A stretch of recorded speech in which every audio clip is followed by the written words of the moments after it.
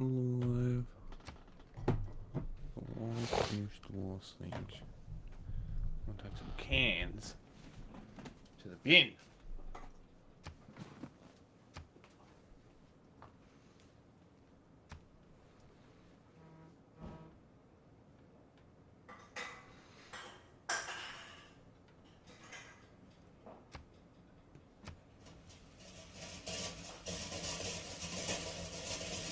Big runner.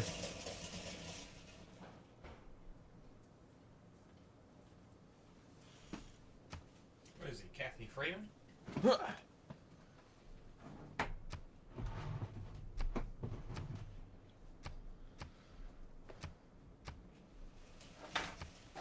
Kathy Freeman.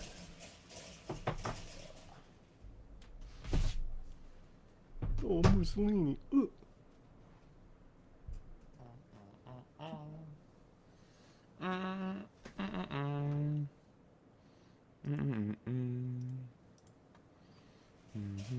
Are we still doing culture? What are we doing?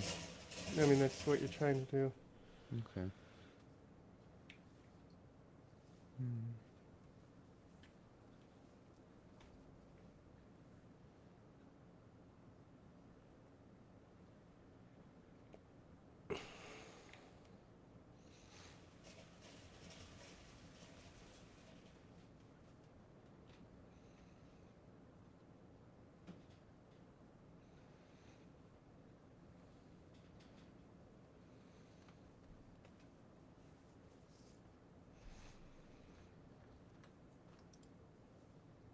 Who do I want to play?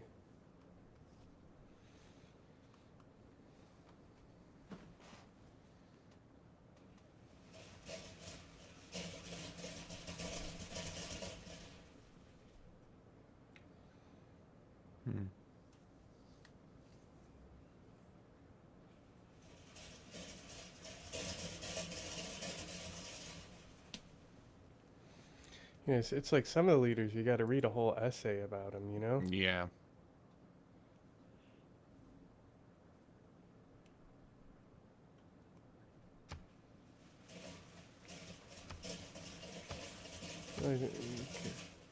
Oh, you're going to go Christina, huh? No, I'm just looking. She's cool because she gives more competitions, What do you you mean? know? She has unique of the competitions that you all compete in. She has like 4 unique ones. Oh, interesting. So like just her being in the game gives more of those. Huh. That's why she's sometimes interesting just to put in. I mean, she seems like a very neutral civ. Like, culture is there, but it doesn't seem like it's that crazy of a cultural civ.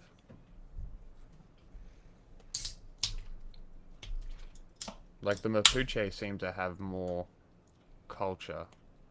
Yeah, the Mapuche's like their bonus like doesn't make sense to 5% me. extra for the governors. No, they like have like a thing about free cities Mm. or something. Oh, they have a unique builder as well. Who? Production and culture equal to 75% of the tile's appeal. Additional tourism after researching flight. Appeal of breathtaking. Who? The Mapuche. Yeah, I've never played him because his ability. Like combat strength when fighting free cities or civilizations that are in a golden or heroic age. Well, that's very specific.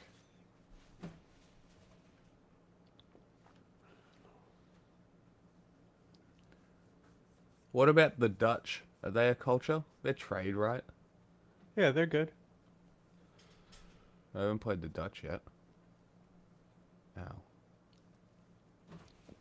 They have a unique musket, man. So like that's the thing is so like certain unit types are like really good for rushes. Mm-hmm. I'm just So gonna do like Pericles. the swordsmen used to be better before they added the man-at-arms, Mm-hmm. but like Rome has the legion, and the legionaries can also chop. So Oh, you can interesting. literally use their build charges to chop trees to get more legionaries and do a legion rush. But Interesting. then also swordsmen and musketmen are like the good ones to like they're really good to rush with. Mm-hmm. The thing about the musketmen is that you need the niter, and you unlock niter Mm. right when you're like getting them. Yeah. I changed my mind. I'm gonna play Ramses. I'm gonna do Egypt and not Cleopatra.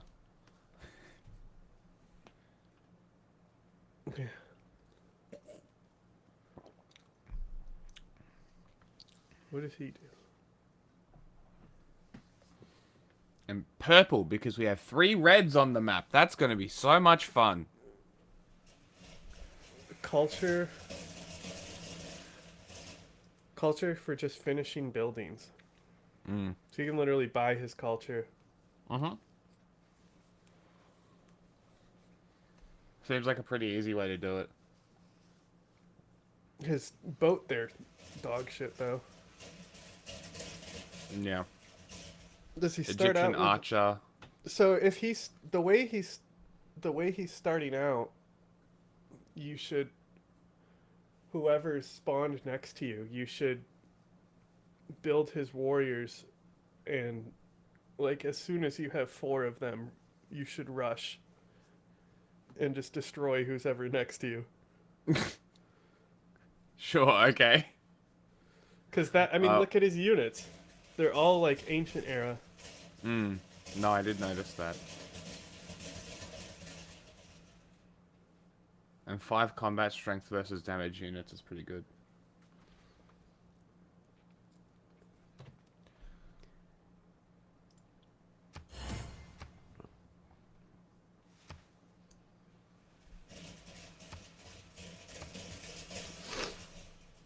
I figured we should put a meme guy in. Who should we do for the meme? Meme guy? Mm-hmm. Um...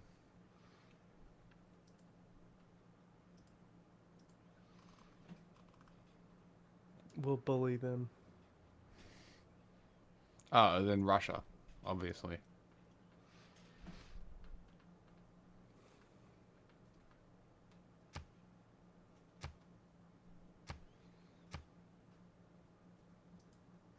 Also change France to blue and white, and then change Allende to like yellow and something. See if those options are there. No, not yellow, because Russia. Oh, you changed yours.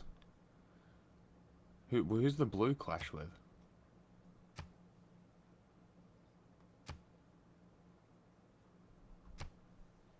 Are they saying the blue clashes with the purple?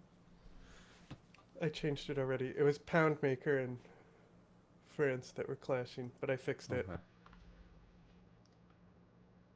All fixed. Fantastic.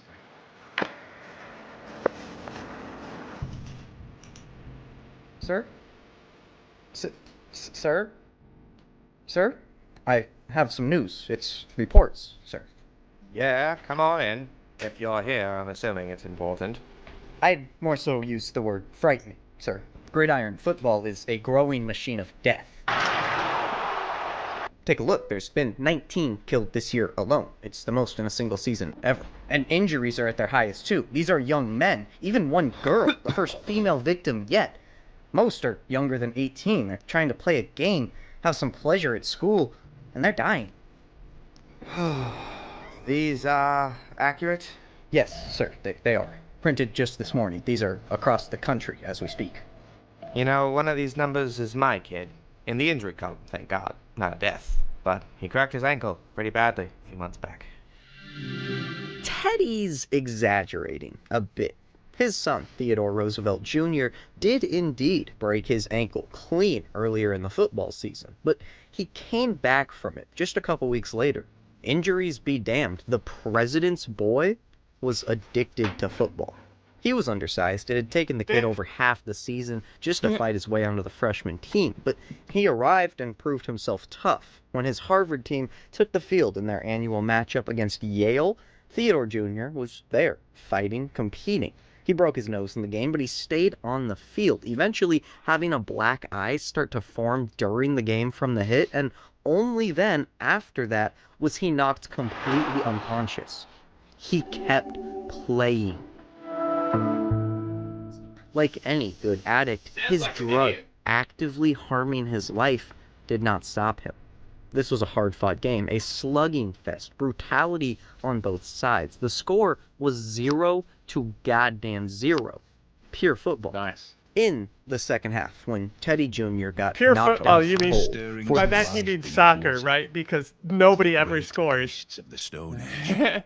To man You know, taking like his first like obviously I'm upright too steps, gay to like you have sports, come far. but like Now American begins your basketball greatest is quest superior to from everything this else, early okay? cradle of I civilization agree. Like you're getting on hundreds of towards the points in a stars. game. That's exciting. Coupe the Navigator. The only thing that You bothers named me the is the land of the squeaking. long white cloud.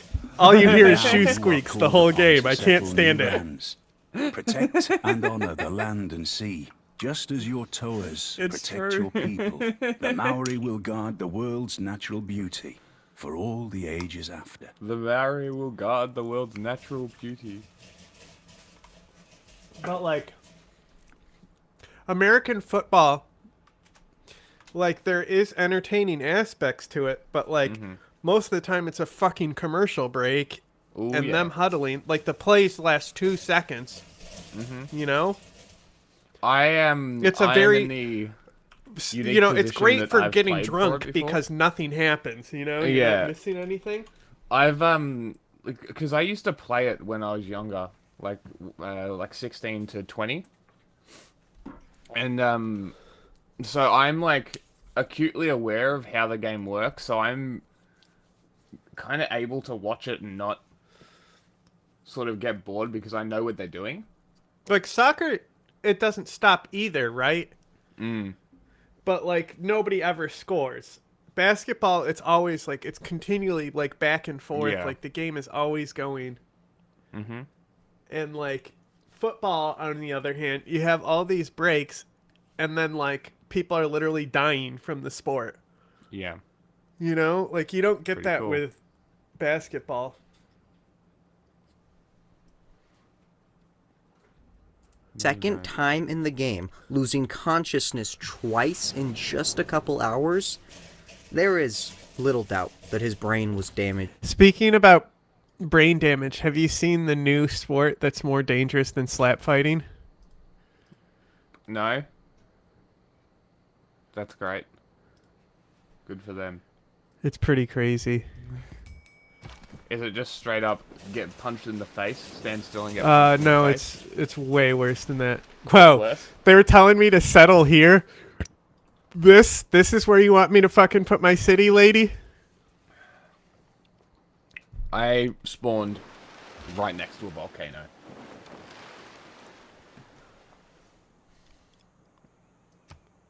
It's not ideal. Permanently and irreversibly. Yeah, don't put your city on it. The president, I'm who will not. one day It was a survive a gunshot to three-production the tile, chest, too. seems to have a bit of a soft spot there in his impenetrable heart for his little boy.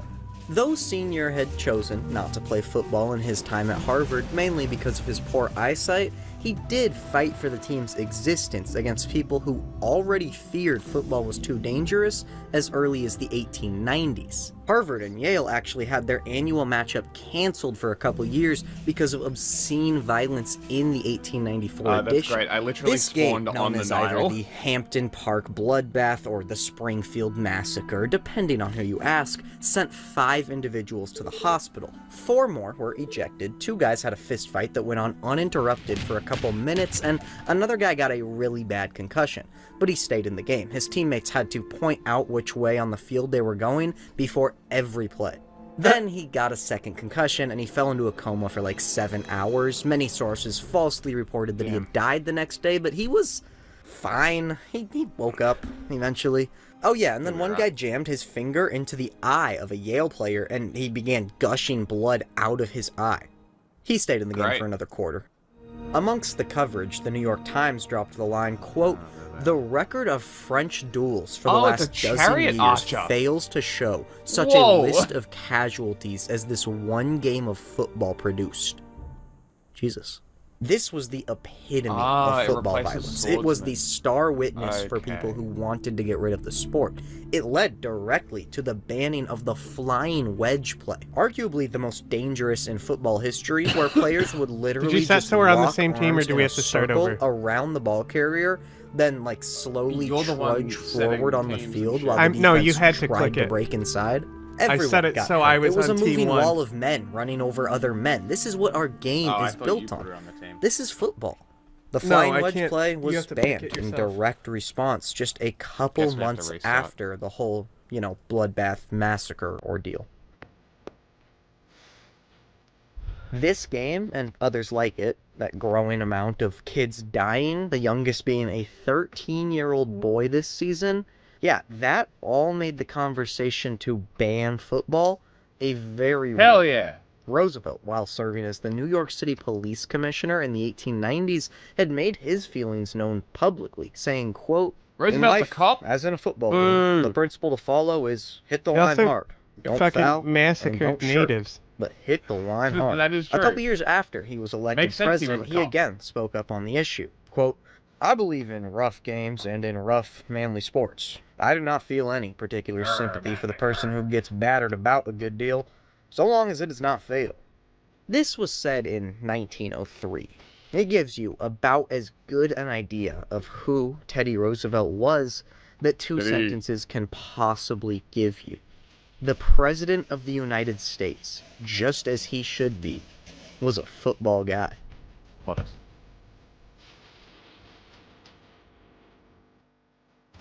So, it was a real problem when, in 1905, two things hit Teddy squarely and unavoidably in the face. Both injuries and fatalities were clearly on the rise. No one could deny that. The game was actively getting more dangerous. And secondly, maybe more importantly, on a human level, his boy, the president's boy, had become the person getting battered about a good deal. His flesh and blood was one of those statistics. He was reasonably close to having been one of the deaths. With this in mind, it's not hard to understand the move that the president made next. The crazy part is that it's often credited with saving the sport of football. This music. There is no concussion crisis in football. It doesn't exist. That's not a thing. It's like saying the ocean has a fish crisis. We're not living in the concussion crisis now. It wasn't in 2015 when Will Smith made a movie about it. It wasn't in 2002 when CTE was popularized. It wasn't even in 1905 when Teddy Roosevelt supposedly saved the sport. Because through all of those times and all in between, head trauma has been a part of the sport. Football is concussions. That has never changed. All that has, the thing that ebbs and flows over time, is how much we care. Us, as football fans, are just getting out of what I would call the third or fourth great caring crisis in the sport's history. That's We close. get worried, right? Some articles Pause debate it. if the sport is about to enter its down. You're not paying That's attention? damn fucking close. So I was just curious, because they're talking about football. I was like, I wonder what the oldest football clubs in the world are, right? So the first option was some Scottish team from 1540 that doesn't exist anymore, which, wow, that's fucking old. But like, surprisingly, the oldest English football team, so football proper, is Sheffield. Okay? Little bit surprised that it's Sheffield. However, it was established in 1857. So I looked up when Australian rules football teams were first established. And when that happened, 1858. So, Australian rules football is almost as old as the oldest football team still around today in the UK. That's fucking crazy. And nobody knows that this sport exists. Okay, join before somebody else does. Like, I think that might be the funniest part, is that Australian rules football is unknown, largely. I think we have, like, 2 Americans. But then again, American rules football only has, like, 2 Australians, too. So, yeah, swap and change.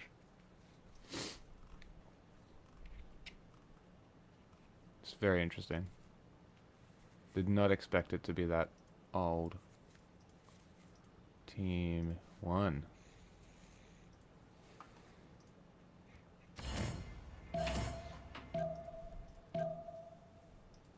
Change my mind. Why so old?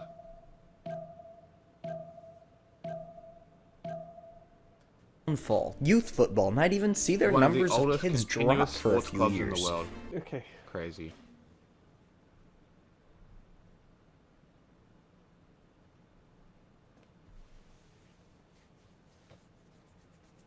Video? Ooh. Then, not much happened. Sean Bean's about to talk.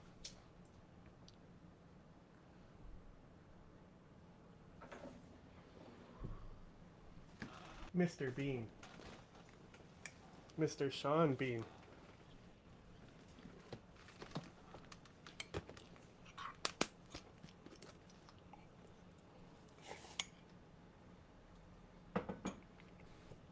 Remember that? From the first come stirrings far. of life beneath water, Remember that video? It's like the Mr. great Bean driving beasts his of the car Stone trying to get Age. ready. to man taking his first upright steps. What did I play you have that in come far. response to? Where I was like, I have Now begins exclusive your footage greatest of quest somebody from this driving or early something cradle or of other. civilization on towards the stars. Yeah, I can't remember Pompey the exactly what it was Navigator. in reference to. You named the land of the long white cloud, and now you are called upon to settle new lands. Why is it called the Protect land of the and long honor white the cloud? land and sea, just as your towers protect your people. Probably a long white The cloud. Maori will guard the world's natural beauty for all the ages after. Is that what they called New Zealand? You tell me. Because I'm pretty sure the Maori settled and stopped in New Zealand. You tell me. Like, I'm pretty sure that's how it worked, is that the Polynesians traveled over through the island chains of Asia. And they just kind of dropped off. Every time they were like, oh, I like this place. And then a group of them would drop off.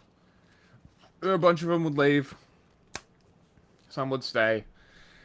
And then we get Polynesians. You know, and then we get Fijians, and we get Tongans, and we get Maoris, and we get all these groups. They're all kind of connected. Every now and again, they settle something a little later. A little earlier. It's very interesting, actually. Oh no.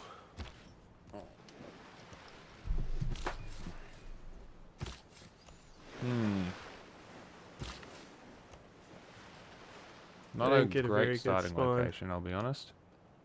Yeah, I didn't get a great one either.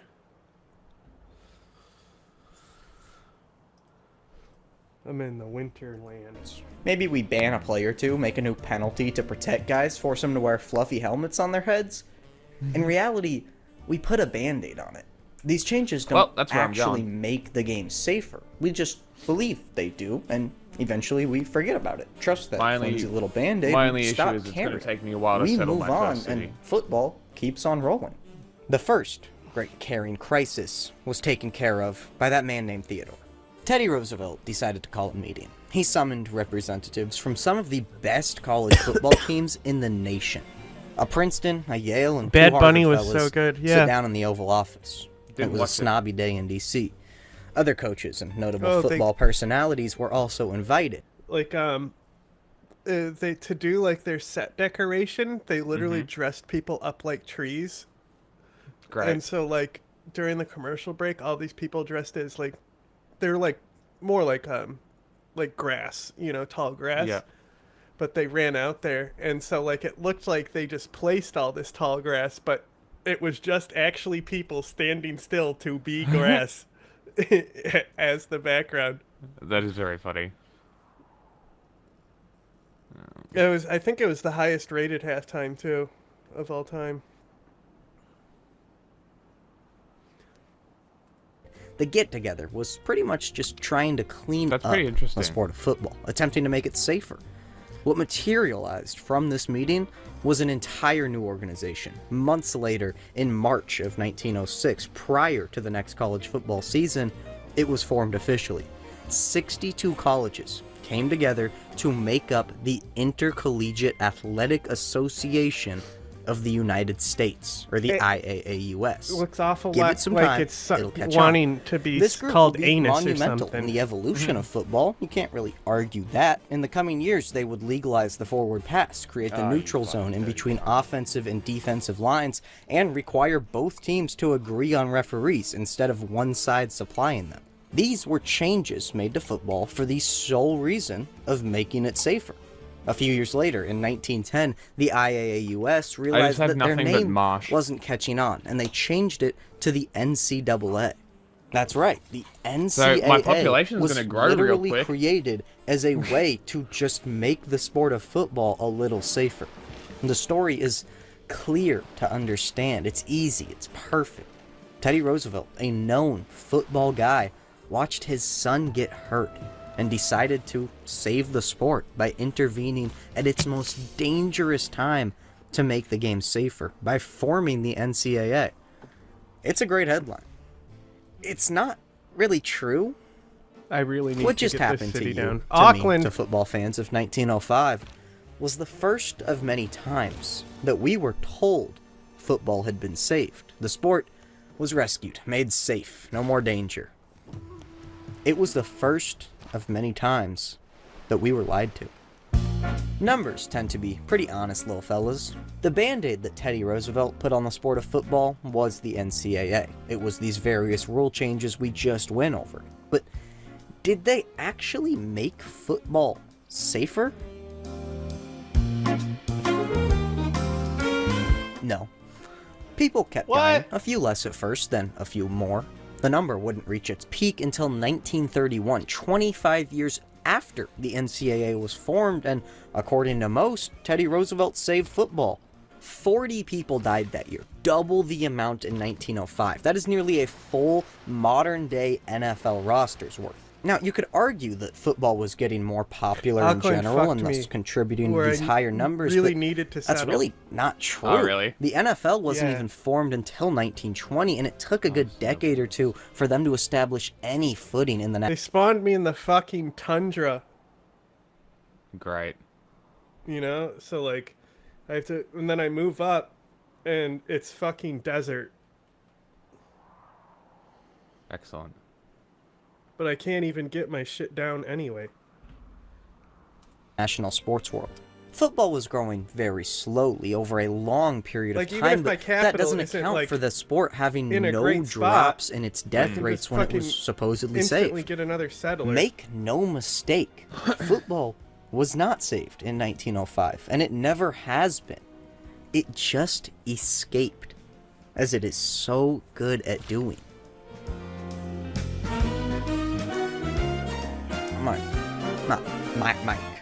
Mike Webster. His name was Mike Webster. He grew up just like you and I did, so long as you and I grew up Gay? on 600-acre potato farms in Wisconsin.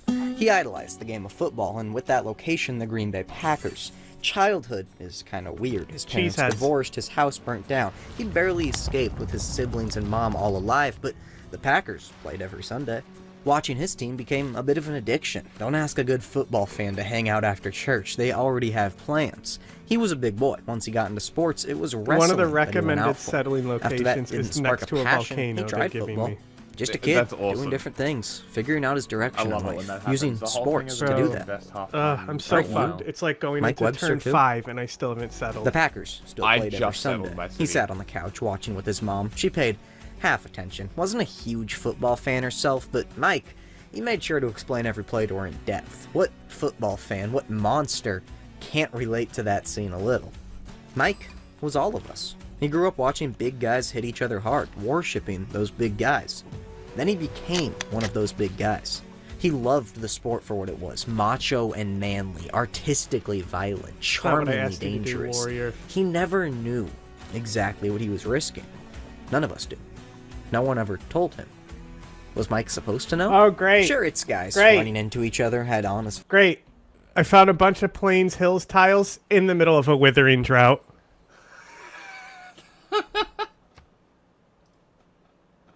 Not having a good start, huh? Dude, I have so many marsh tiles. This is insane. My entire landmass is covered in marsh tiles. And on top of that, the other feature is rainforest. Yeah, which doesn't have good appeal. Fuck. Might as well be desert. No, marsh is fine. It just doesn't have any production, which sucks. Yeah. There are a bunch of hills right in the middle, so that's where I'm putting my city. Yeah, but you'll need the research to be able to chop the shit down. I know, and this is the problem right now, is I'm gonna have to sit here for a long time, just waiting until I can cut down marshes and rainforest.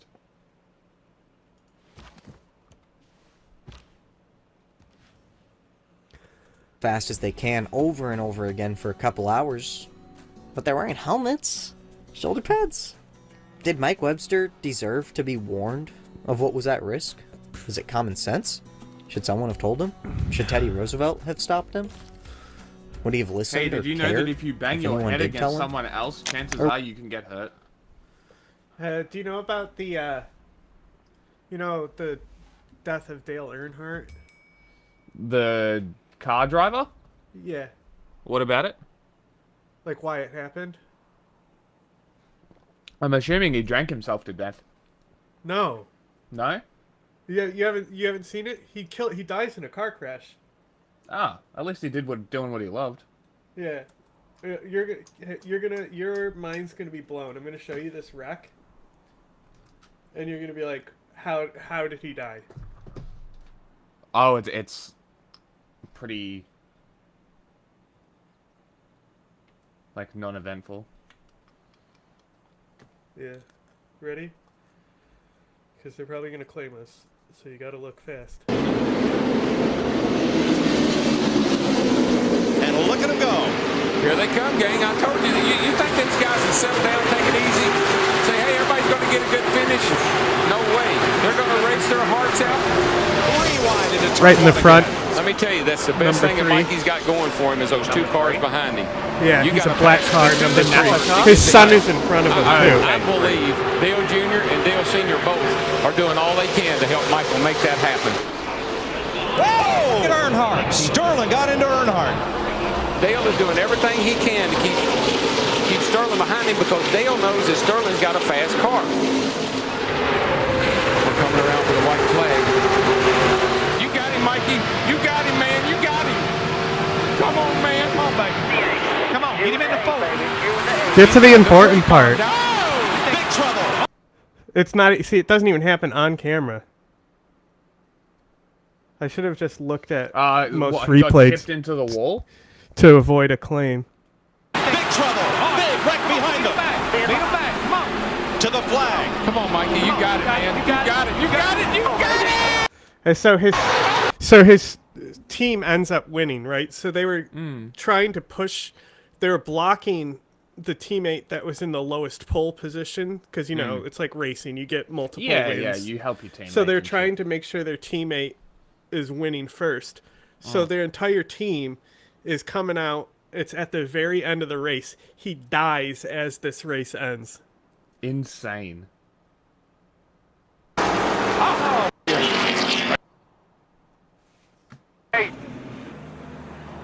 Dramatic looking, and it just...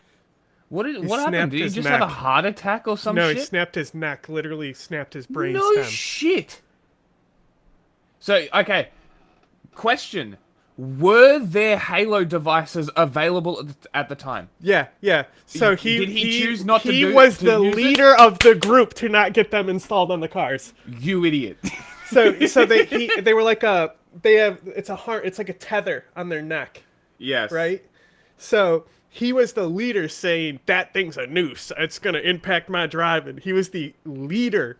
Hilarious. This dumb redneck was the leader on it- getting that shit not installed. The next year, was it implemented? Yes, it was. It was implemented like right away. Okay. So, that makes They a were lot of optional. sense. So, that was why that was my first question. Because I'm like, okay, snapped neck, that doesn't really happen anymore. Older race. And I'm like, oh, was this right on the edge of where the safety devices came in? Yep. Amazing, okay. No, I did not know that ironically is how he died. It's crazy. You can like, it's like, see people like, Final Destination, their own death. Yeah, literally. Crazy. All because he was like, the big science man ain't telling me what to do. Or was Mike's addiction They his drive, nasty they don't little know. habit that he got hooked on as a young boy, just too strong to overcome? He went to Wisconsin on a football scholarship. The once big boy was now in the only line of work in America that made him undersized. 6'1", 240 pounds gave Mike a different experience than most on the offensive line. He wasn't smashing face masks with guys every play. His size often gave him the built-in advantage of being the lower man, a crucial one on the line of scrimmage. This meant most plays consisted of Mike Webster's head smashing into a defensive tackle's chest, shoulder pads, forearms, maybe even their head. But it was always Mike's. Sounds gay. He wasn't a receiver or a running back. He wasn't taking the huge, super hard highlight hits that break your brain instantly. No. This was just non-stop, repetitive smashing of brains over and over. You want to see the new slap fighting sport? It's not slap fighting. Sure. Brought to you by Kick.com. Of course it is. Just when I thought it couldn't get any worse than slap fighting, my social media feed was graced earlier today by this clip from this supposed sport where two individuals just simply run as fast as possible straight into one another. No And this fucking is way! so much worse than slap fighting. Welcome back, everybody. I'm Dr. It's Brian. like, what Stewart. if we We'll took the show most you a bit dangerous more about part the of medical side football the and sports made world. that I've the been sport. extremely critical No, about it's slap literally fighting. sumo, I think slap but fighting retarded. is a joke. It's unnecessary danger. I don't think it should exist as a sanctioned sport. I know it's, I think, only sanctioned in Nevada here in the United States. But Of course it is. this takes it to a whole new level. This is from something called Run Nation. The Run Nation Championship specifically was streaming on Kick within the last day or two. And this sport, they'll call it, that's taking off in Australia, where literally two people just take off and run as fast as possible into one another and just collide. And as you can see, this is like, literally, people get hurt seemingly all the Nazis time. I mean, tried to invent a sport, this is what it would be. I'm sure they did. Like, I'm sure Like, it there's- would be like, 'cause something they were really along this into line. they were really into sword fighting. Mm-hmm. Of course they were. I know When a you say lot sword about sword fighting. fighting now. I mean, when you say sword fighting, it's obviously them pissing next to each other and fighting with their streams. No, they were obsessed with like they like thought it like that's why a lot of Nazis have scars on their faces and stuff. Oh, because they actually get hit with real swords. Yeah. Amazing. But yeah, they were like really into it, like about it being like this like manly Very strange. thing. Very, very strange. little bit that I watched in this, there were multiple people that got knocked But out, like concussed. But the reason fencing why this is so much worse than specifically, slap like how fencing works and the mechanics of fencing I've been learning a lot about. Like, I'm not sure if you know Okay. anything about fencing. You gotta poke them. No, you don't. That's not how it works. Do you know what you're doing the whole time? It's all about parries and shit, isn't it? You're trying to go in a circle around your opponent's blade. So they're actually circling each other's blades. Interesting. And then, like, waiting for that opening to slip, like when the circle slips. Ah. Fascinating. Interesting. Because if they go in while they're still They're inside gonna get inside that guard, then they won't be able to reach them. Mm-hmm. Very interesting. Fighting is because this puts you at risk of like serious spinal cord injuries, paralysis, and in my opinion, more potential for something ultimately terrible. I can't like settle death. because It's it's a never a withering good drought. sign I when literally you're have to trying wait for to it to find end. the like Wait, you safety can't rules settle? and Have you regulations not about a got sport your that city? looks so Or ridiculous No. like this, and you City? can't even Nope. find like a document or a Wow. website that gives any sense of like what the protocol are. This is an article from February 6th from, it looks like, an Australian newspaper site here, talking about this collision sport Run Nation Championship held in Sydney, selling 5,000 tickets. Yeah, of course, despite serious head injury concerns. And when you like scroll through this, there's really nothing that gives any clear sense of like what the rules are or how this is supposed to be safe. I thought this was interesting. Run Nation co-founder and CEO Tremaine Fernandez says, unlike previous backyard iterations of the sport, RNC had developed rules to prevent head-on collisions. We manufactured side-on contact, many markers and rules on the field and rules of engagement, and on top of that, the player vetting process has just been enormous. Front-on contact was one of the challenges we had with the previous versions. It was a bit ugly. Yeah, I would say that's putting it mildly, because this is the article that's linked in this same report of a New Zealand team dying after suffering head injuries in a tackle game with friends that was basically mimicking these running head on into another person sports. So yeah, I would say there were some concerns with the previous version, but there are absolutely terrible concerns with this version, and any sports medicine doctor provider in Australia who's not like beating down the doors of regulators to get this banned is absolutely ridiculous, and I think should be embarrassed. Now, they do say they have 2 doctors that are there on the field. They have EMS paramedic crews that are there, team of neurologists, can't physios, settle chiros, anyway. great. Let's we see gotta how start that over. actually gets put into action Okay. within the most recent event. But I have to do Remember the that poll comment in the anyway. article about how they're removing like front-on kinda collisions sad by 'cause I got making on, the athletes, a the luxury competitors, resource like that not gave run me straight into gold, each other. free production, and What do two you call food. this? Like, clearly there are. They're clearly lining up, running straight into one another. The concept is that if you Like, can it took have me a more while to get like there, but I was gonna glancing have a pretty side-on good collisions coming at an capital angle, you're not going to have as around much it. direct impact, direct force. I And when it realized comes that I to can't settle direct 'cause I'm too force close that's to gonna result in Auckland. a spinal cord And injury, so I'm like, serious like life. it's going to take me affecting, 6 more potentially turns fatal to move injury. to the next If you have space. direct axial Fair enough. load into I the waited top of for the the skull, drought for nothing. compressing down from like, this is why they eliminated spear tackling from the NFL, because guys would lower their head and the impact would come straight in axial and compress and crush the spine. Just like the guy we're So learning by about trying right to now. have more of a side-on glancing blow, yes, theoretically you are minimizing that chance, but What like, do you have for tags? it didn't take me long at all to find a clear example from this event where they are running head-on, lined whatever straight they up were into one last another. time. So yeah, sure, maybe starting like 5 feet at an angle from one another is fine, but then if you turn your body and run at the person, you're still making this a head-on collision. And in this specific Wait, so it's bout, just running, whatever, I guess that's jousting, what they but call running? it, these Yeah. two guys actually knocked each Right. other out. You can see how they come in here, and thankfully they don't hit heads with one another. This is one point that I'll say that makes me so nervous about like Bro this got getting on and snapped. catching on to kids around. They come in, you can see how their shoulders just basically smack into each other's head, and they both get knocked out.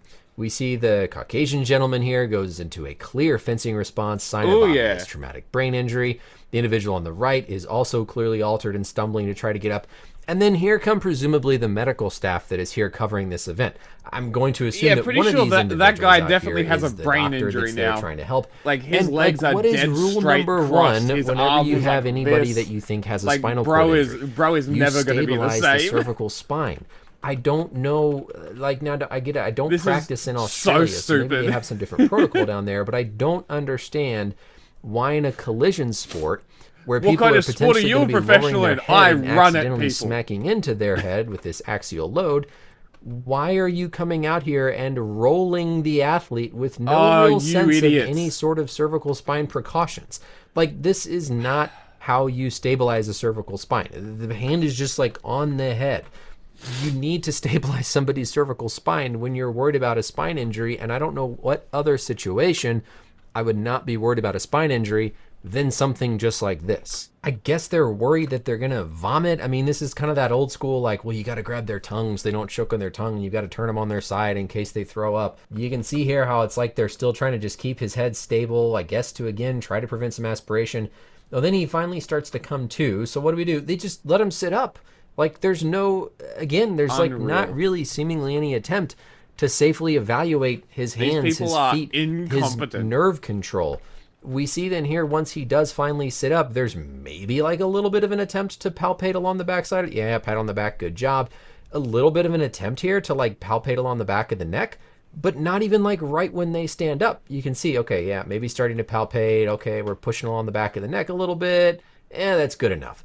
Like, this is just crazy. I'm sorry, but I feel like part of my responsibility on this channel is to call out things that I think are completely dangerous and nonsense. And I think that this is an example of something completely dangerous and nonsense. My opinion as a sports medicine doctor, this is, in my opinion as a sports medicine doctor, I do not think this should be happening. I do not think any regulating bodies in Australia should be permitting this, and I hope and pray that it gets shut down as soon as possible. I don't know. I'm going to laugh every time someone gets injured. Hundreds of times a week for decades. Lower impact, higher repetition. Less quality, much higher quantity. But even these smaller type of hits, they add up. They don't stop adding up. And eventually, they break through.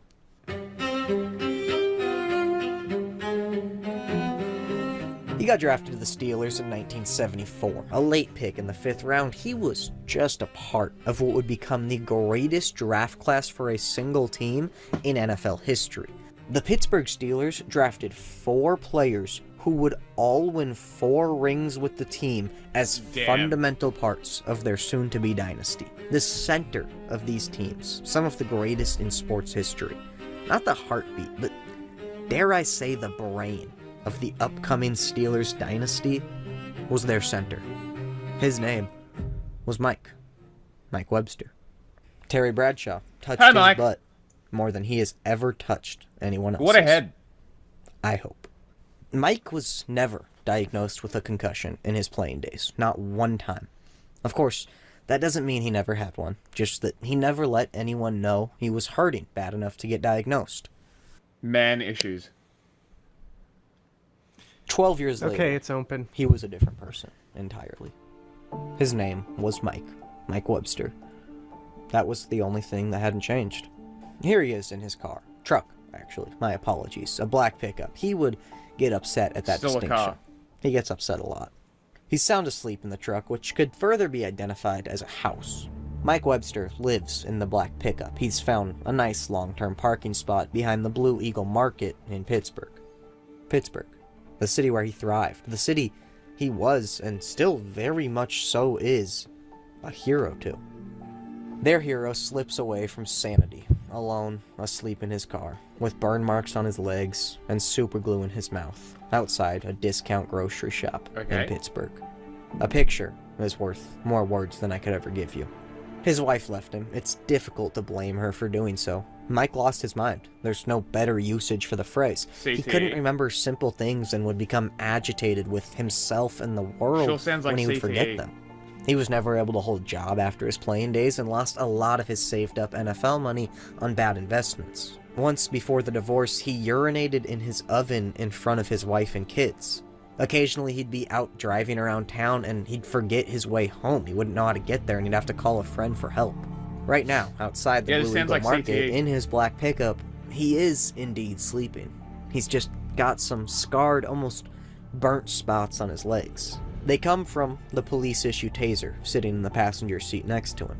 Unable to fall asleep and desperate to do so because of chronic back and knee and head and finger and foot pain, Mike Webster had bought a taser a while back and began shocking himself asleep.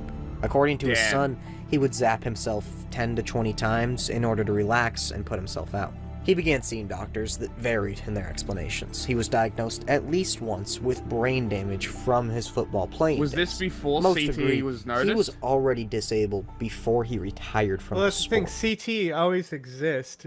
It was just these companies stopping it from being a diagnosis. Okay, because it's essentially just brain damage calcifying the brain, right? That's essentially what it is. It's like advanced Alzheimer's. It's like Yeah. I mean, it's just trauma-induced Alzheimer's, fucking essentially. neural decay, you know? It's a fucking crazy thing Like to your happen. brain gets hard instead of mushy. Yeah, it's very interesting. Yeah, you would The doctor think that this who would gave him stop that people brain from damage playing football. diagnosis was so taken by Mike's behavior that he recalls asking if he'd been in a serious car crash recently or at all in his life. Mike replied Every as day. accurately as he could, "Doc, I've been in 350,000 car Yeah. accidents." But not much else could be Every said day. beyond, "You hit your head a lot, and it probably messed you up." They didn't really know how to stop it. They couldn't rationalize why Mike would bark at his wife and children before they split, why he had once gone on a Like a literal dog? knife-wielding rampage, slashing and cutting up all of his old football pictures while his wife watched. The Ritalin that the doctors prescribed him, a drug that helps with focus and attention, often used for kids with ADHD, yeah, that was a band-aid on a gunshot wound. That's also how you could describe Mike Webster's oral hygiene. His teeth began rotting, then falling out. Mike didn't want to be toothless, that's a dragon's name, so he began supergluing his rotted, my God. fallen teeth back into his gums. His feet and my fingers God. were so torn apart, filled with calluses and cracking all over, that he began wrapping them tightly in duct tape, afraid his own skin was going to fall off. He fought for years against the my NFL to God. get disability payments, feel something bad for the this league bloke. tried their hardest to avoid giving him. Writing Mike a check would be admitting liability. It would be admitting that whatever happened to Mike, whatever destroyed the man stronger than steel, that it was caused by football. We, the NFL, are not willing to concede that point. The league continued to claim this through a battle in court, even after the NFL's own expert neurologist disagreed with them and said, no, Mike Webster was definitely disabled before he retired due to football. Mike died. Everyone does. Not everyone goes out with taser marks on their thighs, duct tape on their feet, or superglue in their mouth. Officially, it was a heart attack that did him in. He was 50. The year was 2002. This is not normal. Football is a violent game that breeds brain damage, and even for football, this is not normal. Unsurprisingly, it took a case to the extreme to really highlight the issue. It's an unattractive story no didn't, matter though. how you So look at many it. There is fucking no CTE hero to balance out the supervillain. cases have Just his happened victim, where a once proud, women strong die man who because of represented a city CTE known for inflicted steel. people. The people It's who admired fucking him, who put him crazy. up on a pedestal as above human. The same people who had to watch his life fall apart in their own backyard in the city that was once his. Mike would wander around the streets of Pittsburgh, often stopping to talk to fans. Sometimes they were pleasant encounters. Sometimes Mike started rambling and ranting and got really upset for no reason. He didn't know why he was upset. You could find him asleep on the street near the Amtrak station. The city that once celebrated him on Sunday stepped over his body on their way to work on Monday. And of course, the supervillain. Mike eventually won some disability payments from the NFL, but he never lived to see them. The case stretched all the way to 2005, 3 years after his death. The league relented and gave in, not out of some moral change of heart, but because Mike Webster's condition became a City go public this time issue. better? It was a PR move. looking Mike at Webster's movie son, stuff a high right now. schooler who lived in Wisconsin, moved back to Pittsburgh to help care for his father just a couple years before he died. They lived in a house paid for by a couple former Steelers players and one fan who had befriended Mike. His condition got worse. His son, Garrett Webster, was a big boy. The genetics seemed to have accidentally transferred more of Mike's heart than his height. Garrett is 6'9", 340 pounds. Garrett watched as That's his a big father was bloke. killed by an invisible force. Something happened inside him. He watched every night as Dad would casually hit himself over and over with tens of thousands of volts like it was melatonin. And even after all that, Garrett kept playing high school football.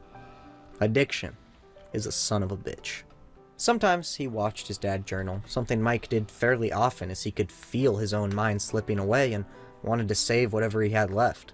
Here are 2 known excerpts from those journals. My mind slips. Thoughts get crossed.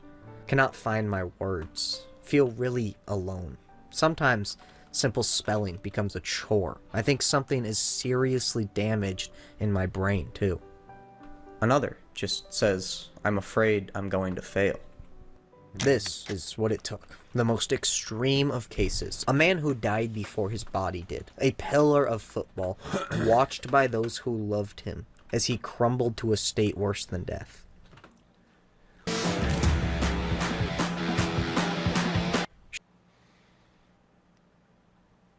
Okay. Just to switch things up. Uh-huh. Never mind. Shortly after, at the Allegheny County Coroner's Office, during his autopsy, Mike Webster was diagnosed with chronic traumatic encephalopathy. He was the first person to ever formally be diagnosed with CTE. He was far from the last.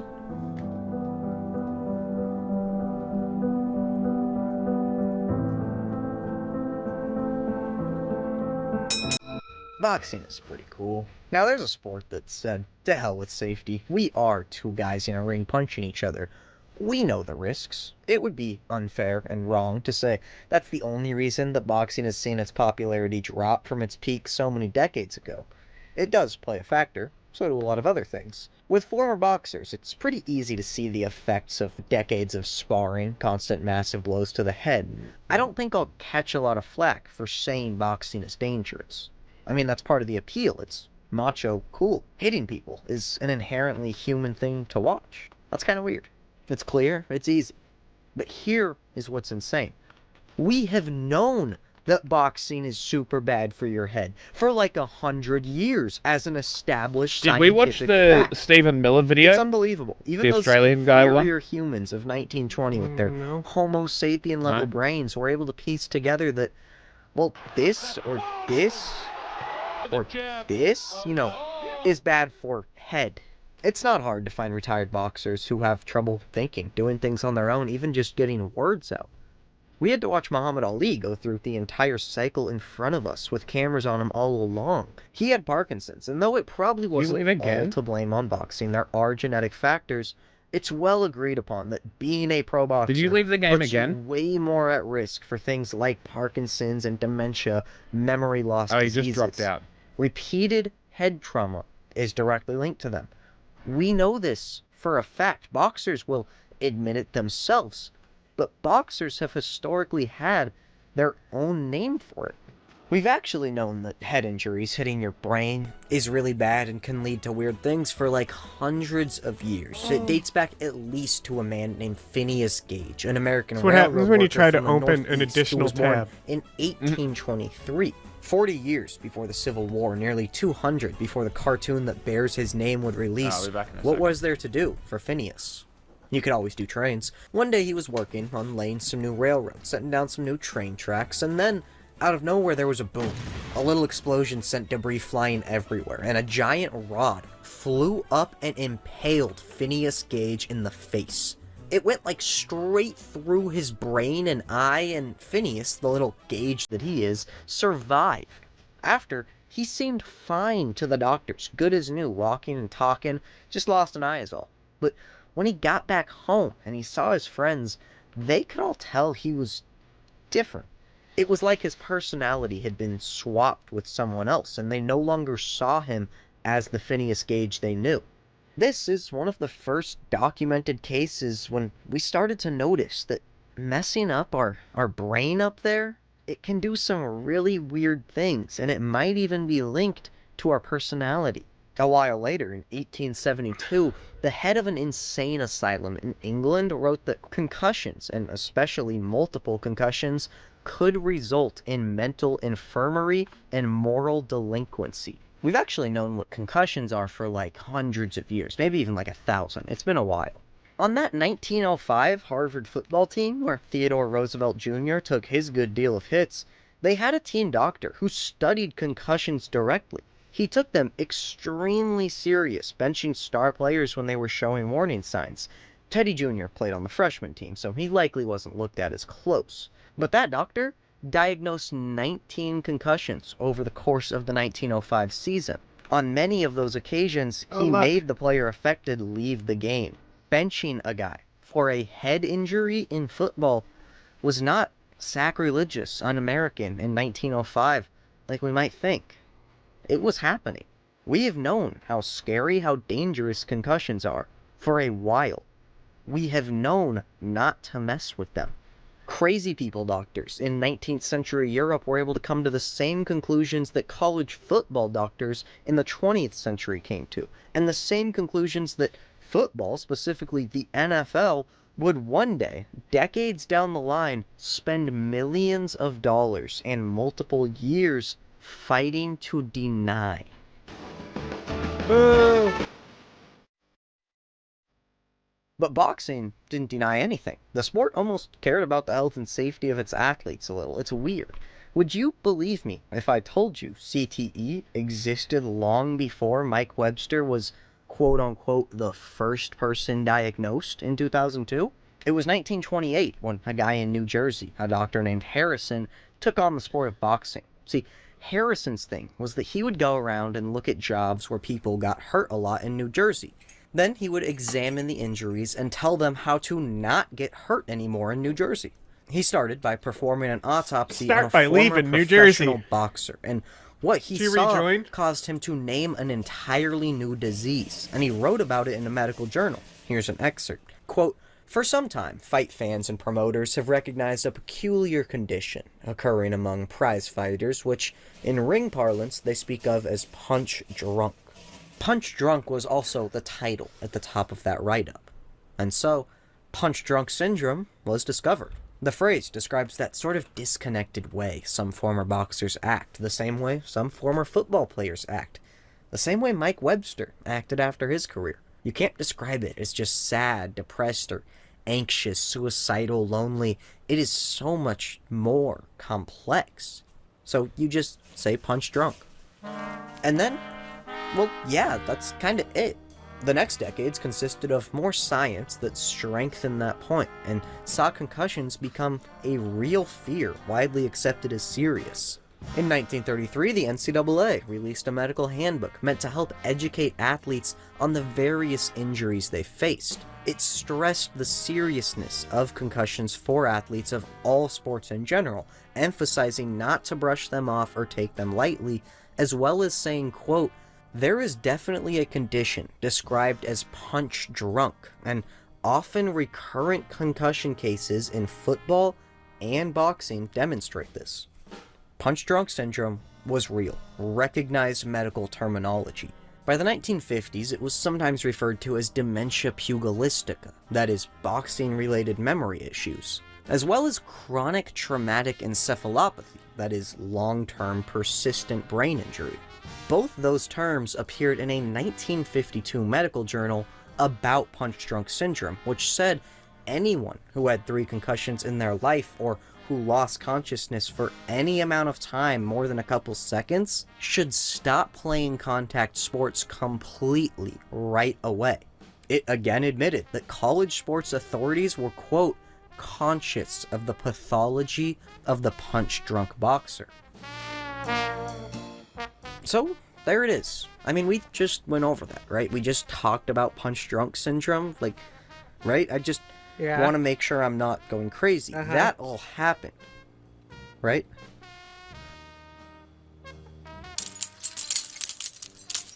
Terry. Old Terry. Yeah, his name was Terry Long. For about 5 years there in the 1980s, while Mike Webster anchored the Pittsburgh Steelers' offensive front, the man to his right, he who squatted alongside him, was Terry Long, the right guard from East Carolina University. Terry was also undersized, 5 feet 11 inches of him, got down into a three-point stance every play on the east side of Mike Webster's hips. While Mike had made up for his lack of size with heart, Terry did it through sheer strength. He could overpower you, I promise. He didn't even play football in high school, just a couple games at the very end of his senior season. Then he went into the service as a parachute jumper, making a living hopping out of working airplanes, and actually learned the ins and outs of the games while stationed at Fort Bragg. After the Army, Terry wanted an education. He liked East Carolina University, close to home, so he found their football coach. You got 10 seconds to sell yourself. Why you, the 5'11 kid, fresh out of the military with no football experience, deserves a spot on this roster. Terry Long did a front flip. No shit. Terry weighed 270 pounds. Yeah, give him a spot on the football team. He started all 4 years, was an All-American as a senior. He could dunk a basketball, he could run a 4.7 What 40, can you do? and he could squat about 830 pounds. Coming out of college, Terry wasn't a dumb guy. He had a working, functional brain. He knew the Pirates of East Carolina were far from a blue blood. I mean, they're purple. They're not known for pumping out NFL prospects. So he entered a powerlifting competition to give NFL teams a fully objective, not Division I or II, Power 5 SEC, just straight up knowledge of how strong Terry was. The average human man weighs just under 200 pounds. Terry squatted 4 humans and like the legs of a 5th. He bench pressed 2.5 humans, and his deadlift was 40 pounds off the world record. He lifted 865 pounds off the ground. Big boy. His 3-number total would have been first place in that year's Powerlifting World Championships.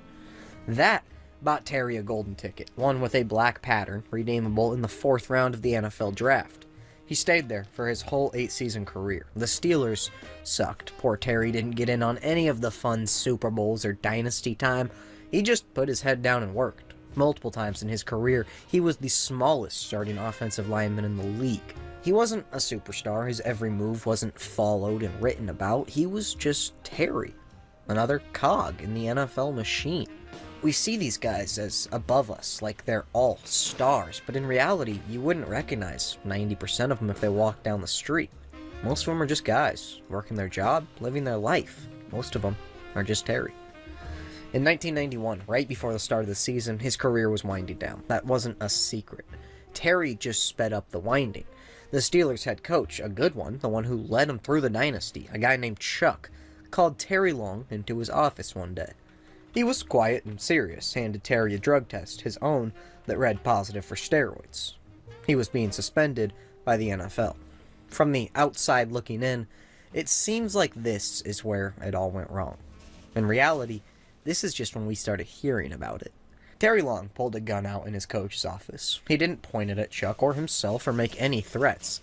He just made sure Chuck saw it. Then Terry drove home. He took a handful of sleeping pills in an attempt to end his own life. When his girlfriend walked in and freaked out, running to call 911, Terry then digested some rat poison to speed up the process. He would miraculously survive. He even rejoined the team this very season. But it was his last season. Terry retired and slipped further away from football with every day that came. He'd be invited but never show up at Steeler alumni events, community volunteering stuff. Football moved on. It kept going without him. Terry Long was a cup of water in the ocean of used-tos and once-upon-a-times. He didn't know that he was already damaged irreversibly. Should he have known? Should someone have told him? Terry disappears. For years, we don't hear from him. Why would we? He never heard about you. Unbeknownst to us, he had started a business. He'd worked his ass off to make it successful. Not in the gym, not on the field, no, by waking up and working hard at a 9-to-5. It was a processing company. They would give ready-to-eat produce to giant supermarket chains. He made it big. The first we heard was in 2003, and it was not good news. Terry Long, former Steeler offensive lineman one lifetime ago, is now aching over the news that his processing plant burnt down last night in a horrible fire. That's not good news. You want to know what's worse? Well, we found out that Terry Long burnt it down himself to try and get the insurance money. A couple months after this news broke, Terry Long asked his pastor if he could have a moment to speak to the entire congregation. He wanted to inform them of the headlines that they were about to see, that were about to be public across the country, about the ex-Steeler guilty of insurance fraud. His pastor said, "Of course, I'll let you talk to everyone." Days later, before their next service, when he was to give that talk, Terry Long drank an unspecified amount of antifreeze and passed away. It was ruled a suicide. He died in Pittsburgh. He was looked at by the very same coroner that looked at Mike Webster. He saw the very same thing. Brain trauma, caused at least in part by repeated long-term hits to the head, was the main contributing factor to Terry's suicide. He was the second former NFL player to be diagnosed with chronic traumatic encephalopathy, just to the right of Mike Webster, right where Terry belongs.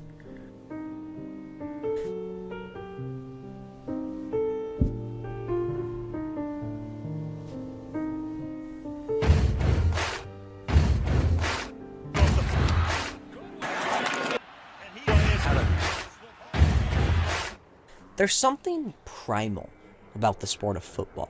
There's a rhythm to it that's older than concussions and rules about safety. It's older than the game itself, older than all sports, but it's still there, recognizable and constant.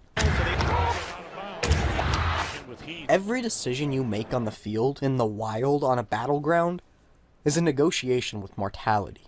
It's a transaction. You give a little bit more of yourself, of your body, and you get a little more. A little more food on your table, a little closer to glory. You are gambling your own health for survival, for success. It's an appealing offer at its core, and gambling is an addiction. The date was September 25th, 2022. It was a Sunday in Miami that afternoon. The matchup was mildly exciting. The Josh Allen-led Buffalo Bills saw the Miami Dolphins, headed by Tua Tagovailoa. Though the Bills have dominated this division rivalry since Allen entered the league, both teams came in at 2-0 with high promise for the season. The game lived up to it. 14-14 late in the second quarter, Miami has a 3rd and short. Tua stepped back into quick pressure, scrambled out a little, and made a great throw for a first down. After he released the ball, it wasn't even caught on live broadcasts. A Bills linebacker laid a light push on him. It was a little late, nothing crazy, but a flag was thrown for roughing the passer. Fair. Tua's head happened to take all the momentum of his body swinging down and slammed against the ground pretty good. He tried to stand up, stumbled a little bit, and literally shook it off. He jogged about 5 steps, then his body just stopped working. It shut down. What the He lost his footing out of nowhere. Stumbling, his offensive lineman grabbed him and held him upright while the team doctor started running over there a lot faster. It says error joining Concussions can be multiplayer a bit of a subjective thing. If you take a big hit to the head in any manner, you might go to the doctor and get diagnosed with one. You might not. Again. There can be dizziness, fogginess, the Thank God headaches, I and even saved the mood setting changes. that time. Really, it's a form of a dude, that's handy. TBI, I need to traumatic save the brain mods injury. to a There's a collection little so bit I of can extra remove them and add them space back. there. Your brain doesn't take up all of your head, and there's also some fluid that Yes, it it's sits when in. your It's brain pretty smacks easy to against your visualize. A concussion is skull. literally your brain rattling around inside your skull in that loose, empty space. 2 concussions in a small amount of time, like getting a second one before your first has fully healed, is very well known to be a deadly danger. Second impact syndrome, as it's known, is rare, but it will often kill you and almost always leaves victims paralyzed. At a football game in September in 2022, why do people play this the sport? Miami Dolphins put their quarterback in what is known as concussion protocol. Have the doctors check him out, make sure he's okay. Somehow, after being unable to stand on his own, Tua cleared concussion protocol and returned to the game right after halftime. It was less than 1 hour after his concussion in real time. The NFL has since added a rule formed around this incident and literally nicknamed the Tua rule that just clearly says if a player demonstrates not being able to stand or balance while walking, they are done from that game. No questions asked. Just 4 days later, I was gonna say, I swear this guy's name sounds familiar. This is like a modern Thursday night quarterback. games have been pretty consistently chastised by players and fans for a way too This quick happened in turnaround that leads to plain and 2023. simple bad football games. Many also What the fear fuck? that 2 games in 5 days increases the chances of a player getting hurt. But the NFL wants to own another day of the week, so we put up with it. In the second quarter, Tua dropped back and was spun around on a pretty textbook sack. As the defender threw his body to the ground, his head once again took all of that momentum and whipped down hard. This time, Tua did not get up. He wasn't unconscious at all, it seems, but in video that is so horrible to watch, it is age-restricted on YouTube. His body locked up to an involuntary position with his hands and fingers, like, stuck and all flexed differently. It was horrible. He left the game on a stretcher. This is known neurologically as a fencing response. There are real reasons our bodies do this, like chemically or medically or whatever, but in general, it's a pretty clear indicator that, yeah, you suffered a horrible head injury. There are multiple examples of it happening in the NFL. A lot of people came out and started calling publicly for Tua Tagovailoa to retire from football after this game. Happening on a Thursday night, this concussion had primetime privilege. It happened with a national television audience and thus got a lot of conversations going from people watching. Conversations about concussions, about if football was safe, about if we need to cancel the sport, about the poor players out there and how they were actively killing themselves. Conversations not too unlike the ones Teddy Roosevelt dealt with a little over 100 years ago. You think you're the first to try and destroy football? Take a number, kid. People have died fighting on the ground you stand. 3 weeks later, Tua came back and started at quarterback. After losing both their 2 games in his absence, the Dolphins went on a 5-game win streak. Headlines quickly shifted from worrisome unknowns about the future to, oh boy, those Dolphins are rolling and Tua's throwing that darn ball, isn't he? The problem goes away. It takes care of itself. Later that same season, on Christmas I cannot believe you committed suicide. Second concussion, Tua hits his head again. It is later identified as a concussion. However, no one sees it or takes him out of the game. After it happens, he throws 3 interceptions in the second half and looks like a noticeably different player. And it isn't till a couple days after that that he is diagnosed with his 3rd concussion of the year. He misses the Dolphins' final 2 games. Over the offseason, he contemplates retirement, while many others encourage him to prioritize his health and stop playing the game. Other NFL football players were begging him to retire in public. His mother asked him to quit. He's already made millions. But he's too brain damaged to accept it. But he won't quit. Make no mistake, Tua Tagovailoa is addicted to football. Just like I cannot disagree with this take more. Bro is suffering from a traumatic brain injury. That's why he's not retiring. The only explanation for us continuing to watch it every Sunday is the same thing. 2 seasons later, when's he gonna die? Tua got another concussion, again in a game against the Bills. He once again went into the fencing response. One Dolphins lineman made eye contact with Tua on the ground and said it didn't look like Tua was actually there in his own body. It was just his eyes staring blankly. It was his 3rd diagnosed NFL concussion and 4th overall, including one he got in college. All 4 came within a 5-year period. And remember, that's not even including the one where Tua couldn't walk after because the Dolphins somehow deemed he was okay to go back and didn't have I remember when this guy was going through college. In the NFL today. He didn't listen to the requests for retirement. He's experienced a noticeable regression in his abilities over the last 2 years. I remember when the Dolphins recruited him. Maybe it's unexplainable. Maybe he just naturally deteriorated somehow. It happens. Or maybe the explanation is very obvious and staring us in the face.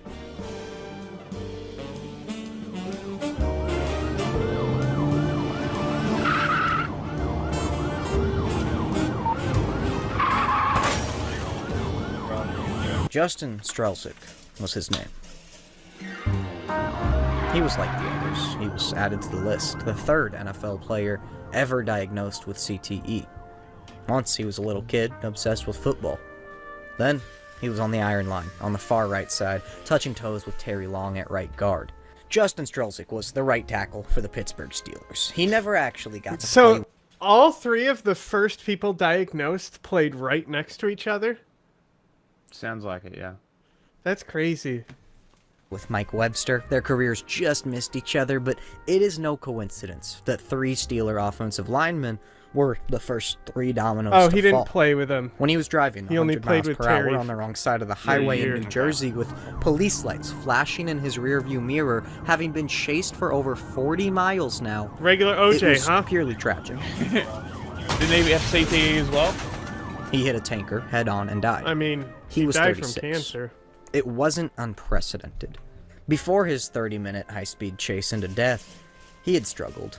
Ever since he'd retired from the NFL and lost his purpose, he'd struggled. It's common among players. Once he got into an argument with a friend about gun control, a debate that ended with Strelzik flashing a gun from his pocket. That didn't help will his case. settle it. That will He liked definitely alcohol and grew fond make of the cars person after believe drinking that more it. He'd lost people his should have license guns. and earned a DUI. Justin Strelzik's brain was diagnosed with CTE, the third NFL player You to fucking ever get idiot. it. He was also, at this point, the third player ever examined for the disease. 3 for 3. If that number keeps growing and keeps staying such a high percentage, we could have trouble.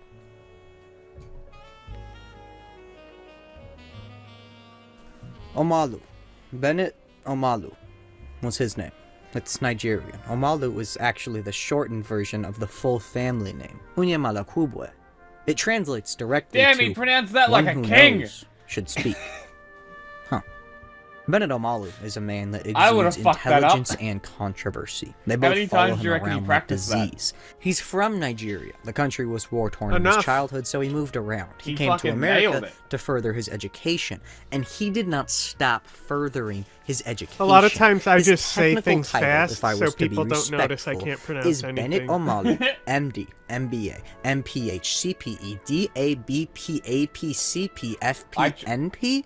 Bennett never played What football. is He didn't know the this, rules, fucking actually. China? I'm confident he could have learned them if he wanted to.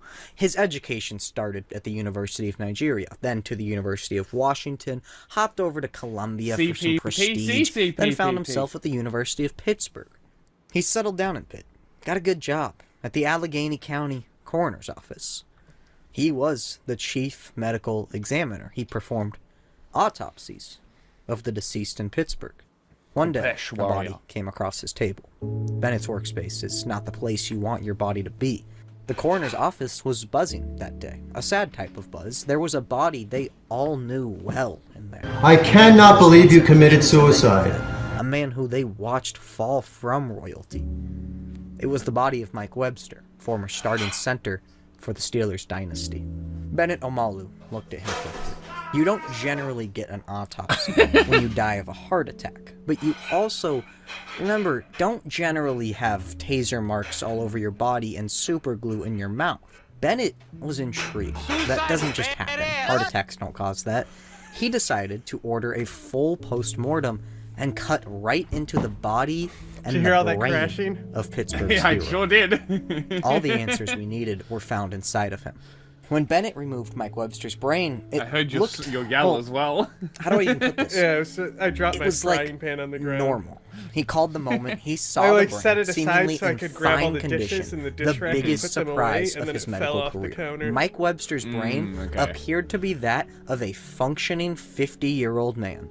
It wasn't until the brain was put under a microscope and cut up into pieces, literal slices of Well, he was brain still for a alive. visualization on how they do it. It's like cutting a prime could rib. they? That the truth Wait, would do I not reveal have to itself. build dams I'm not at gonna all get into playing the Egypt? specifics of the neurology. It would bore you guys, and much more importantly, I'm not smart enough to understand If nothing gets it. But damaged by the floods, very well-educated can I build it on man floodplains named and Bennett, get who benefit? performed the autopsy, said that the inside of Mike's brain was have to a settler normal brain preference to what a floodplains. demolished building was to a new hotel. He compared it to examining the brain of an 85-year-old Alzheimer's patient. That's what it Intriguing. looked like and reminded him of. Protein that Noted. should be spread around your brain was built up in these clumps in certain spots. Omalu Show did the not picture of the need brain. anything else. He was certain of the cause.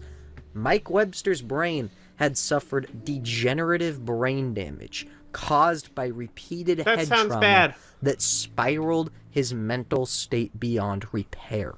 Okay, Football I'm in the north this had time. killed the man. You are nowhere near me. Have you ever bought something? How about this? Have you ever bought something online? If you have, I think today's sponsor can help you out greatly. This video is sponsored by This is a the great discovery I was saving this till after the Super Bowl. Know how much money you save. It was a pretty simple thing to Bennett Omalu. He found something in this sport, football, that could destroy people's brains and thus their lives. It could kill them. Shouldn't they at least know this? Know what they're risking? Mike Webster had no documented concussions, yet his head had still turned to mush. Bennett wanted to tell the world. He wanted to tell the NFL. And he figured they would want to listen. Yeah. Bennett wasn't familiar that's with why I football. keep getting It was these in a popular fucking medical science boosters journal because of called you. Neurosurgery, where he released his first report. Get- It was getting what? entitled I keep getting a boost to riding, sailing, and shipbuilding. And it's you. You're I the did reason. just install it right before stream. I put it on there, but I haven't looked if it's just workshop attached or if I need to go to a specific website to download the mod. Okay. But I'll do it So I'm gonna put my when I'm streaming by myself. I'm gonna put my city on the mouth of 2 rivers, and all of my districts are gonna be on river. You should call it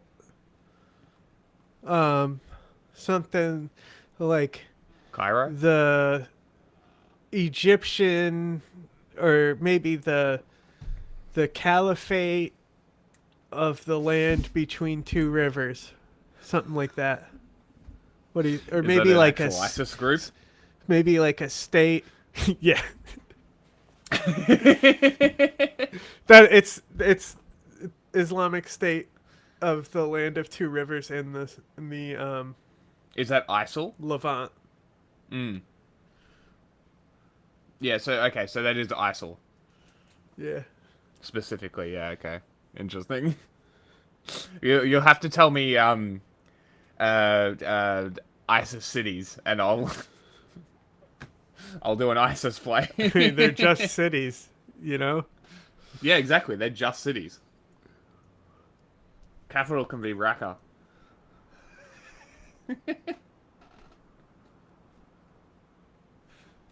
Their 2 river capital was Mosul.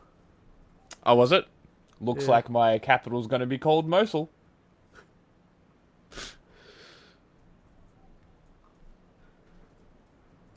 chronic traumatic encephalopathy in a National League football player. It was 2005, a few years after Mike had died and Omalu had begun working on this. This is often considered to be the discovery of CTE, which is interesting and wrong. You remember punch-drunk syndrome? That's a thing, very known. We talked about that, right? It's just like- we even know that Like, shell shock was a very specific... Oh, we got it all fucked up. Shell shock is a very specific thing. And that's... People It's would not be the like... same as PTSD? Oh, no, not at all. Interesting. Not at all. But people who had PTSD were associated with shell shock syndrome. So, shell shock is actually a brain injury. Oh, it's like a concussion injury from bombs. Yeah, so your brain is constantly vibrating from the shells in your head, and you stop being able to stand up and stuff, and you start shaking. Oh. Like Crazy. a Parkinson's type shake, you know? Yeah, okay. I didn't know that. That's interesting. 'Cause I always thought that it was just PTSD before they called it PTSD. Because they also called it in Vietnam, they called it something else as well. Because it was shell shock first. What was the second one? I don't know, but it's been documented as different things. Just like how this war syndrome is actually like acute sarin exposure. Yes. You don't really Which I know. You name the disease before you figure out the cure and causes for it. Yeah. And then as it develops, it gets was renamed not and even shit. the first time that the phrase chronic traumatic encephalopathy was used. Not even close. There are whole medical research papers titled CTE in boxers from decades earlier. Bennett's paper doesn't really claim that he's discovering it either. He calls it the first diagnosis in an NFL player, which it is. He also credits numerous older studies that found similar things in boxers. No, it's not battle Look, fatigue. It's even something the very reference specific. there that, like, obviously this isn't the actual back of the book. This guy wrote this up in a thing, but in the references down there, it literally says punch drunk syndrome.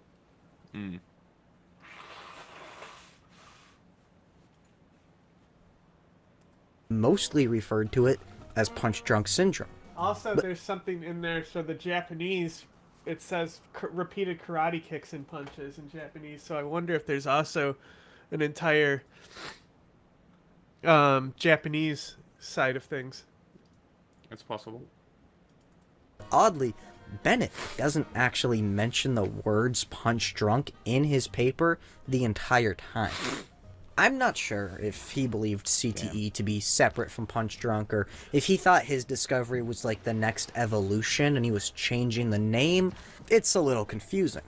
Regardless, in time, this would be lauded as the discovery of CTE, and even if he didn't say it outright in this first paper, even if he did... This is just something that happens with, like, medicine. Like, the more that you learn about the disease, like, the more specific and you, like, basically... Like, there's diseases that used to exist that are just named other things now. Have they reclassified gender dysphoria yet? I don't know about that shit. Because that I think the DSM called it a mental illness for a minute. I guess it is along that sort of classification, but I feel like you have to be a little more Bennett sensitive about it. Omalu would eventually claim to have discovered CTE. He very much so branded himself as the one who founded the disease. He's even claimed to come up with the name, which is insane to say. Punch drunk syndrome became completely overlooked and forgotten in mainstream media. Today, punch drunk is considered an outdated and inaccurate term for CTE. Like, Macron is a literal and every victim other of athlete grooming. are now lumped into CTE. When Bennett Omalu released this article, buried in a medical journal, no one really I feel like it's about went the unnoticed. How naive Bennett was to think that Epstein files, the but fans I haven't in the seen anything league about him, Macron. would care. They would want to know and want to protect their players. No, the fans really didn't care, and the league, well, they actively wanted to kill the story and prevent anyone else from knowing. In due time, the next year, after the NFL realized this paper existed, they publicly requested for it to be retracted. That says a lot. To tell a group of doctors that co-sign this thing that they are all wrong, that they need to take their words back off the scientific record, that's not a light accusation. They accused Bennett Omalu of being a nobody in the field, his football knowledge non-existent, his science elementary, and the world unfair to billion-dollar sports leagues. And credit to him, Omalu refused to take anything back. So, the story kept going. The NFL really attacked him for focusing in on one person. This was just one unnamed NFL player, who was actually Mike Webster. That is actually a fair point from the NFL. I mean, you need a larger sample size. We were 1-for-1 with Mike, but that's not enough. The story had to keep going. The story had to keep getting better. Okay, pause it. Here is what sucks. I was hoping Cal would know. It is still in the DSM-5. Okay. Controversial whether it's a necessary diagnosis to identify as trans. I agree. I don't care either. I'm just curious whether it's been removed or whether it's been reclassified yet or not. It's a worldwide scandal. Jake Lang, that's your source? The fairy who kicked over the ice words. That guy? That's your source? Check. Cool.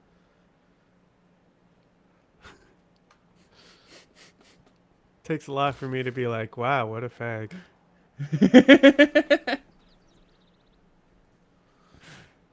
CTE can only be identified or diagnosed in a dead person. This is a very key piece of information. You have to be able to really see the inside of their brain, even cut it into pieces in many cases, to be able to know for sure. This makes Are we things literally on the same continent? extremely difficult. Mike was followed by Terry, then Justin Strelzik, who actually died before Terry, see. but his tests weren't revealed until What's later. your continent The first lens? 3 people to get CTE were not Pittsburgh. I'm in citizens. Africa. They were just the I'm in first Africa 3 as that well. were diagnosed with it, Okay. because the only one who cared to diagnose anyone right now was the coroner in Pittsburgh named Bennett Omalu. Others would follow. Not in any chronological order came Ray and Philip and Ken, George and Mark, Rick and Chuck. Kids who liked football, who played it, who made their wildest dreams come true of doing it at the highest level, who had no idea what it was slowly doing to them. Of the first 10 NFL players tested, only 1 was negative. That being Damian Nash, who only played 6 games in a very quick career. Heart issues. By 2010, What does that mean? Bennett Omalu wasn't the only one anymore. Neuroscientists across the country were now curious, attempting to secure the brains of NFL players to run them through tests. The NFL's reaction to this was pretty Give me your consistent. brain. Deny the absolute hell out of It's crazy everything. when they can't But even that wasn't enough. After speak they had English, requested you know? that Omalu They're- retract his they're original not even, like, paper, sending he the best, refused, you and know? he just kept writing new papers every time he would diagnose someone new. It's, like, Each one disrespectful strengthening to the not even sample send their size and best. thus the overall legitimacy. The NFL realized that if they couldn't make him take back his words, they should just attack the source. The league began going after Bennett Omalu, a scorched earth, directly targeted campaign of hatred. They attempted to discredit the man and his research by personally attacking him, alleging that his science was completely flawed. The NFL actually had started a committee a while ago, in the 90s, called the Mild Traumatic Brain Injury Committee. It was dedicated to making the Mild?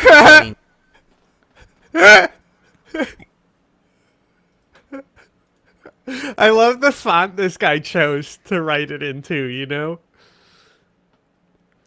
That's fucking awesome that they called it that. That's so fucking funny.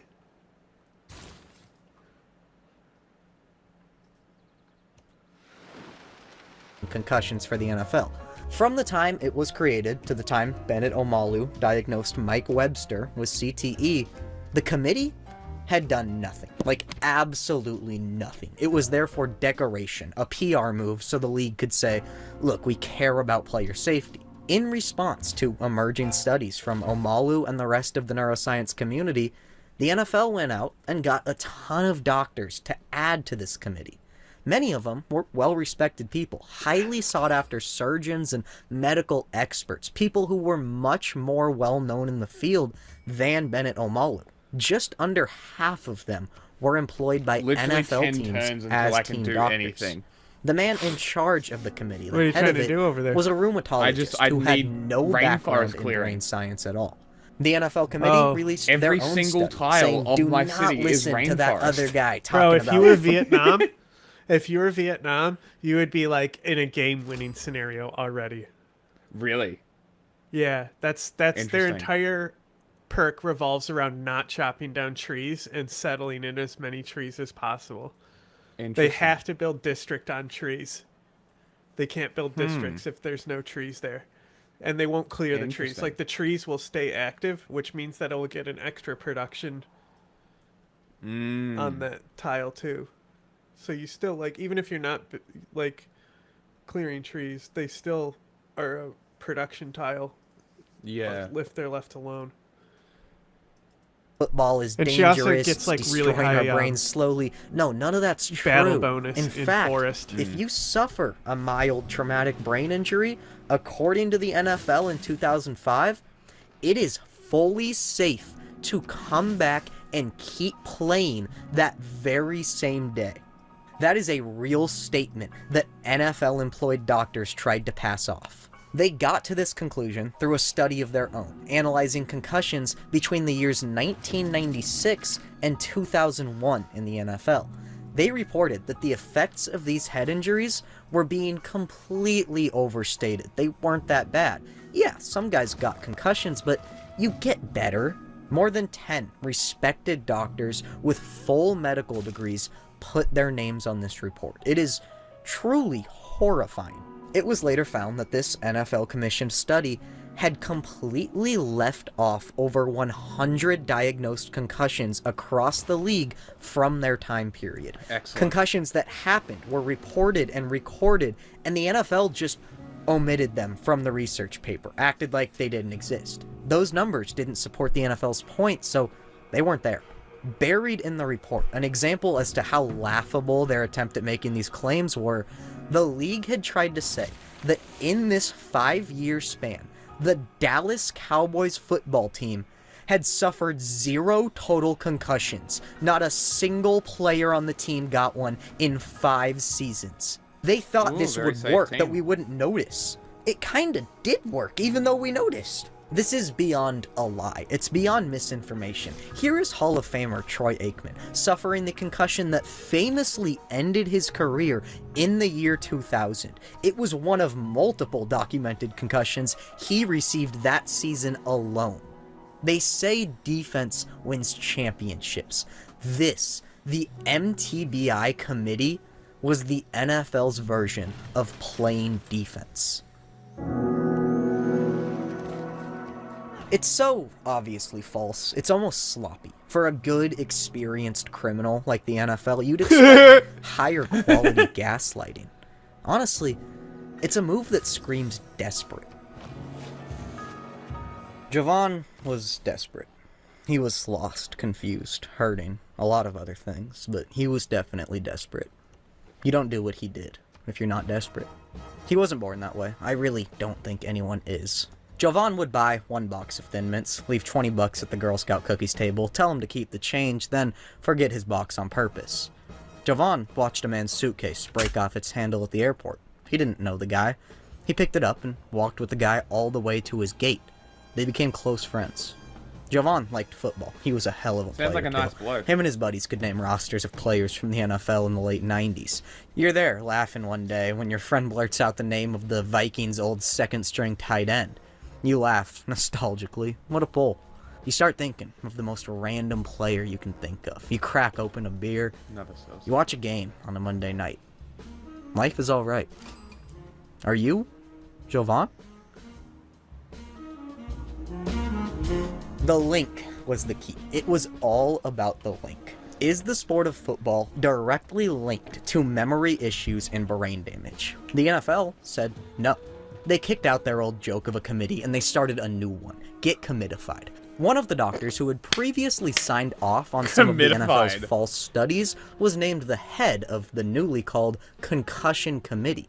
It was formed in 2007. A couple years later, 2009, the NFL is summoned before Congress, with Commissioner Roger Goodell being thrown into open waters. He plays the denial card early and often, saying, "There's no link between football and head trauma," and shoving any tough questions aside as, "Oh, that's probably something that I should leave for the experts to answer. I just run a football institution." During this congressional hearing, one person in a fancy suit makes a fascinating connection when they compare the National Football League to Big Tobacco of yesteryear. And then it's fucking a massive on. product dominating the country until we figure out, wait, I hope you went this Magnus, is super bad right? for your long-term health. Of course. Then we have to spend Get those decades in choppies. rooms like this, while the NFL, or while Big Tobacco, I always go lies him to us, first. tries to tell us, no, guys, it's not dangerous. Come on, we love football/cigarettes.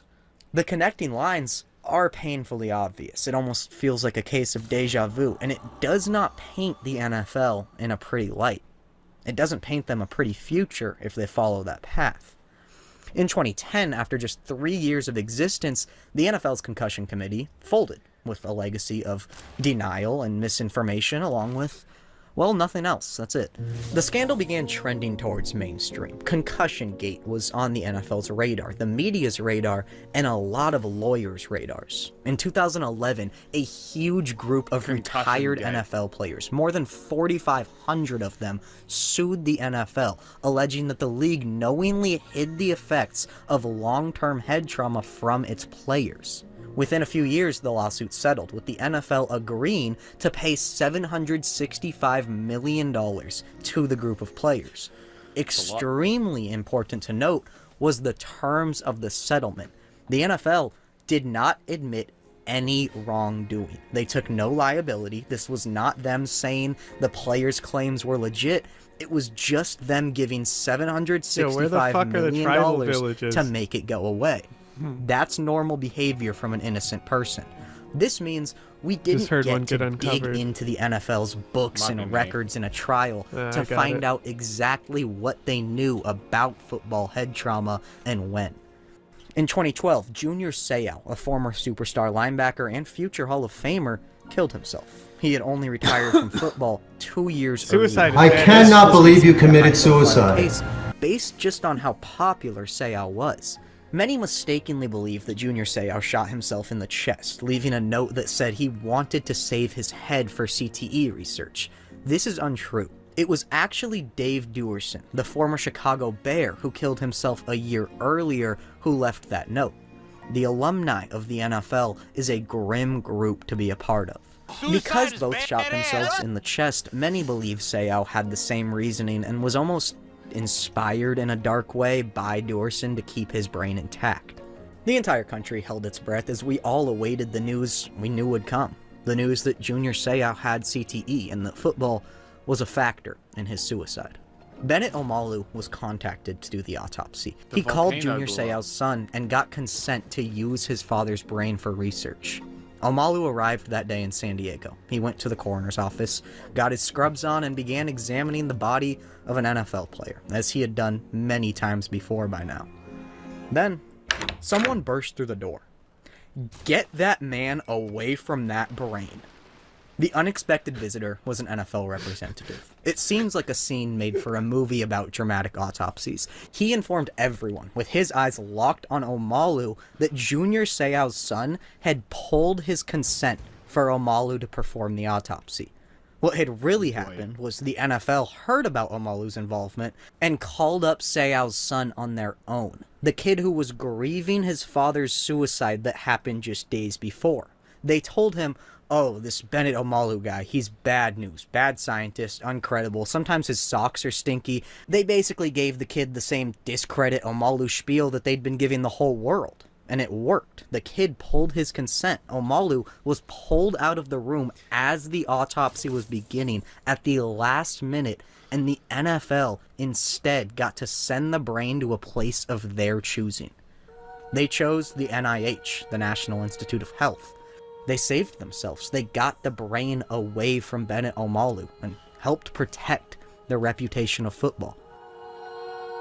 The next day, the National Institute of Health diagnosed Junior Seau with CTE, as his brain had one of the most severe cases ever recorded. The NFL had no escape. One turn, and it's fucking game on.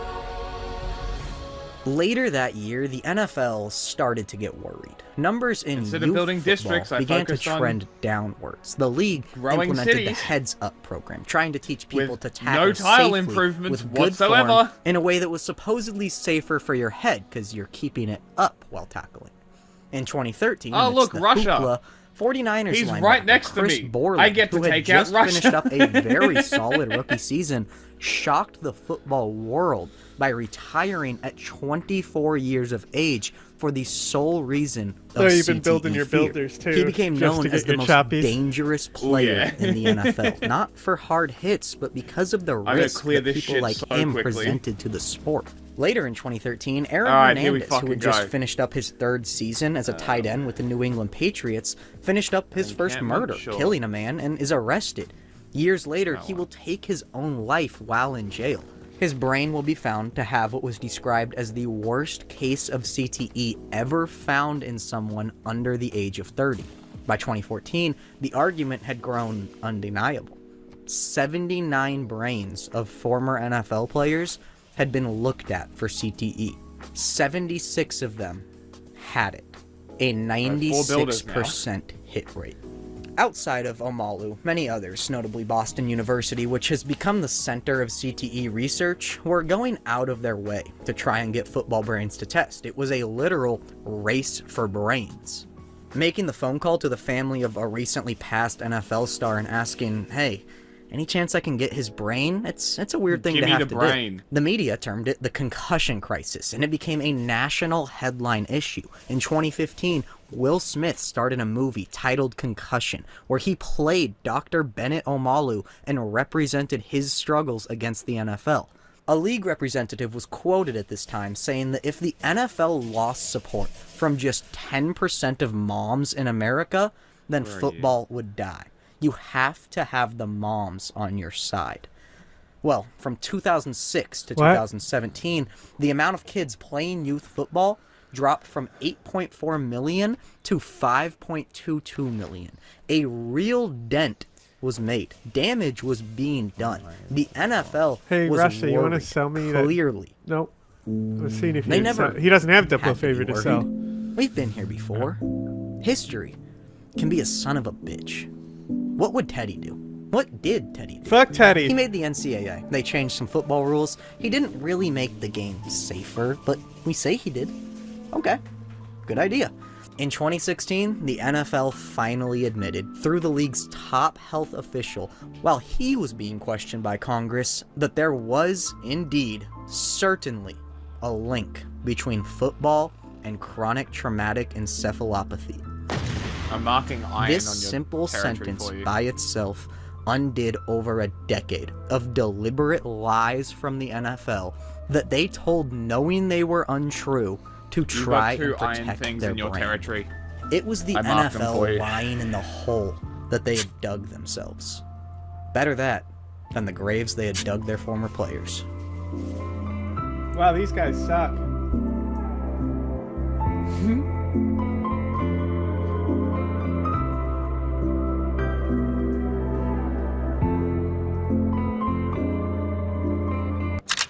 Joe Vaughn was a Maine man. I don't mean that in a silly way. The guy chose Maine University. He played football, mainly a main stage middle linebacker for Maine. That one was silly. You become one of the best small school players in the country. What does that take? He was projected for the 6th round. He fell to the 9th round, undrafted, on an island. You fight onto the roster of an NFL team. What does that take? There were 53 Kansas City Chiefs in 2009. Jovan Belcher was one of them. Today, in 2025, 376 former NFL players have had their brains looked at after death. 345 of them were found to have CTE. That's about 92%. They're still happening today, more are being counted every year. But what happens with the world Did you when hear the that? Will Smith movies leave theaters? The NFL No, I doesn't meet missed with it. Were you Congress. paying attention? No, I was excited by the fact that there's two iron right here. Today, in 2025, 376 former NFL players have had their brains looked at after death. Wow. 345 of them were found to have CTE. That's about 92%. They're still happening today, Whoa. more are being counted every year. But what happens with the world when the Will Smith movies leave theaters? The NFL doesn't meet with Congress to get chewed out anymore. Concussions aren't a topic on the news anymore. What really changed? It was trendy to care about CTE for a little bit. Remember, there's no concussion crisis, just caring crises. Concussions aren't sentient. They don't decide they're going to start happening more in certain years. They've always been a part of football. They are football. And so, I don't know. What changed? I guess they killed kickoffs. They made roughing the passer overly sensitive. Sometimes guys wear big fluffy helmets on top of their smaller hard helmets now. We're saved. There's no need to worry. The NFL simply escaped, as they've done before. It's kind of like the world forgot the history. Everything that happened before the year 2000. We act like concussions and CTE popped up in our modern issues. We act like football hasn't been so close to being banned as a sport, like the president didn't have to get involved before, and like there wasn't a solid 80 years of established research and scientific literature on the subject of punch-drunk syndrome or chronic traumatic encephalopathy, whatever you want to call it. I think Bennett Omalu is more than partly to blame for this. While it really doesn't seem like he meant to in his first paper, there is no doubt that he would go on to proclaim himself as the man who discovered CTE. He even claimed to come up with a name that was in use decades before he was born. Honestly, it's a bending of the truth that the NFL was probably both jealous of and happy to entertain. The myth that Omalu discovered CTE allowed the NFL to sit there and say, yeah, it does look kind of bad, but it's such a new thing and we know so little about it. I think we just gotta wait on the studies to finish. The studies that finished 80 years ago with decades of confirmation by now. It's weird. Bennett Omalu has separated himself more from the CTE field in recent years. The torch has been passed along to others, mainly Boston University. However, many in the field today, including those in Boston, are extremely critical of Omalu and his past research. He has lost credibility, even in the actual medical science field, due to his false claims of discovering CTE, his overly broad way of diagnosing the disease, and probably because the NFL's attacking of his reputation did have at least a little success. In 2016, when the league ate crow in front of Congress and CTE was being diagnosed at a rapid rate by doctors all over the country, while Bennett Omalu bought a DVD of a movie where he was portrayed by Will Smith, you could probably look at that scene and say, he won. The Nigerian doctor who got in over his head against a billion-dollar mega corporation in a sport he didn't know the rules of, well, he had beaten the NFL. The league was at his mercy. Fast forward to today, where the NFL is, well, the same, still king, and Bennett Omalu is only loosely involved with CTE research, looked down upon by many of his colleagues. It becomes very clear. Bennett Omalu had only won a single battle in a war that the NFL has been dominating for decades. It may have taken a while, and they may have had to pay a little bit. 765 million little bits. The league suffered through some real embarrassing moments on grand stages in America. But the NFL won.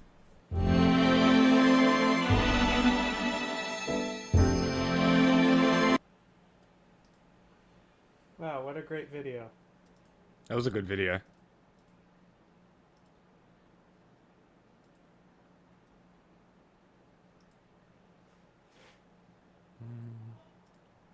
Alright, check out this game that I found.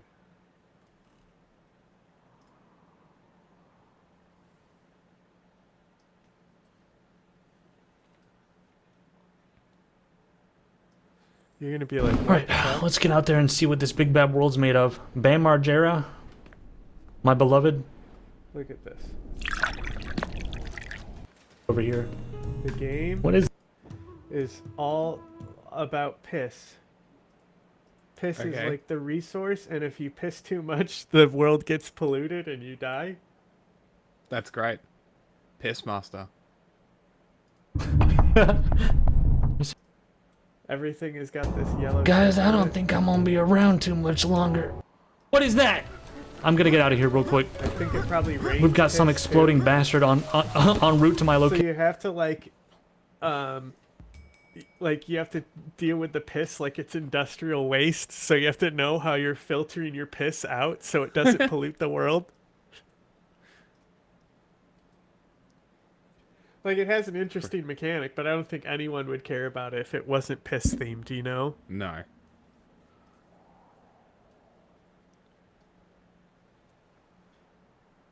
Have you seen Atomically Correct Spider-Man? I have not.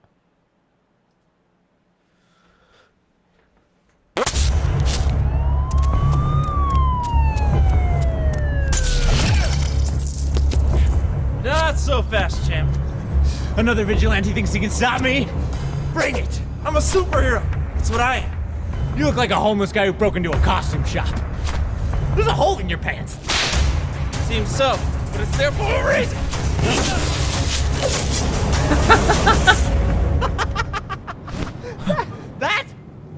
That's your power? It comes out of your butt! I mean, I am Spider-Man. You know, swing from buildings and all that stuff. That's not a power. It's just gross. I wasn't always like this. I used to be a normal... That's only the part I care about. It's a fucking corridor digital thing. Ah, okay. But just him shooting this stuff out his butt is man funny. Hello there, thank you for joining us on Planet America. Here in the Situation Room, I'm John Barron. I'm Chester Chidolo, and once again, we've got a situation. What the President fuck? Trump has mentioned more. Are we for real? Like, is he being an asshole with his shirt, or like, what's going on here? I don't know. I think he probably is a genuine supporter of Bernie. This guy... I'm Chester Chidolo, and once again, we've got a situation. President Trump is mentioned more than 1,000 times in the newly released documents. On Monday, members of Congress will be able to begin Hilarious. reviewing Bro is just unredacted saying versions shit. of those Epstein files. And now that Ghislaine is French, nothing so came the out French about must me. be involved. And despite being named thousands of times in those newly released files, Donald Trump says he has That's been why absolved. I was. Our guest tonight is That's why I someone literally who's was like, you know, it's bad when they can't even speak English.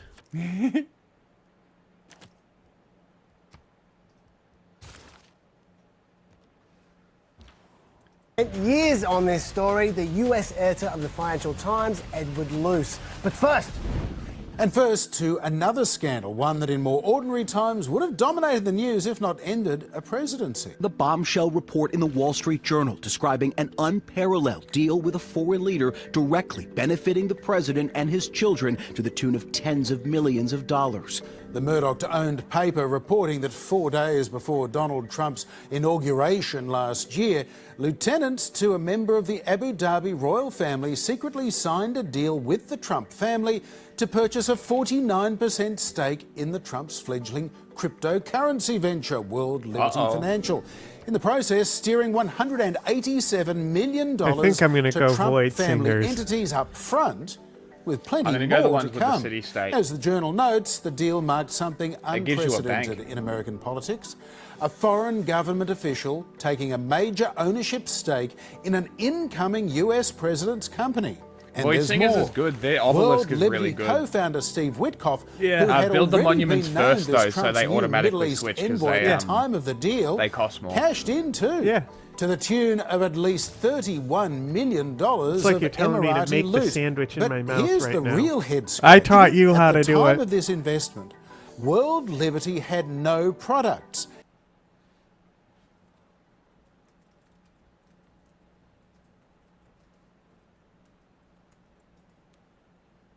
I mean, we knew that, didn't we?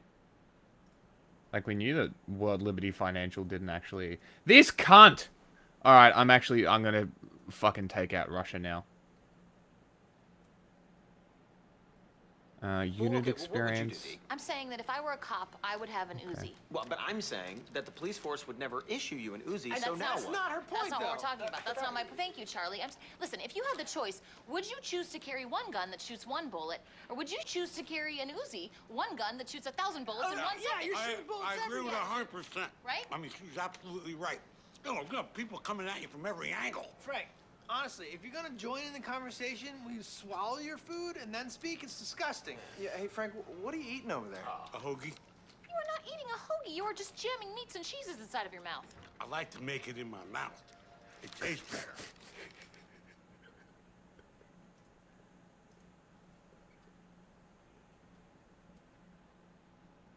It had raised $82 million by selling a token called WLF1, but the deal did not even give the UAE the rights to future token sales, which was the company's only source of revenue at the time. On the face of it, a bit of a dud deal. So what? You Bad might deal? be wondering, Dud. did the UAE get in Bad? return? Yesterday, the two countries also agreed to create a path for UAE to buy some of the world's most advanced AI semiconductors from American companies, a very big contract. This will generate billions and billions of dollars in business and accelerate the UAE's plans to become a really major player in artificial intelligence. Donald Trump gave the Emiratis access to those AI chips, which the Biden administration had withheld because of a possible risk to national security if they fell into Chinese hands.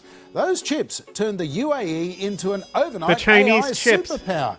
Was that the payoff for throwing all of that crypto money at the Hello. Trump family? Well, that's how things went down according to Democrat Elizabeth Warren. Now we know that the UAE greased the skids months earlier when it secretly agreed to pour hundreds of millions of dollars into a Trump family crypto venture just 4 days before President Trump's inauguration. For its part, the firm has denied a corrupt quid pro quo. World Liberty Financial tells ABC News the president had no involvement in the transaction, and any claim that this deal had anything to do with the administration's actions on chips is 100% false. I don't understand, John. How could you possibly be so cynical about a deeply secret transaction backed by a guy who's sometimes referred to as the spy sheikh? Okay, all right, that's a bit cheap. A little cheap. I mean, he's just an intelligence boss. That's why they call him that. I mean, I'm sure if we saw a photo of the guy, he's probably just a totally regular looking... Oh, God. Forget it. Does this guy ever not wear shady looking sunglasses? What's going on? He's called the spy sheikh, John! The spy sheikh! By the way, the UAE was given permission to buy not just a chip or two, but talking 500,000 of the world's most advanced AI chips every single year. That's enough to build one of the world's biggest AI data center clusters. Also, I know it's hard to keep track of all this corruption just creaming down, but this isn't even the only highly questionable dealing involving World Liberty Financial. A company called Binance donated the software to World Liberty Financial to help launch the Trump's cryptocurrency. And a month later, the boss of Binance, Changpeng Zhao, who just happened to be in jail at the time for running Binance in a shonky fashion, he coincidentally applied for a presidential pardon. And then, after that, he generously helped put together a $2 billion deal in World Liberty Financial's cryptocurrency for the Trumps. And that deal also involved, yet again, Trump's great mates, the United Arab Emirates. This time, they entrusted $2 billion to a currency that had been on the market for 5 weeks at that point in time. For their part, the Emiratis said they chose World Liberty Financial for its business suitability. And a few weeks later, the Binance chief had his pardon, the Emiratis had their AI chips, Trump had a lot of money, and we had a great news story. Now, of course, the administration has a defence for all these shenanigans. Here's Deputy Attorney General Todd Blanche. President Trump has been completely transparent when his family travels for business reasons. They don't do so in secret. We don't learn about it when we find a laptop a few years later. We learn about it when it's happening. Yes, the old... if there's no cover-up, there's no crime defence. And that might be more convincing if we weren't talking about a secret payoff that the Wall Street Journal dug up more than 12 months after it happened. Not so transparent if you ask me, John. And how about this? I love it when these papers talk about something being unprecedented or never happening before, as if the Biden family and the Biden administration didn't do exactly the same thing. Joe Biden didn't do any favours for Hunter Biden's companies, certainly not favours that compromise national security like this one does. And remember, the guy making money from Hunter's deals, his name was Hunter. He wasn't the president himself. Not to mention that Hunter would have been lucky if he made a few $1 million from his dodginess. We're talking now about literally billions of dollars. What? That's true. Raised the level. And also, remember, Trump calls Joe Biden Crooked Joe all the time. He reckons Biden was the most corrupt Every president accusation in American is a confession. history. But now his administration is saying that Trump is doing the same thing as the guy he calls the most corrupt president in American history. That's their defense. When in reality, obviously, he's doing much worse than Biden did. But anyway, it's all a bit ironic, John. Yes, it certainly is. And you're absolutely right that in the Trump era, allegations of payola and bribery and corruption are hardly unusual and hard to keep up with. But we're trying. Last November, for example, a Swiss delegation arrived at the White House to ask President Trump to reduce those 39% tariffs that he just imposed on Swiss imports. The Swiss gifted Trump a special Rolex desk clock and a gold bar weighing 1 kilogram, worth at the time more than $130,000. It's already gone up to about $170,000. Trump accepted those gifts on behalf of his presidential library. I guess they use it as a paperweight or something, making all of that completely legal, at least according to the White House. But legal or not, less than 2 weeks after those gifts, Trump agreed to lower tariffs on Swiss imports to just 15%. Coincidence? Maybe, but it's not just the Swiss. Last August, Apple CEO Tim Cook gave Trump a glass plaque set in a conspicuously chunky 24-carat gold base. And who, of course, can forget the gift of a $400 million Boeing 747 jet from the Qatari government to Donald Trump, also destined one day to gather dust in the Trump Presidential Library. And this is the kind of gift that just keeps on taking, because the cost to American taxpayers to upgrade it to Air Force One level is probably less than a further $400 million. Probably. And who knows what the Qataris will want in return. Speaking of swag, last year South Korea gave Trump a gold crown and a gold medal to match, but the prize for the most brazen golden gift I was to one Donald off Trump a golden must go age. to a group of cryptocurrency investors who paid $300,000 to create a gaudy 4.5-metre high statue of Donald Trump, cast in bronze and finished with a thick layer of gold leaf. Of course, that statue is expected to be modestly unveiled at Trump's own Doral Golf Resort in Florida, just in time for a G20 meeting in December.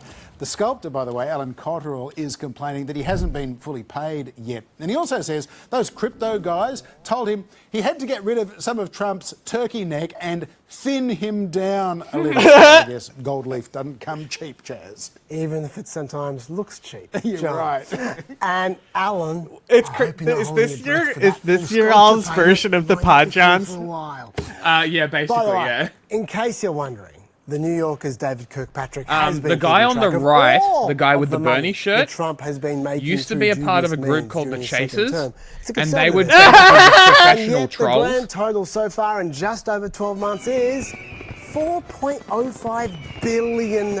Okay. Enough of the American news from Australia.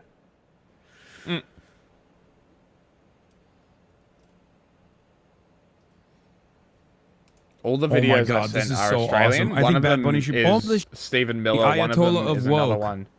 I must explain to that you. one We was took a just scalp last night. Jake Paul More of a said, meme purposely turning off the halftime show. Let's rally together and show big corporations they can't just do whatever they want without consequences, which equals viewership for them.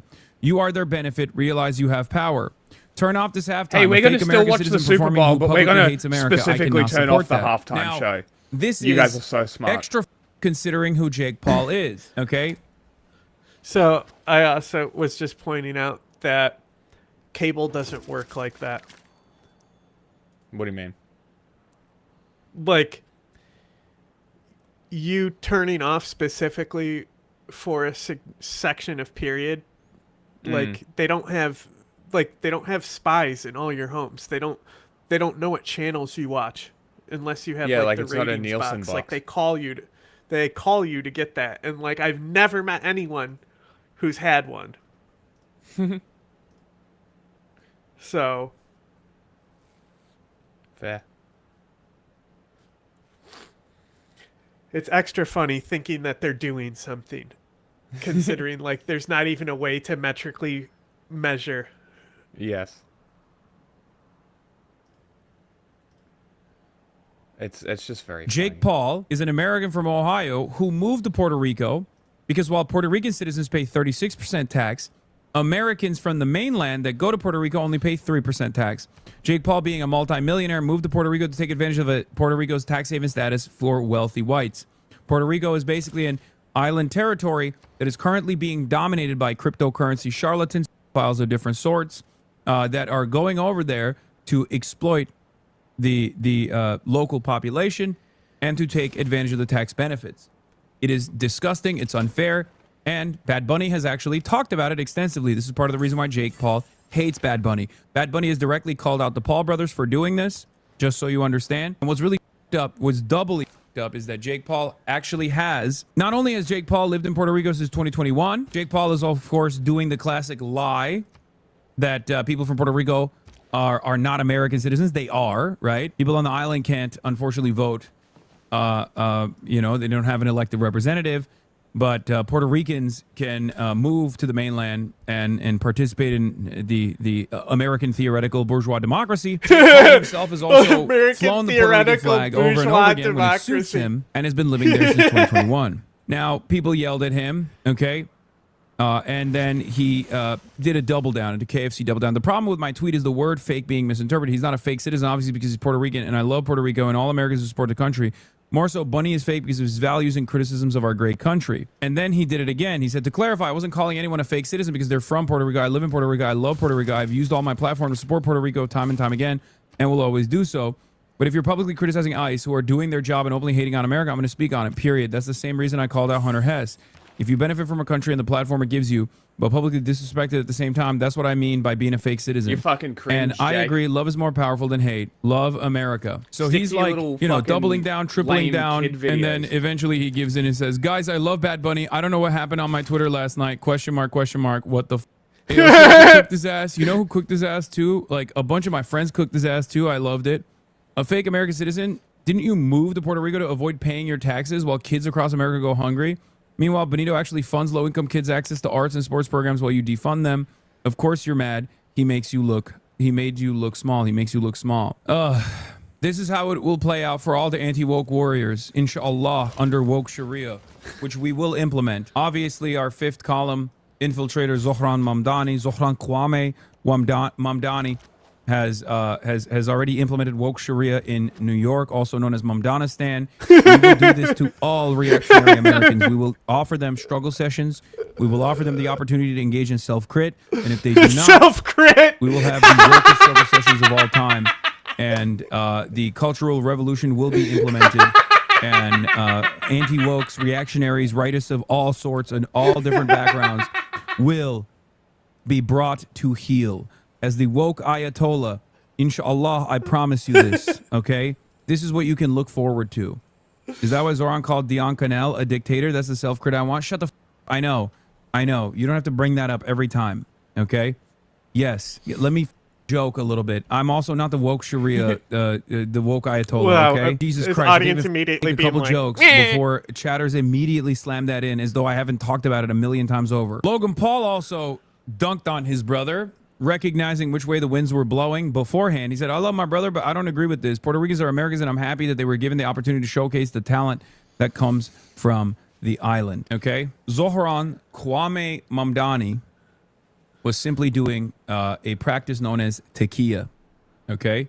When he was calling the Cuban government a tyrannical dictatorship alongside the Venezuelan government, we've he been was simply saying doing the for practice years. of tequila. Except Logan Paul here recognized which way the winds were It took blowing the Epstein files? after he had already said he was not looking forward to the halftime show. Now, that's the reason why I said this is basically like a filter. chat. This halftime show is a filter. Okay? Are you a hog? Are you lost? Are you far gone? Or are you a normal person?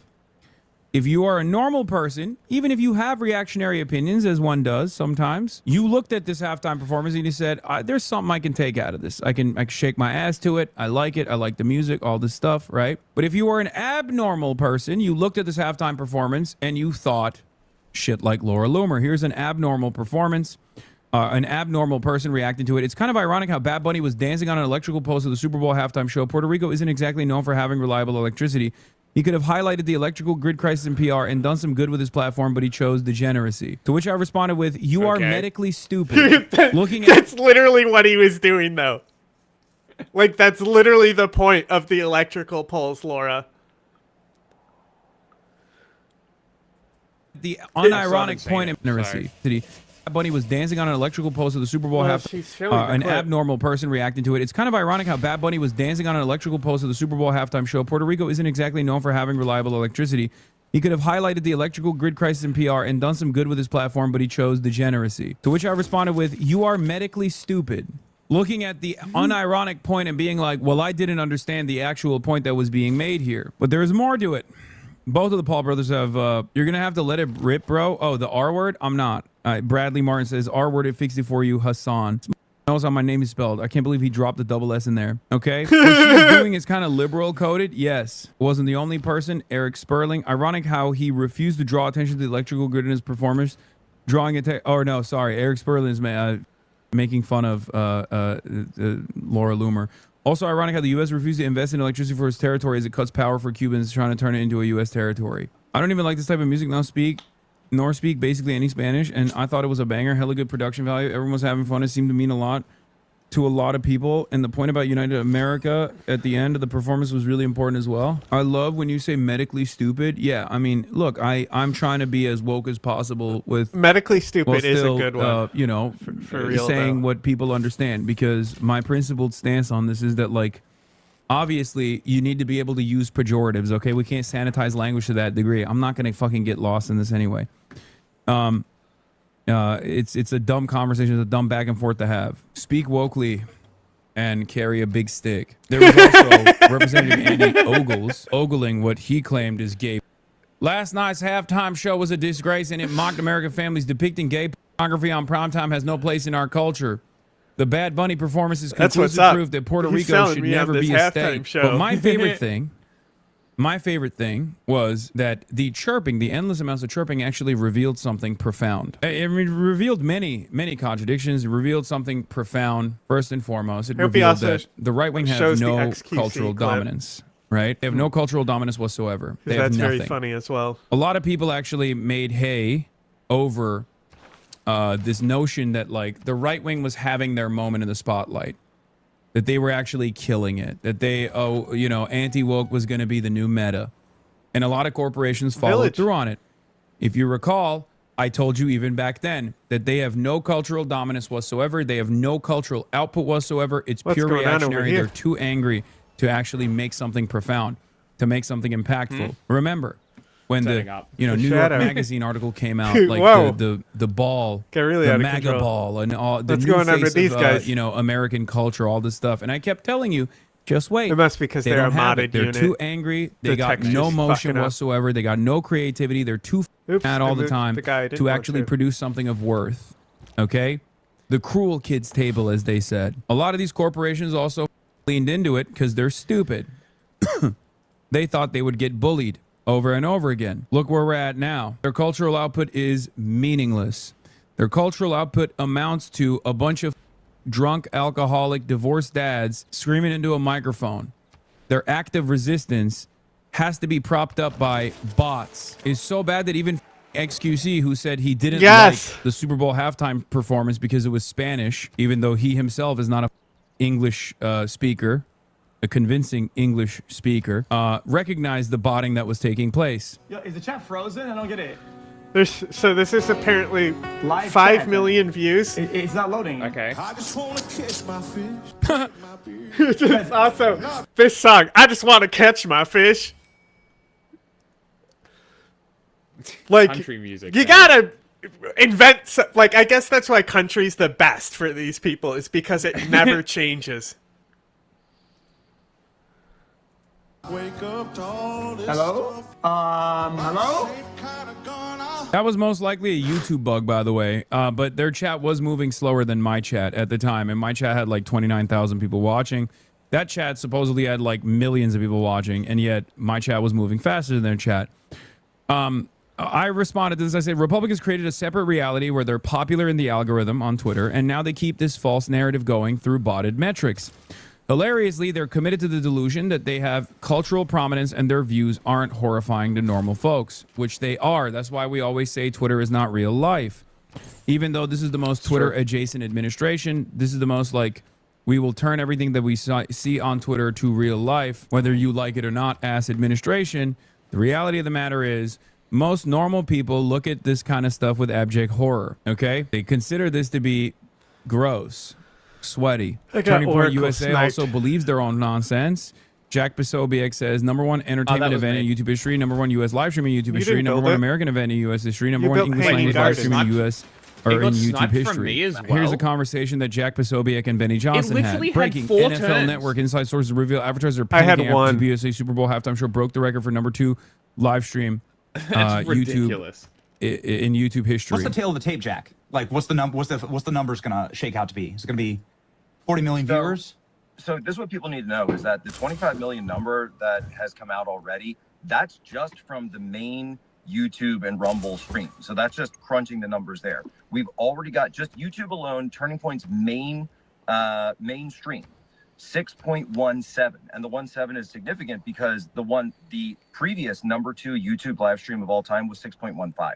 So that's the number 2 live stream in all of YouTube history. The number 1 in terms of entertainment, because the first one was actually the Indian lunar probe. So number 1 in terms of entertainment on all of YouTube in all of the platforms' history. I can't even. The boggles. They're like, this is how hard we botted our shit. We haven't even, because like that's like not like if you think about this, like how delusional this is. Like how many people actually engage in politics and would care this much. And they like even the one guy said that like besides Mr. Beast, I have the biggest viewed video, the one brain dead kid. Yeah. Who did the YouTube investigation. Like Nick they Shirley, constantly are saying this type of shit. It's like, but there's not, it's like just fake fucking metrics now. So at least they found a way to fucking fake their numbers so they can constantly point to how popular they are while they fucking actually lose constantly in reality. It's weird. They need to maintain their simulacrum. We might see 40, we might see 50. The sky is really How is the limit Moscow because we have so many expanded partners, so and then quickly? we haven't even got into X, and so many people were restreaming it and putting it. It's so awesome that they literally viewbot and then believe their own lot. Like, I mean, I guess There has Jack to be another himself city, I probably is a part of the inner workings of There Turning is. Point USA, so he's like obviously directly He's definitely aware got 3. that the viewbotting is taking place. But there is something to be said I should about be how able to funny take it these is, cities where in you're maybe like, 4 hits. I've invented an alternative reality. Yeah. I know that I invented it. I played a role in inventing this alternative reality. And now I believe this alternative reality I invented. It's great. It's just like, hell yeah, dude, we did it. 6 million people watched this. The Trump administration didn't even watch this. In Mar-a-Lago, I know that this is a lie. You want to know why I know this is a lie? Because Mar-a-Lago was playing the actual Super Bowl halftime show. And everyone on the timeline, every single person on the timeline on the right has been complaining about Bad Bunny's performance. So obviously, they didn't watch the Turning Point USA thing at all. Because if they had, well, you know, and they wanted to maintain the presence that they had watched it, they would be like, oh, it was so awesome. I loved watching it. I did not watch the halftime performance. We watched the Turning Point USA one.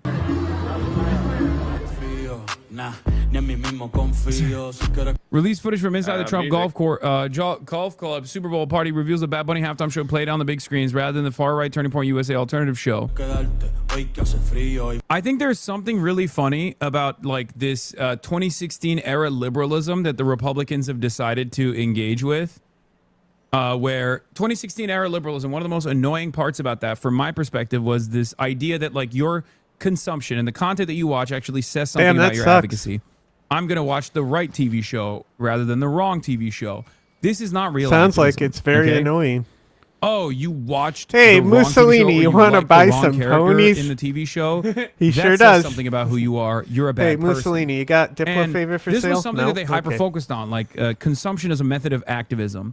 And I've always been annoyed with that. I think it's ridiculous. It's very stupid. It is an unfortunate aspect of the liberalization of everything. Liberalism is monoculture. Liberalism is hegemonic. That's precisely the reason why Every all ideology these people, is doofus. all these people do this because they have no other ambitions. They have no other way of resisting. They don't understand like the most profoundly impactful historic version of real resistance against like unjustifiable hierarchies is either come from the barrel of a gun, right? Like real militancy, or at least labor militancy.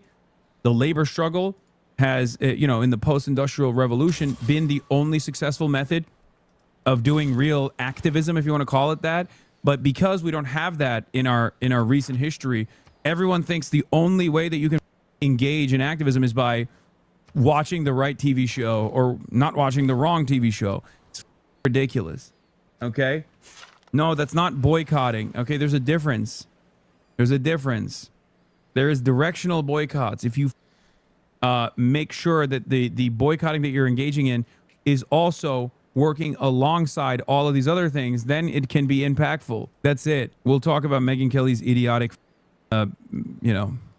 idiotic response as well. Selective consumption is not actual real activism at all. I might have missed it, but how do you know it was view-botted? Well, one, I know it was view-botted because of the lack of cultural because significance. look at it. That's how we know. That this had. That's number one. Number two, I know it was view-botted because I was watching it in real time. I was watching it in real time, and we saw the numbers jump from 200,000 to 400,000 to 1 million to 1.4 million in a matter of seconds. I think it would just have these massive spikes. That's the reason why we know it was view-botted. I was there. I watched it. Also, seemingly, we were the only people that watched the show because no one was talking about the halftime show. And no one was talking about the TPUSA halftime show. Everyone was talking about the Super Bowl halftime show, including the right-wing Republicans. The right-wing Republicans did not talk about the TPUSA halftime show at all. So we are going to see a staggering number of views on this. And it's something where, and I'm sure you heard as well, that the entertainment industry and the advertisers are very, very worried about this. No, they're not. Baloney has inside NFL networks who said they are freaking out. No, they're not. They're not. Bad Bunny's halftime performance was the most watched halftime performance in the history of NFL Super Bowl halftime performances, for the record. Not that it even matters, but they're not even right on any of this. For the size of this audience. Yeah, I mean, why not? Because what it does is it ultimately shows that you've lost the culture war, that the NFL has decided to sabotage and betray their own fans, to do a program that is not in English, that has third world aesthetics, that's open borders messaging, LGBT messaging, woke propaganda. And got any more adjectives there, fuckface? Criticism of them all, you can't even listen to it. It's like mumble rap, but Spanish, and no songs that anybody knows. All the videos coming out from the stands, Jack, like shows people standing like statues. Nobody was into it. Nobody liked this. Yeah, no, totally. They're anti-NFL now. Yes, they've dropped. Anti-woke is so hysterical that they've decided to poison themselves from the normie ecosystem by further isolating themselves from the things that normies enjoy. This will be unimaginably off-putting for people, in the same exact way that the hyper-wokes were almost somewhat convinced off-putting. my mom to stop watching football when they would constantly tell you, you can't one consume guy that, kneel. you can't do this, you can't do that. If you watch I one don't- battle after another, you have to I watch think one this battle is after fully another gonna the work. right way. That kind of shit still has a little bit of cultural significance, and it's like annoying, but you can just avoid it, right? And at least it's done at the behest of a greater cause that is overall a good cause. Whereas these guys' cause is also bad, and the methods are also annoying. They've completely dropped the ball. Okay, they've completely dropped the ball. They have no cultural products that they can lean into. Neither one of them. They are losing the gave me a normies turn in general. reduction on production. It's Great. done. It's over. Yeah, real viewership numbers: Super Bowl 127 million, Turning Point 18 million, Bad Bunny 2.2 million. It's one of those things where like you can't. Americans love their treats. Americans love their treats. You can't convince yourself that you enjoy this as a treat, okay? For activist reasons. Like, you can try and entertain. Bro had a brass knuckle microphone.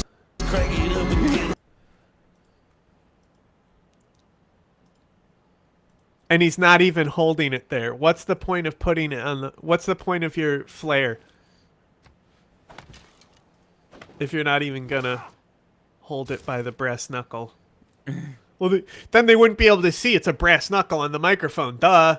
Of course. They need to see that it's a brass knuckle, so they know it's a cool accessorized microphone. Yeah. Like, you can try and entertain an audience that is that has a lot of appetite for believing this false reality, this false narrative. But at the end of the day, no one is sitting through this and going, "Hell yeah, I'm bobbing my head," rather than actually watching the NFL Super Bowl halftime show. Patrick Bet David is another one of these who is doing this thing. Roger Goodell is praying TPUSA halftime doesn't hit 3 million plus on their YouTube live stream. This could be complete disruption of the halftime show business model. $10 million commercial spots are on the line. This could be a topic of discussion tomorrow. Pure cope. Pure cope. That's it. Pure cope. Let him cope. to an increasingly smaller and smaller audience. Let him yell, let him cope, let him dream, let them believe this false narrative, this false reality that they have presented. There's at least one person who did not like Bad Bunny's message Wonder last who night. that is. That was President Trump, who has made that clear from the very beginning. He was not a fan. By the way, this once again proves the point that I was making earlier, that no Republican, including Donald Trump, actually watched that dogshit Turning Point USA halftime show, and it was botted into oblivion because Donald Trump was live tweeting about Bad Bunny's performance instead. And he blasted the performance on social media after a weekend of controversy over a racist video that he reposted. So that sparked a lot of bipartisan backlash, but he is still refusing to apologize. Ed O'Keefe has more on all of this. Ed, good morning. But let's start with Bad Bunny's performance. What did the president have to say? We knew going in that he did not want to see this show happen. No, he did not. Again, we want to see us. Good to see you from the sidelines of a Super Bowl party. The president took to Truth Social, and without mentioning Bad Bunny by name, the president decried the halftime show as one of the worst ever and an affront to the greatness of America, adding, "Nobody understands a word this guy is saying, and the dancing is disgusting, especially for young children that are watching." In a little secret, even those of us who speak Spanish sometimes don't entirely understand what Bad Bunny is saying, but it's about the music. Bad Bunny, who performs in his native Spanish, is an American citizen who grew up in Puerto Rico and used his Grammy acceptance speech a week ago to criticize his immigration crackdown. The Bad Bunny also decided not to book dates on his world tour in the United States out of concern fans attending his concerts could be targeted by immigration agents. Gail. So, Ed, before you go, what, if anything, does this all mean politically, especially when you factor in the bipartisan backlash over that video that the president reposted, the racist image of former President Obama and Michelle Obama? Yeah, the president has said he, of course, condemns the racist parts of that video, and he hadn't watched it far enough to see the offensive images of the Obamas depicted as apes, despite the video being only about a minute long. Trump also said his team took it down as soon as we found out about it, but that's not true. The video remained on the president's social accounts for approximately 12 hours on Friday, even as members of his own party called for it to be taken down.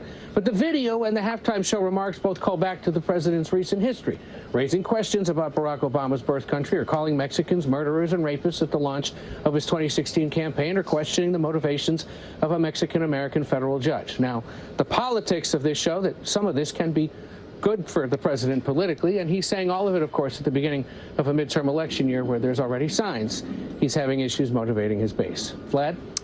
Meanwhile, say the Super Bowl culture... I love this cult, man. Give it to me. Inject it directly into my veins, baby. Inject it directly into my veins. I want to mainline this copium. I want to mainline it. Oh, it's so good. Let's hear what this dumbass had to say. Megyn Kelly just shouting football is ours at Piers Morgan about Bad Bunny's Super Bowl show is the perfect example of this moment in time. Put in a time capsule and send it out to space. I'm sorry, Piers, but to get up there and perform the whole show in Spanish is a middle finger to the rest of America. Who gives a damn that we have 40 million Spanish speakers in the United States? We have 310 million who don't speak a lick of Spanish. This is supposed to be a unifying event for the country, not for the Latinos. Megyn, it's a fucking one small group, sports event. for the country. We don't You need a idiot. black national anthem. We don't need a... I have a lot of opinions in my mind that I can't say out loud because I don't want to get banned again off Twitch, because Twitch obviously does protect whites as an identity that must be protected. But I'm thinking the things that I'm not saying out loud, and you can too. It's not illegal to think these things, right? Yet. At least for the time being, until there's a government mandated Neuralink program that actually comes to your house and chips you. Freedom and of speech then, away. When you think those things, Palantir-backed AI drones come and swarm your house and laser you. But for the time being, I can still think it. Oh my God, 40 million Latinos speak Spanish, but 310 million don't. Shut the f up.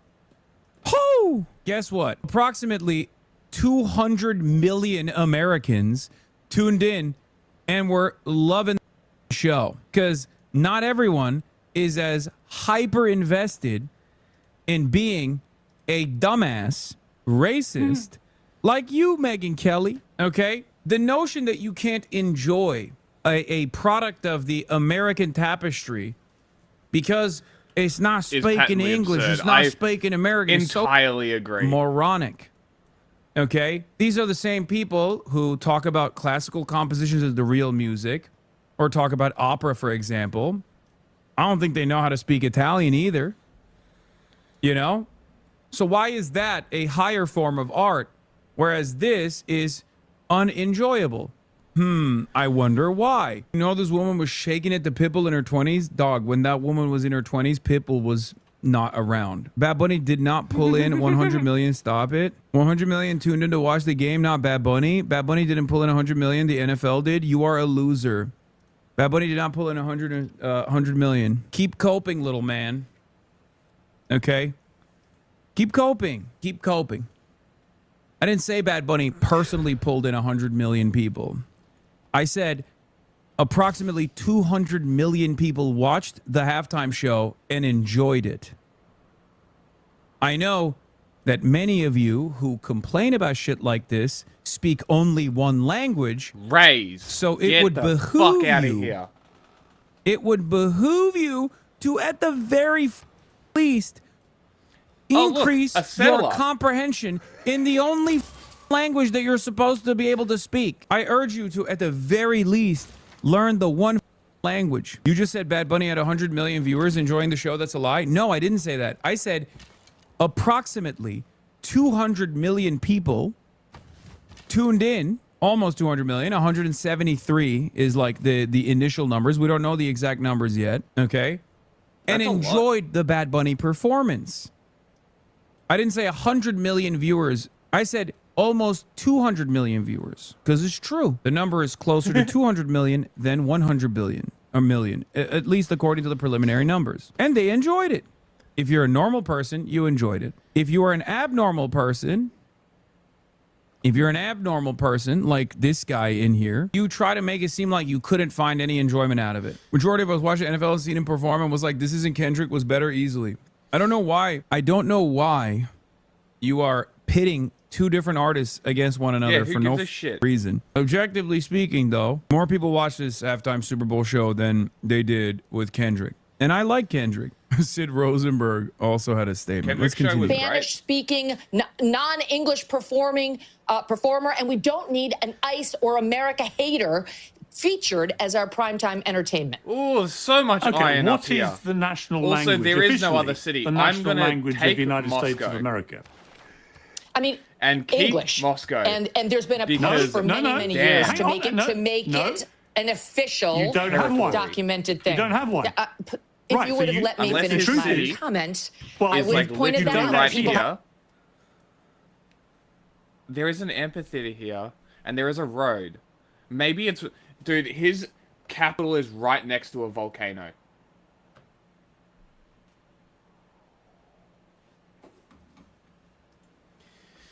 That's hilarious.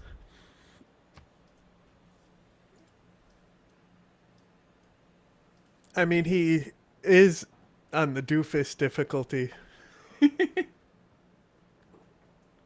I've been pushing to make it official. I get to bully him first. Okay, right, so you're trying to make official. This attitude that you have right here is why you in Great Britain have lost your culture. You ceded your culture to a bunch of radical Muslims who came in and took over, and now it's gone. We're not allowing that here. Whether it's Hispanic, whether it's Muslim, it's not happening in the United States of America. That's why President Trump was elected. Population that is Islamic. Islam in the UK is 6% of the total population. I'm going to hesitate to guess that there is no cultural loss from England due to Islamic immigration. However, what I guarantee I'm gonna guess it is that that Meghan you have is a seen Nazi. is Tommy Robinson's propaganda about, what's the fucking town called? There's like one town in England that they've all gone to, that all the Muslims have gone to. Rotterdam or something like that. Muslim town. It's like the one town that all of the it's basically totally Islamic at this point, and he just does nothing but cry. And it's just like, shut up.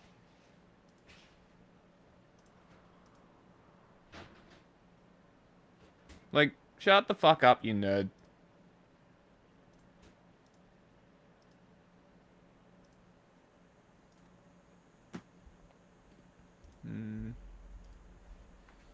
I can cry if I want to.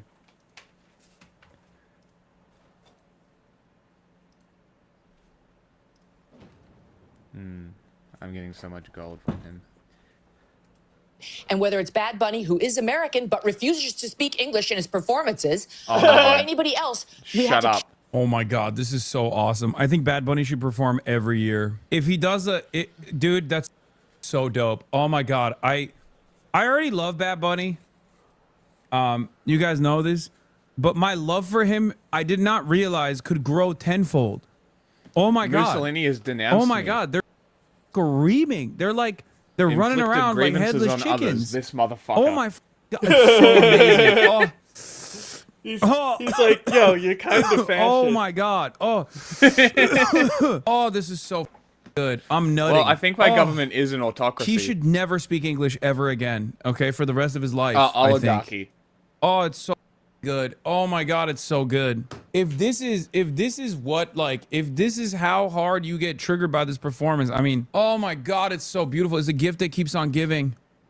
Not only was the work itself very fun and enjoyable, not only was there a lot of significance to the work of art, but this secondary consequence is making me enjoy it even more. Oh, it's so good. Yeah, it's so awesome. Super Bowl, which is Basically a quintessential the best for American the event. first Football, government. that kind of football is ours. They call it American What is? football. Especially and if the you get that halftime show and policy everything card. around it needs to stay. Open What presents. is? Thank you for the 100 gifted subs. Yeah, by the way, before I Oligarchy. forget, the Piker Broadcasting Oh, Service okay. is You get sponsored the by you, the military viewers, for you, bonus. the viewers. Your contributions in the form of a $6 a month Yeah, that's why I did subscription or a free one in the form of a Twitch Prime. And I got an extra is economic what policy keeps, card. I don't know why. me editorially independent. Piker Broadcasting Service by the viewers, for the viewers. Piker Broadcasting Service for tomorrow's news today. Please subscribe to the Piker Broadcasting Service. PBS is sponsored by you, the viewers, for you, the viewers. Thank you. Quintessentially American. Not Spanish, not Muslim, not anything other than good old-fashioned American. Closed apple presents with pie. another There should 100. be a meatloaf, maybe some fried chicken, and an English-speaking performer. That's what the Super Bowl should be. Oh my God, malding And the so halftime hard. show and everything around it needs to stay quintessentially American. Hey, Not Megan, Spanish, your racist not is coming Muslim, out. Not anything other than good old-fashioned American apple pie. There should be a meatloaf, maybe some fried chicken, and an English-speaking performer. That's what the Super Bowl should be. Hell yeah. Bad Bunny should never speak English, ever. Oh my God, it's so dope. Oh, this is so injected directly into my veins. Here's Sid Rosenberg also malding. Mr. Zoran Mamdani's going to do another 9/11. Sid Rosenberg. Annex is Spanish-speaking Hispanic country. How dare you Hispanics be American? If you told someone, Drew Pavlos said, if you told someone in the year 2000 that within one generation the Super Bowl halftime show would be performed completely in Spanish. By the way, can I just say, moment of utter vindication for all globe Twitter emoji guys that we all called correctly for years and years as the newest iteration of neo-Nazis, even though they were technically on the right side on Ukraine, okay? They tried to sneak into the conversation, into the discourse by being like, well, we're defending Ukraine. Like, we can't possibly be Nazis, right? And we all said, no, they're Nazis. I love that so many of those, like, NAFO guys have either literally killed themselves or have outed themselves as Nazis. Like, there's that other one. Drew Pavlov is obviously one of them. Straight up, all of the NatSec liberal guys, all the NATO guys, No, he wasn't. are just straight up taking the mask off.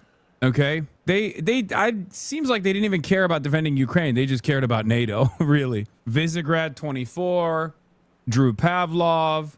There's that one Belarusian guy who's like constantly tweeting about how deportations are good. A moment of pure vindication. That is true. Here. Visegrad Thanks for killing the seemed YouTube real stream. fascist Finally got me to recently. watch you on Twitch. You're welcome. Oh, If you it told someone always in the was. year 2000 that within one generation Huh? the Super Bowl halftime show would be It always performed was. completely in Spanish, they would set up a sugarcane plantation on the pitch, complete with Hispanic field labor as a part of the set. Oh, You yeah, would be Drew's considered a been on deranged some far-right- fucking shit far-right recently. lunatic conspiracy theorist. I'm watching this from Australia. Yeah. And it's literally a woke fever dream. Well, I this cannot is why. believe Now he's on that his son. leftists decided to push Yeah, a demographic yeah, and cultural exactly. change this He hard. was never Literally just a gonna make national it humiliation without this. ritual for the United States designed to make white people That's feel true. bad for That is very existing. true.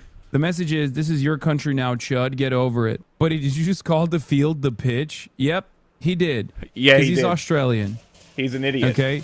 You are watching the I Super Bowl live from apologize. Australia. You are living. You should are watch a our living video with example him. of It's total very American funny. cultural victory, and you're trying to tell us who should perform at our halftime show. Says Josh Billinson. Wow, what a comeback, huh? Yeah. I mean, did you see him go to New you are York watching and the Super be Bowl like live from Australia. You are living. holding You up are a sign living and example of protesting total American Mum cultural Donnie like victory, a and you're moron? trying to tell us who should perform at our halftime show. Says Josh Billinson. Sorry for invoking your colleague from Austin. Asmongold gives his opinion on all the hate the NFL and Bad Bunny are That big getting. of a deal. But you know, again, it's weird that you're going to bring in somebody speaking Spanish to a primarily English audience, especially with like all the politics that have happened recently and him making comments. I like Bad Bunny. The politics. But, you know, I can Yeah, see that's why people it's are mad. happening, I think you they just did moron. it to get more. Oh, total domination. He can't. He has to still massage it by being like, I like Bad Bunny. Okay. He has to play this delicate tightrope. Okay. Oh, well, I still like want this Bad Bunny, guys. fucking Like, I'm not settler. pure chud. But, you know, it would be nice if he sang a couple English songs for us. Or Latino and like, you know, Hispanic, Spanish-speaking audience, people watching the NFL. I didn't think it was that big of a deal, but Yeah, he has to do diet chud now. He has to do diet chud. Woke is so back. Oh, it's awesome. But, Oh my God. Woke is so back. A couple months ago, he would have been like, Bad Bunny, fuck Bad Bunny. Bad Bunny sucks. Speak English, god damn it. Apparently, Stable Ronaldo had to keep his chat in check as well. Stable Ronaldo wasn't happy with his chat after they started getting political during Bad Bunny's NFL Super Bowl performance. Just enjoy the music. Learn to just be happy, bro. Let's go. Yo, chat, bro. Can you guys do me a favor, bro? Like, not make everything political, bro. Like, I'm just trying Can you to watch have you got Super Bowl, bro. can you build a Listen, enjoy the quadrian? music. If you don't like it, you don't like it. If you do like it, you do like it. Can you build a quadrian, Don't please? type if you don't like it. Type if you know what I'm saying? It's like, who cares? Like, who actually, like, learn to just be happy, bro. Seriously. Right? That was pretty cool, though. That was pretty cool. I think it was better than Kendrick's. What? I think it was better than Kendrick's last year. Kendrick's last year was just trying to make it about Drake, so yeah. To be honest with you. He didn't play enough of his good songs. Bro, that's what I'm saying. He played only the shit that was like popping right now. Yeah, from GNX. Yeah. Like, he should have played. Asmin is actually surprisingly a fan of Bad Bunny. Brother, I don't think you understand. Asmin can be the biggest Bad Bunny fan, okay?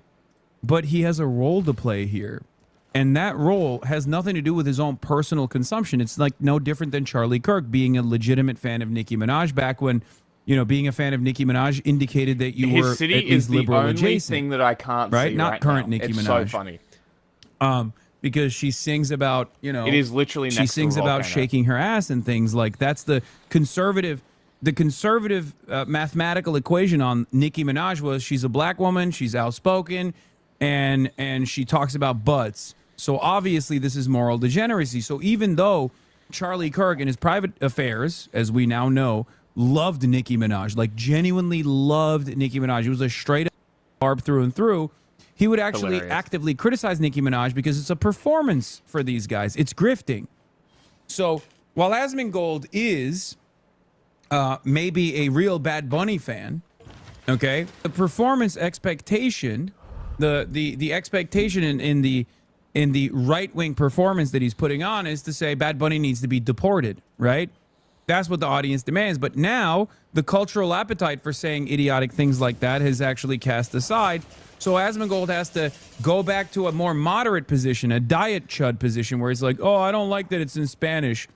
I'm a fan of Bad Bunny, but I just don't like that it's in Spanish. That's a good telltale sign of where we are at. Woke is only back if you're in the heart of Empire. Outside of that, is woke is back a meme, or is it actually happening culturally? I mean, one can even say it never truly went away. Yeah.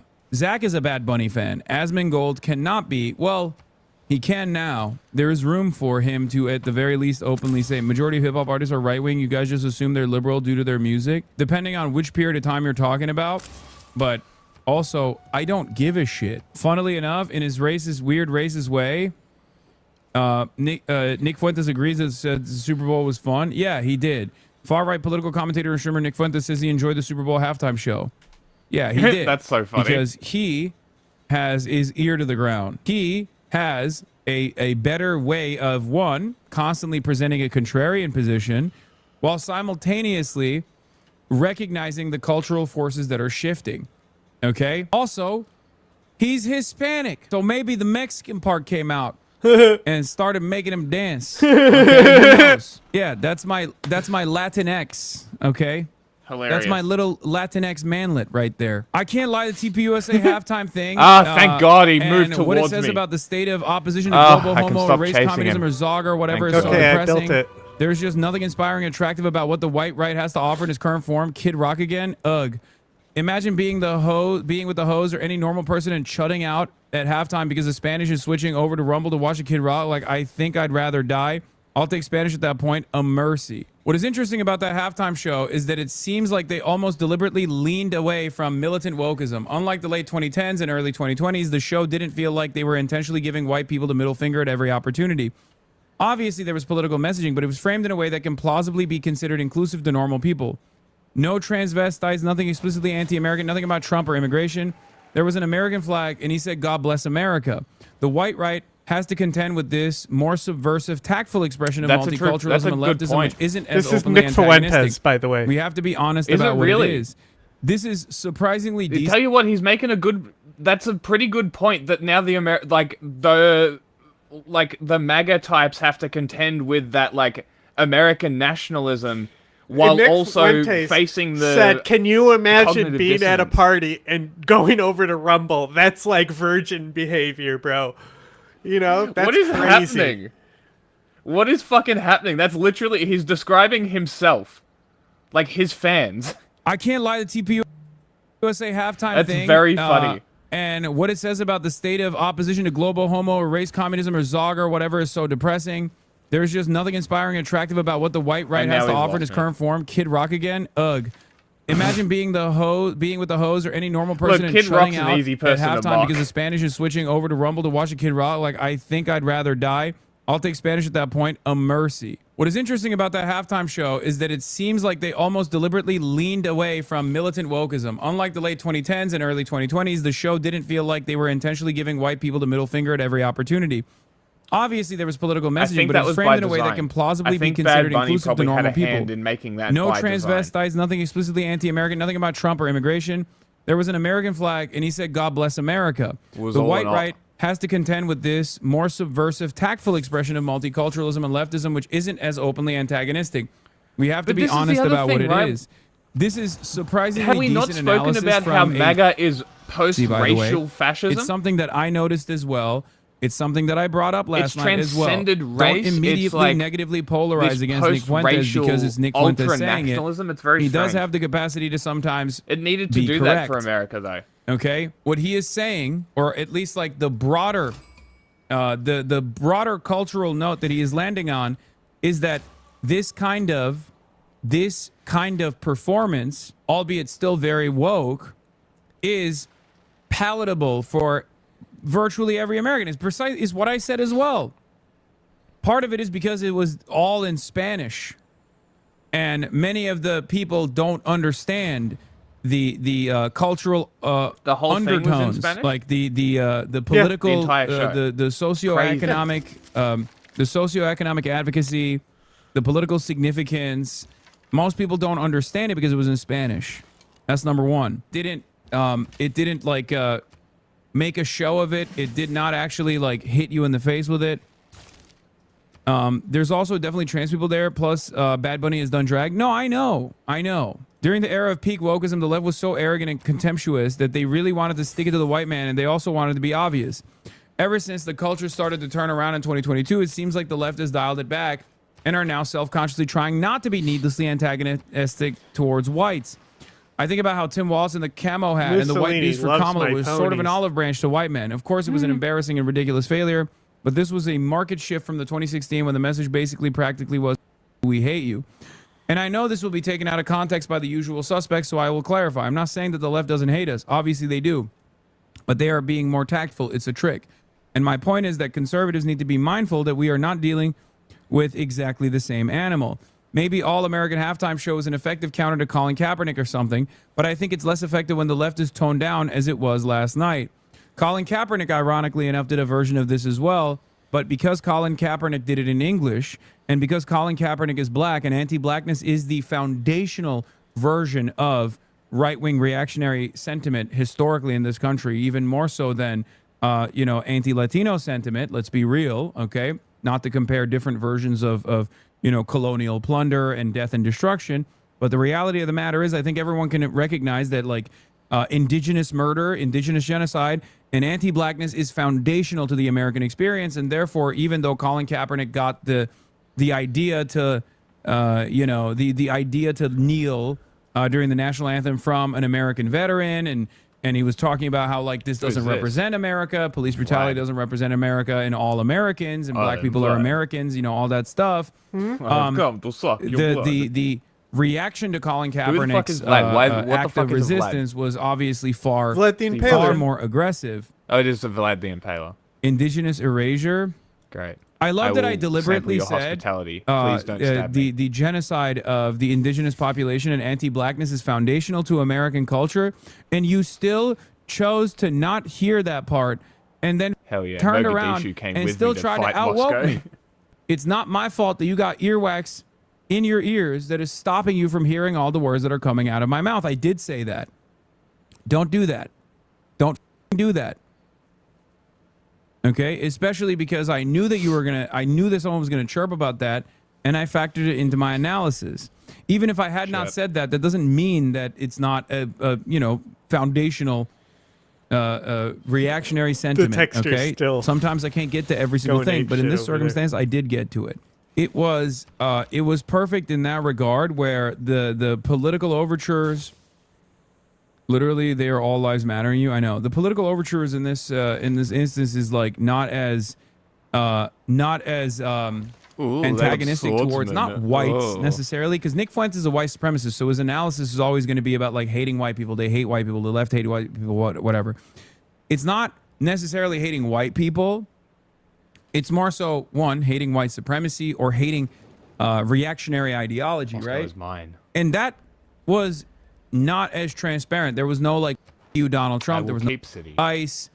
There wasn't anything that like touches directly on things that white people hold on to. Do I wipe him out as a form of like dishing out white supremacy to marginalized communities? They did not do that.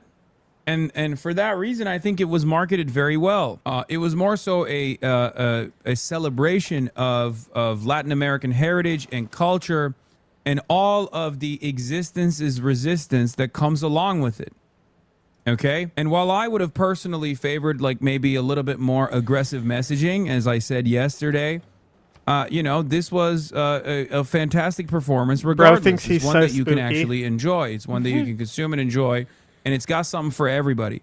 And that's precisely the reason why this design, whether intentional or unintentional, this design creates this unique opportunity where like the only people that get mad at it are self-isolating. Okay?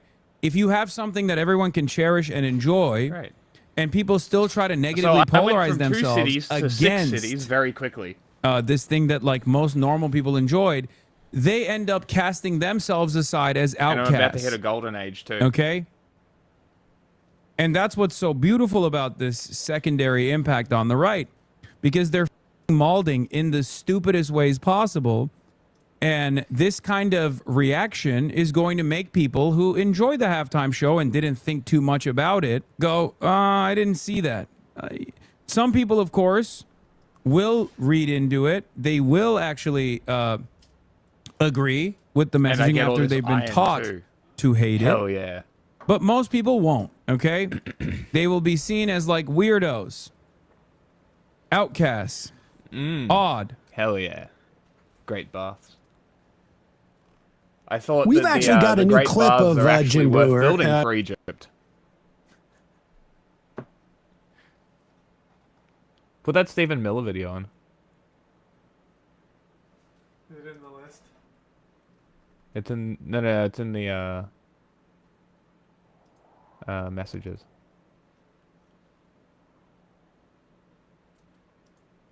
Campus.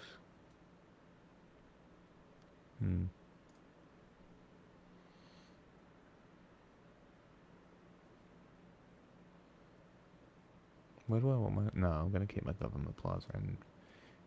Oh, I haven't renamed my cities. What's some other ISIS cities? I mean... It can be any ISIS group. There's plenty. Pretty Like, much where were they wherever centered? there's Like... Islamic insurgency, there's ISIS cities. Okay, I'm going to look it up. Cities captured by Daesh across Middle East, North Africa. Hell yeah. There's so many. I'm never gonna run out. No, I told you, there's so many. Alright, Memphis is becoming Fallujah. And that's where my government plaza is going. Alright, here we go.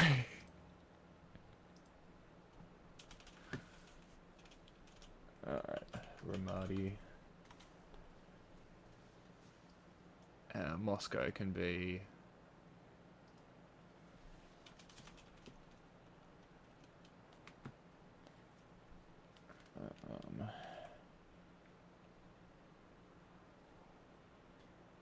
Raqqa is the de facto capital.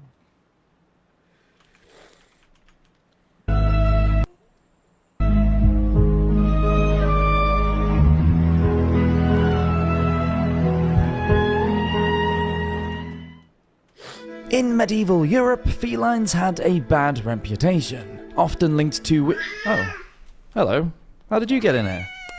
Hey, he's a good kitty. Wow, those are mighty sharp claws you've... Get off! Ah, God.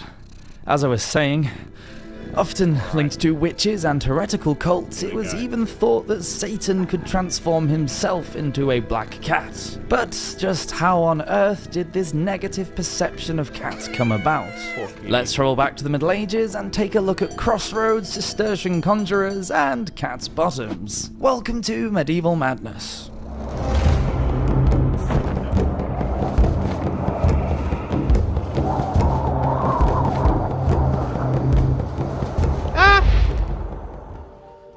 And a super quick disclaimer before we get into the video, there are some descriptions of animal cruelty in this, which, even though it did happen in the dim and distant past, can still be quite distressing. So consider yourself warned if that's something you don't want to hear about, which is fair enough. If you want to do Look that, what the cat dragged in. There are numerous examples of cats being cared for and loved as pets in medieval Europe, so it's not like everybody hated them.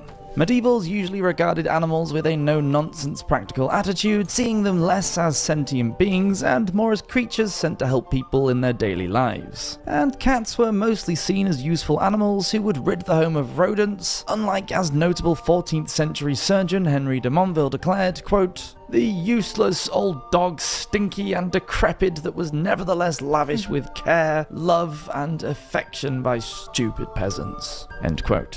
The problem was there were many more cats out in the wilds, and their habit of prowling around after dark, after every god-fearing medieval was tucked up in bed, only helped to deepen the belief that they were sinister, shadowy creatures that led secret lives. In medieval bestiaries, illustrated compendiums of beasts, cats were usually depicted as the enemy of mice, carrying out their domestic duties by chasing and catching them, although there doesn't seem to be much mention of their relationship with humans. In the medieval bestiary online, a cat's general attributes are described as having very good eyesight that, quote, "can penetrate the darkness of night," as well as how they are thought to also, quote, "cover their dung with earth so that any animal passing will not smell it and know the cat is nearby. The Liber de Natura Rerum, a book about the nature of things, was written in the 13th century by Thomas of Cantim, a Flemish Catholic theologian who has plenty to say about the cat. From him we learn some beautiful opinions, such as the cat's sight being so sharp that it can pick out a mouse even in the darkest cave with its, quote, carbuncle eyes, this a Stephen filthy, Miller vile animal that fights with buffoons, which are poisonous, foul insect-like creatures, We literally as well as watched it last snakes, stream. but are immune to the venom. Which one? End quote. Cats will fight with one Stephen another if Miller video. necessary We to literally defend their own watched that. territory. Yeah, I and wasn't must sure, drink 'cause I water watched it by after a myself, battle and I to wasn't prevent sure if we them watched from it on drying stream. up. They like to play with humans and express their Alright, never delight mind. by singing, which we can only There's assume another means one there, purring, and are The so indigenous vain that if genocide they one. stand over a well to gaze at their own beauty, Can learn they some shit. often fall in. They like to lie in front of a warm fire and are so lazy that they will burn their I've own been skin denounced. before moving. These Bro, hardly I amount to a saw glowing a shitload of fucking videos of literally like cats and like how little they care about fire. Fire. Yeah, like they literally like go into the fireplace and go to sleep. Morons. Well, it's hot. What do you mean? They like hot. Yeah. They're like, Silly wow, cats. this is warm. It's like singeing their fur. Oh, good. You built a quadrilateral. Description. Nice. Thank you. Playing cat and mouse. As we enter the High Middle Ages, cats were beginning to get a bad rep, and there are all sorts of examples in art and literature from the time. An allegorical tale in the Alphabetum Narration of Arnold of Liege from 1308 made a comparison between a cat playing with a mouse to the human soul being stalked by the devil. In another collection of tales from the early 14th century known as the Sinus Dit, a crouching cat lurks in the shadows ready to pounce on a mouse, but is outwitted and loses its prey to an even craftier fox. It's a metaphor for bad-tempered people to remember that even they can be tricked by the devil. William Caxton, the merchant and writer who is thought to have brought the printing press to England, noted in 1484 that, quote, "The devil playeth oft with the sinner, like as the cat doth with the mouse." End quote. What? And there are church carvings of the devil in the guise of a cat pouncing on unsuspecting mice, Fallujah has which negative one represent food. the soul. At the end This of the makes 12th sense. century, the cat was first shown as a demon in an event from the life of St. Bartholomew of Fame, a Northumbrian hermit. But it was the English writer Walter Map who first sold the idea to the medievals that cats were used in satanic rituals, when he wrote, quote, "The devil descends as a black cat before his devotees. The worshippers put out the light and draw near to the place where they saw their master. They feel after him, and when they have found him, they kiss him under the tail." Even the nobility got in on the act as Edward II, Duke of York, waded in with some writing on hunting. He stated, quote, "Of Right. common wild cats I need not speak much, for every hunter in England knows them, and their falseness and malice are well known. But one thing I Wildcats. dare well say, that if any beast has the devil's European spirit in wildcats, him, they're the without doubt, origin it of all our is cats. the cat, both the wild and the tame." And in his Tractacus de Fide Elegibus, William of Auvergne Tracta alleged Hoodoo? that the devil appeared to his followers as either a toad or a black cat. But the kicker came in 1233 when Pope Gregory IX stated that those deemed to be in heretic sects like the Cathars and the Waldensians were worshipping the devil, who just so happened to appear as a black tomcat. It was even said that the Cathars took their name from the word cat. During the ritual, the Pope said, quote, "A black cat the size of a small dog with an upright tail descends backwards down a statue, which is usually at the meeting." End quote. He goes on to say that everyone took turns to kiss the cat's rear, and a shining man appeared with his lower body hairy like a cat. The Pope issued the bull Vox in Rama, urging bishops to fully support the papal inquisitor Conrad of Marburg in his quest to root out the heretics. Inquisitors were warned to pay close attention to cats, frogs, and toads, as the devil could change his appearance toad. to many different animals at will. One of the allegations against the Knights Templars, who went on trial early in the 14th century, was that they used cats in their rituals and even prayed to them. Many members of the Templar Order were accused of heresy, Wow, St. tortured into Petersburg giving doesn't false even have confessions, walls. and then burned at the stake. Bro's It about to seemed lose that his over capital. time the cat had become the sign have to of keep a it, don't I? heretic. Mm-hmm. The cat It's right next among to a the fucking chickens. volcano. Stories about the Will have diabolical great deeds appeal. of the cat came thick and fast. One was contained in the Chronicles of Saint Denis, compiled in the Abbey of Saint Denis from the 12th to the 15th century. It was during the 14th century that a thief had stolen money from a Cistercian abbey near Paris, so the monks hired a sorcerer to help them find the culprit. Under his instructions, they placed a black cat inside a wooden chest, along with an air pipe, water, What city and did some ISIS get food. a bunch of the their food slaves was from? some bread soaked in chrism, which is holy anointing oil. A vial of holy water was also added to the chest. The monks then took the chest and buried it at a crossroads where it would remain there for 3 days, long enough for the spell to work.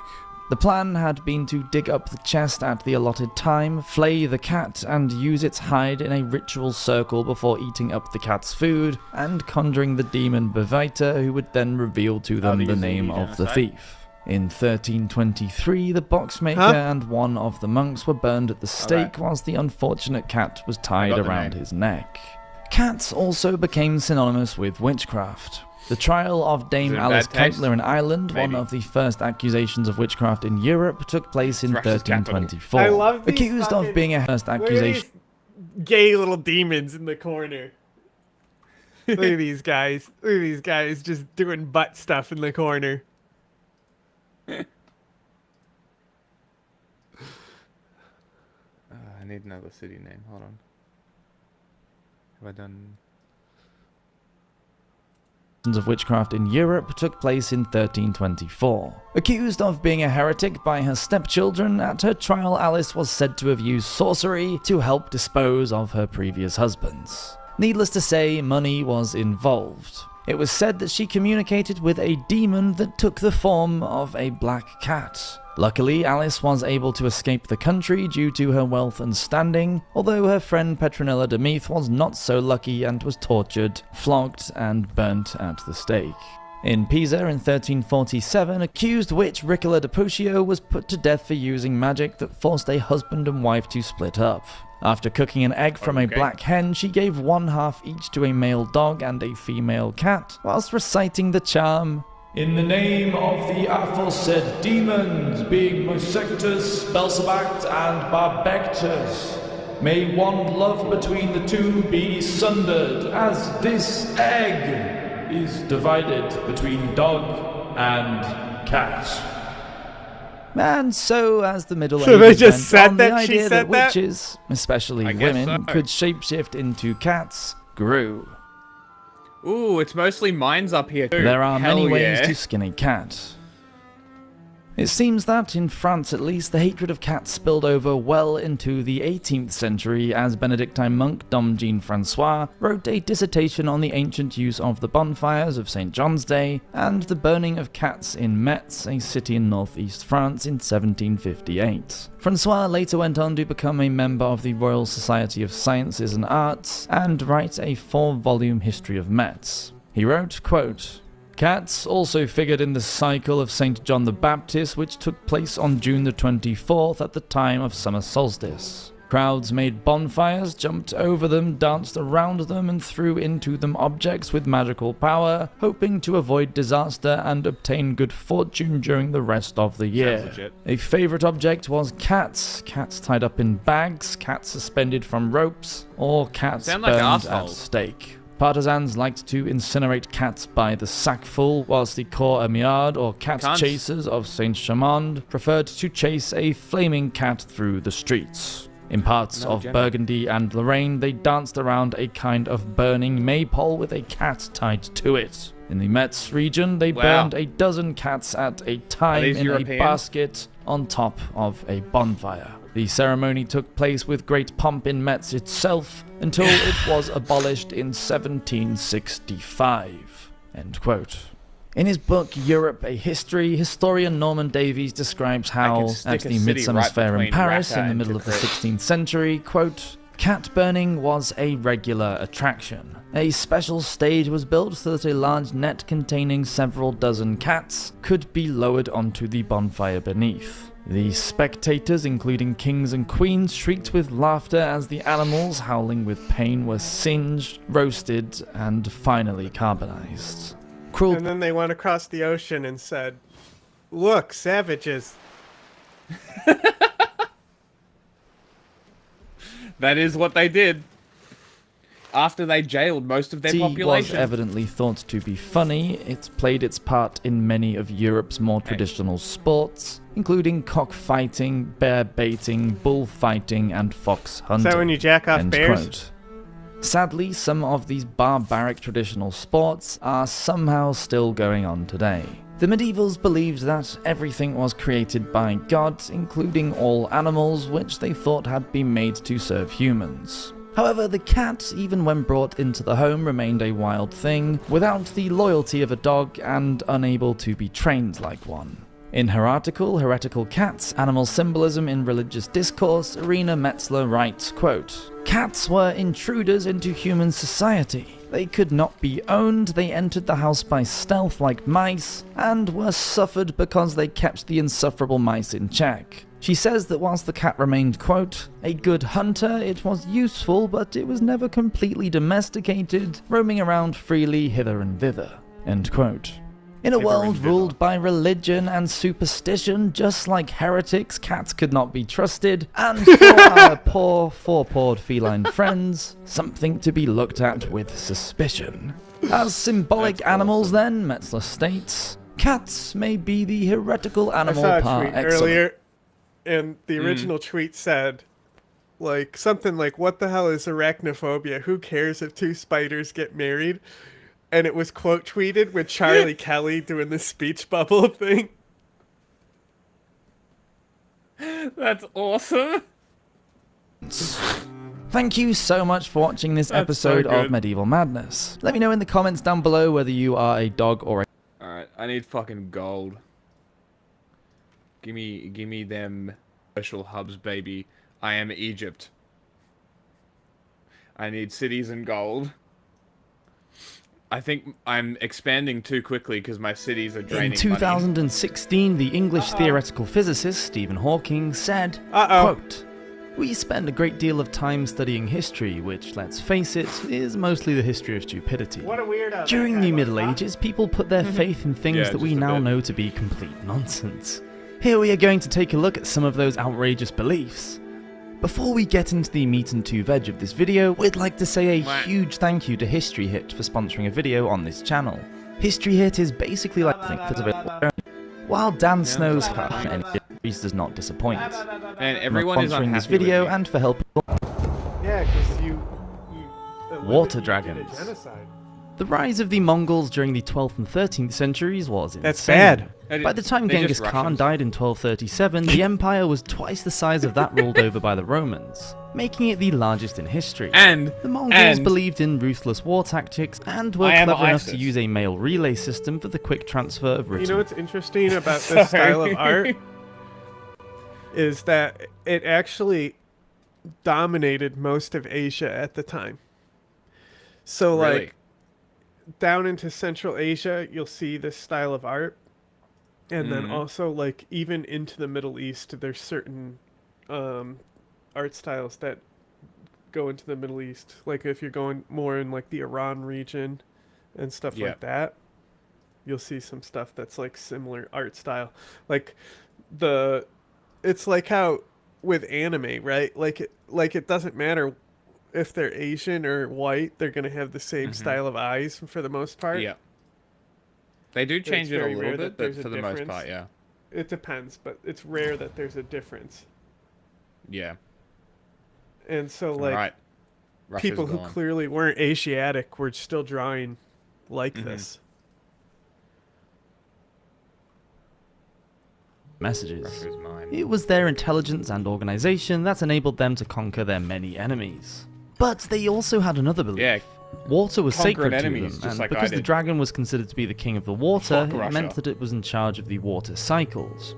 So bathing or washing Pulling clothes him in right a out of river or existence. stream showed great disrespect and contaminated the water, We haven't infuriating even the reached dragon. AD. This meant that the Mongols' and I've hygiene taken practices Russia left out. a lot to be desired because never bathing or washing clothes causes quite a stench. Please, dear viewer, if you learn one thing from this video, it should be to wash yourself. The Flemish tell me what Franciscan to explorer do. William of Rubruck noted that the Wash your Mongols feared ass. the gods would send a storm to destroy their homes if they used clean water to clean clothes. Okay, I He need said, to start quote, developing "Thunder my they cities fear now. extraordinarily, and when it thunders they will turn out I of need their to turn all my dwellings all development to strangers, builders. wrap themselves in black felt, and thus hide themselves till it has passed away."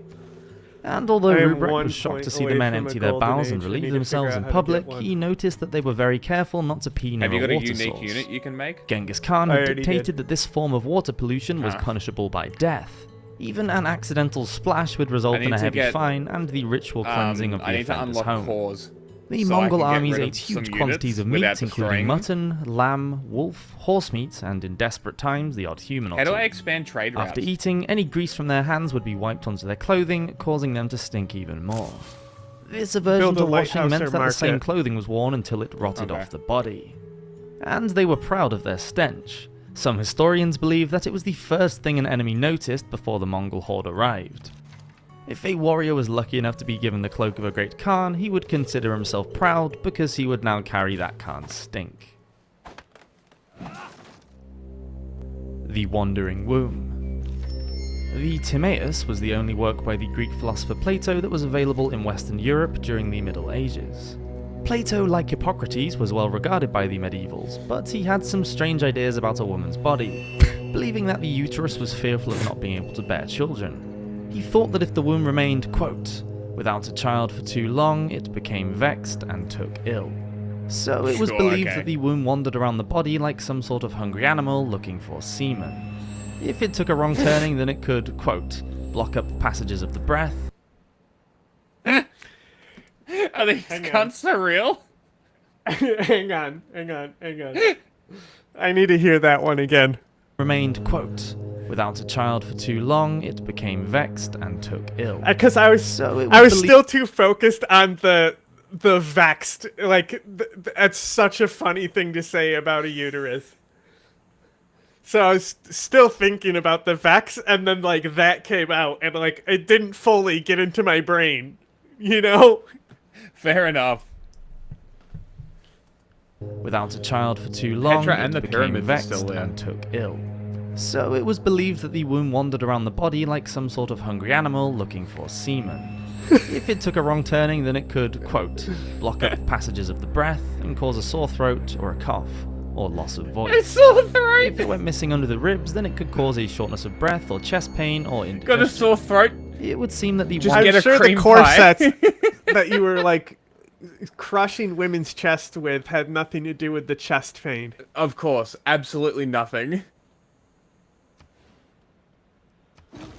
I am defeated. Wandering uterus could be Goodbye, my blamed for any friend. illness that affected a woman. The illness became known as the suffocation of the uterus, and treatments ranged from balms and potions to pessaries.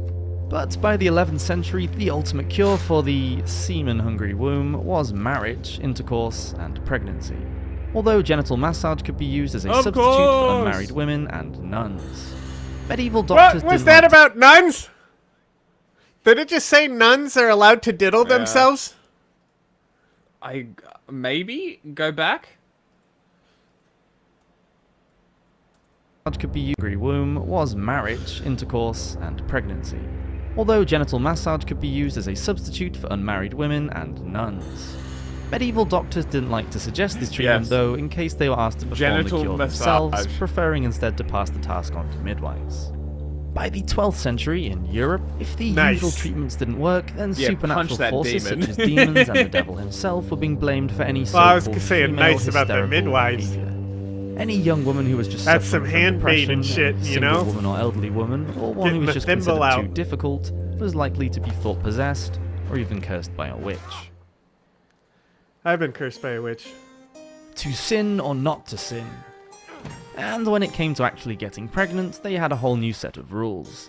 The Catholic Church thought that it was necessary for a woman to achieve orgasm in order to conceive. Following the teachings of Based. Galen, both the male and the female Poor seed women. needed to be released for conception to occur. The But Catholic also Church according I to bet you the they church, figured when out your quickly lady that comes that was didn't a mortal happen. sin. Hell Meaning yeah. that a woman wasn't Hell yeah. supposed to enjoy it, Mandated really, female but she had to orgasm. really enjoy it. I didn't hear anything The else Sky about what Ocean. was said there. Neither The did I. English lawyer and cleric Gervase of Tilbury wrote his encyclopedia Recreation for an Emperor at the beginning of the 13th century for his patron the Holy Roman Emperor Otto of Brunswick. In it he stated his belief that, quote, the sea was higher than the land. Basing the idea on the first book of the Bible, which spoke of a vast body of water above no. the sky, Already Gervase off to said a that bad the start. sea was either in or on the air. To prove his theory, he told the story about a village in England. One day, as the villagers were leaving the church, they noticed an anchor secured to one of the gravestones. It was attached to a rope which was pulled taut, stretching up into the clouds above.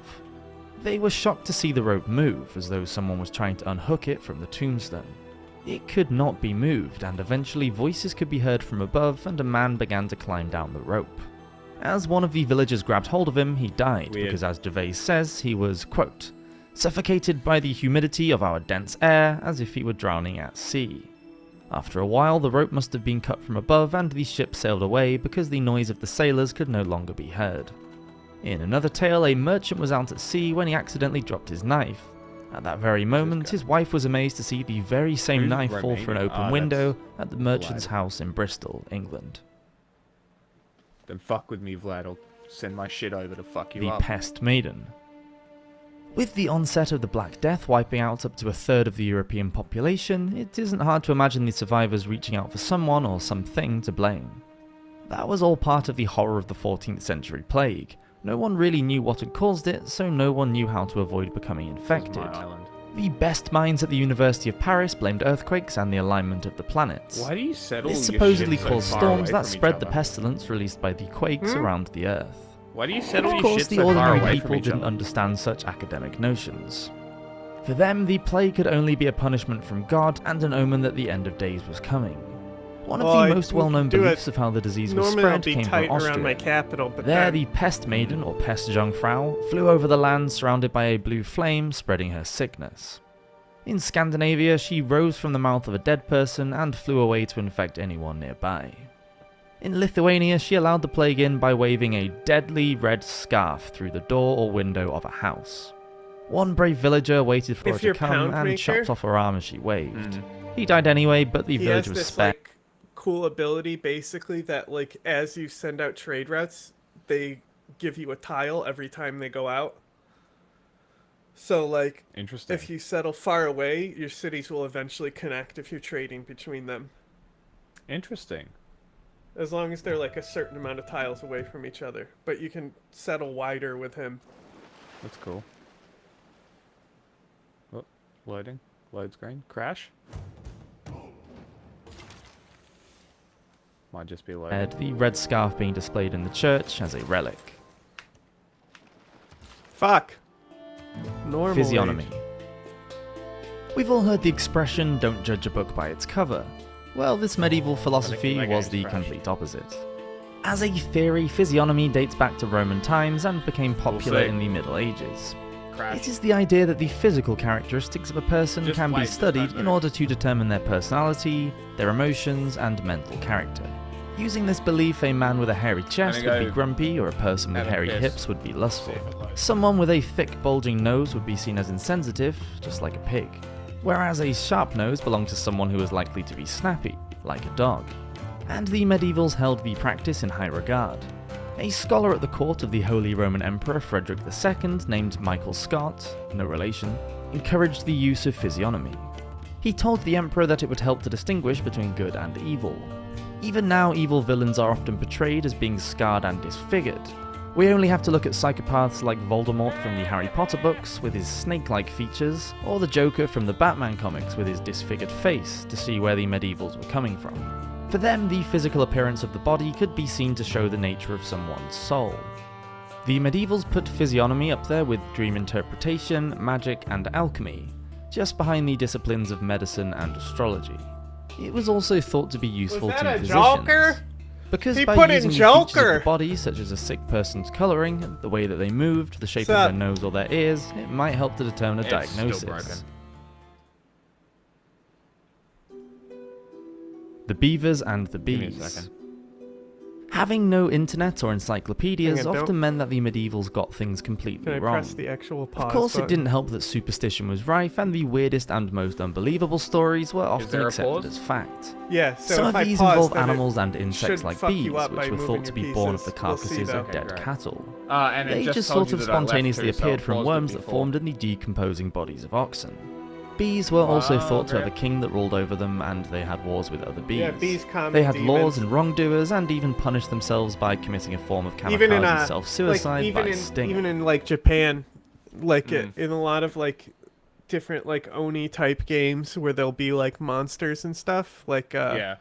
Oni Musha, you know, there'll be like a bee boss who's like a bee woman. Interesting. You know, she's like a Japanese hornet woman. You ever play Oni Musha? No.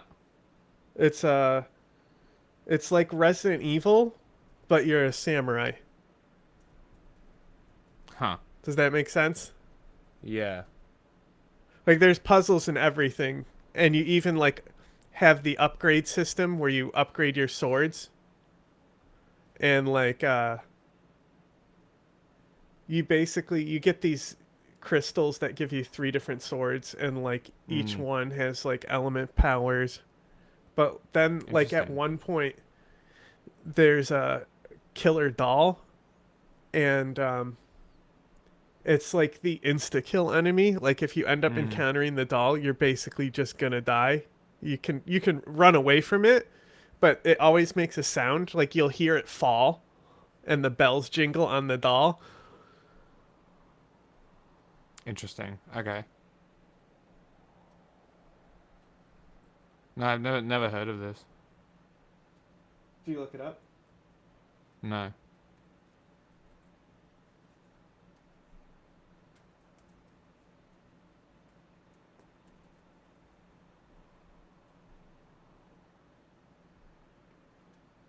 Here, check it out.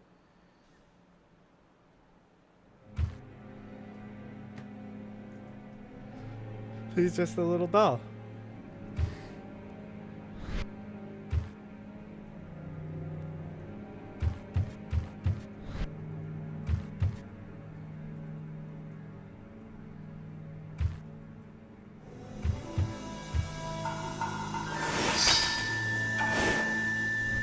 You even have to get keys to open doors. It's literally Resident Evil.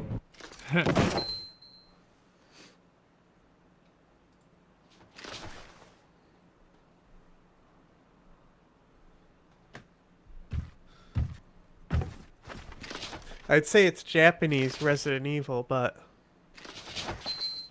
Resident Evil was literally Japanese.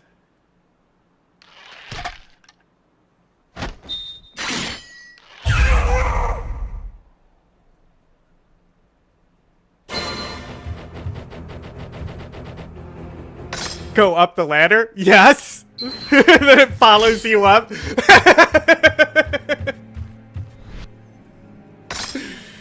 You can, and then it's all of a sudden, boom, you go down, doll out right in front of you. You see that?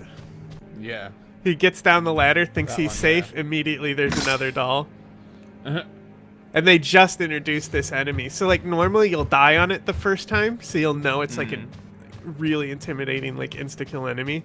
Okay. Because your first instinct is going to be to fight this thing, because you've been able to fight everything. Yeah, okay. So it's kind of like, what is it, Mr. X? Yeah, there's nothing exactly like that follows behind you. Mm. But ironically, they were also thought to be a type of small bird, a bird that began life as a worm. Beavers were actually considered to be a type of fish. Are you back in here? Because there were many fasting days in the Christian calendar where meat could not be eaten but fish could. This did not bode well for the beaver. Even worse. I thought this was just a dog eating his own balls. I guess not. Does look like that,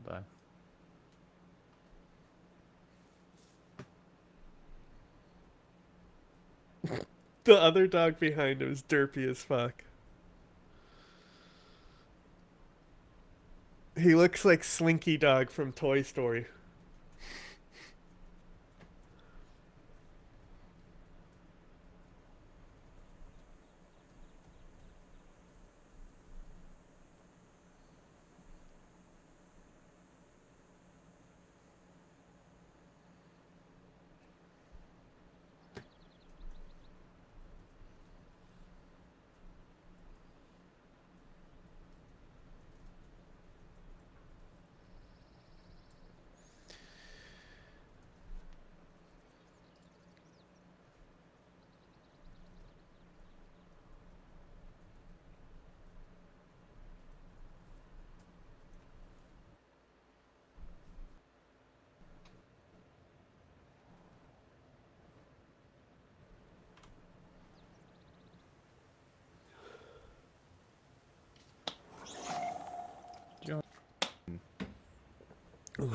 Old message.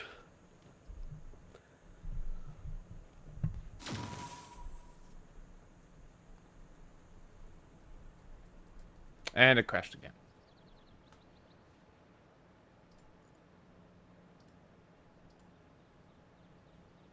This is great.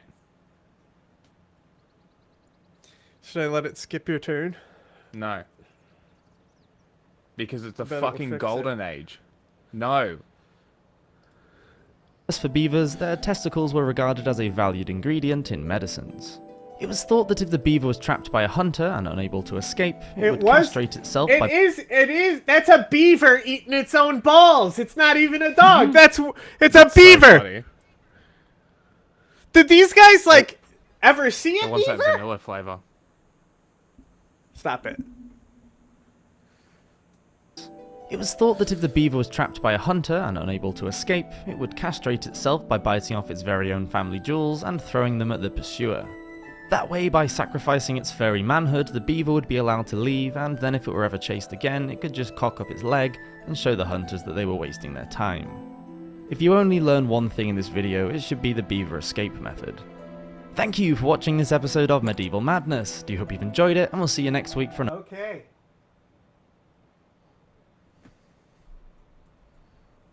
I learned a lot.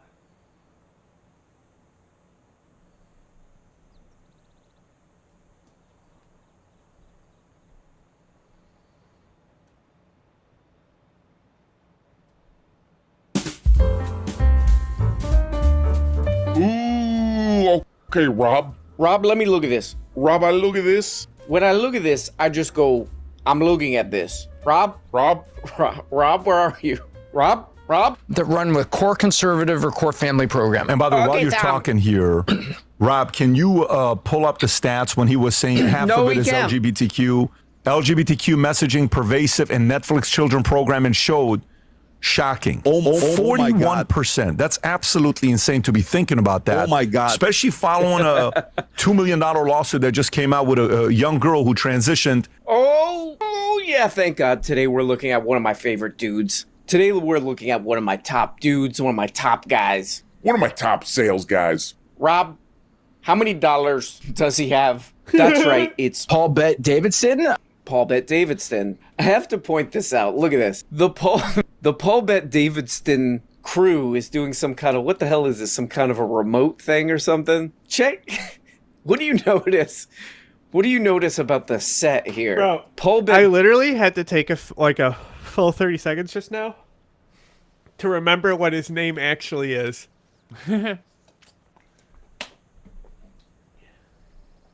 Davidson of the Paul Bet Davidson podcast. He's got this like giant desk. He's got this giant executive desk, and then his It dudes. looks like the Men in Black exam. Dude. A little bit, yeah.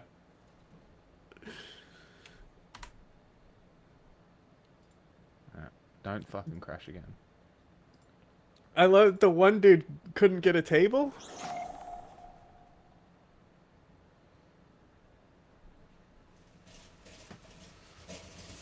That's amazing. The Paul Bet Davidson dudes are like. You mean this What isn't would like Eric Andre?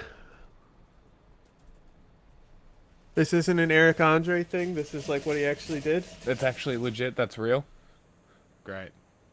Do you even call these things? They went on Facebook Marketplace and found the absolute worst chairs / I wouldn't even call these like nightstands, like $10 nightstands I could find. Rob, I need to let these guys know who's the main guy. That's me. That's me. Those Paul are Bet way more than Davidson. $10. Paul They got Bet Davidson. double That's like, surfaces. that's it. I mean, he is insane. He's insane. This is a kind of an insane thing to do here.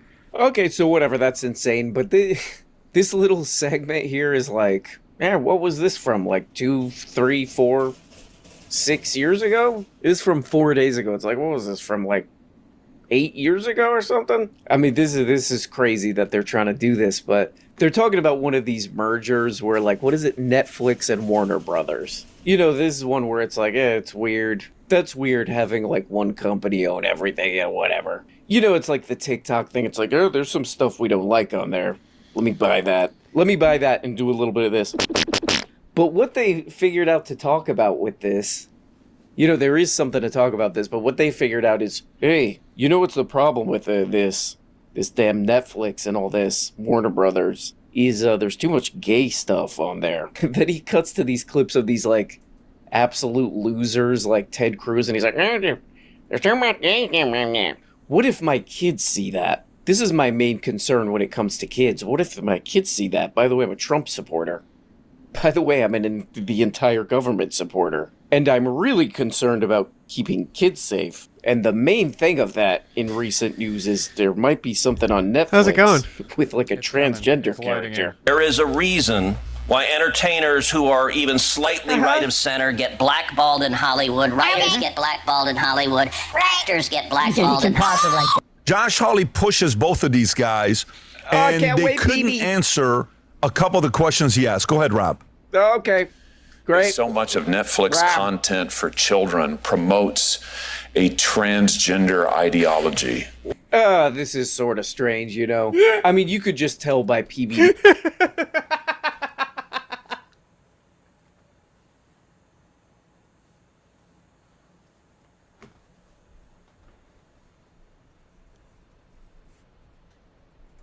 He's a set that he's insane, you know, but it's even more insane to try to do this, you know? And like this guy's still around, Josh. What is his name? Josh. And Ted Cruz. Funny these guys are still around. Ted Cruz. There's a kind of a desperate, weird running on like as Netflix like how do you not respond to that with like what? Yeah, true. Alright, I am now seeing the game paused. Just give me a second, it still says loading. It's like it's a Senate hearing, so you're like forced to take these people seriously. Yes.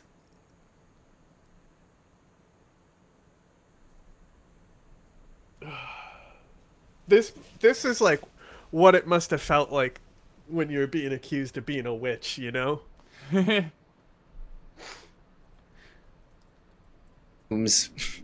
Vibe to this, like, hey, can we please go back to like a couple of years ago, you know, before like even normies, you know, people who aren't even really that interested in political stuff, before they all knew that our entire, you know, government and financial system is run by actual demons.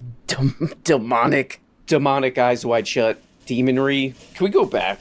Can we both go back to just talk about transgender people all the time? Okay, so these losers, these do-nothing losers are dancing around trying to do this. And I was watching this and I was like, wow, PBD. PBD loves this. He's like, oh, look at me. I'm at my big desk and my subordinates, like that idiot Tom. We love Tom, but shut up, Tom. All those guys sit on toilets. So I'm watching this and then I noticed an interesting video on the side related to my man, one of my main news explainers, Paul Bet Davidson. I noticed the video, and there's a lot of videos like this. Check this out. It's Paul Bet Davidstone related. Check this out.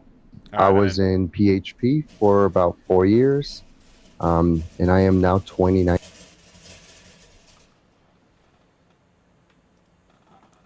Bros, alright, go. Background scares me. That's probably a fake background, like a green screen background, but too many books that are white spines. Like, I don't know about you. I don't think, like, I feel like white spines are not that common on books. You know what I mean? Yeah, you kind of have to go out of your way to get them. Or they're textbooks. 10 years old. So tell me, how did you get recruited into this amazing company? I got started in PHP when I was 18. And I didn't have the money, of course. At the time, it was $150 to get started. Right. Since I didn't have the money, I had to ask my parents to see if they could let me borrow the money or just... But we're not allowed to say that these are scams, that MLM means scam. All right. So, okay, at this time, after you first signed up... Making $0. And I knew because... A lot of them were under my team, making $0. I myself was... I think of somebody like Patrick Bet David, who's at the very tippy top of this thing, right? Imagine the data that Patrick himself has access to and had access to see Paul. scores of people losing money, scores of people trying to hold on as long as they could, racking up debt, but then ultimately having to leave to go back to work and get a normal job. The churn rate of people, all of this to still have the audacity to show his face online and, you know, hold his nose up at everybody and act like he's this successful, virtuous businessman that we should all look to as like an inspiration or like a beacon of morality. And he goes and panders on his podcast about how this is talking about right and wrong. Like, oh my God, how dare you? You know, how dare you? You know, that's why I think he's a psychopath. It's just my opinion. You know, you have no. Okay, you know, I rush to watch a new Paul Bet Davidson every time. Every time a Paul Bet Davidson is released, I'm like, oh man, I rush. I run to YouTube like, I always forget about this, like the Paul Bet Davidson backstory.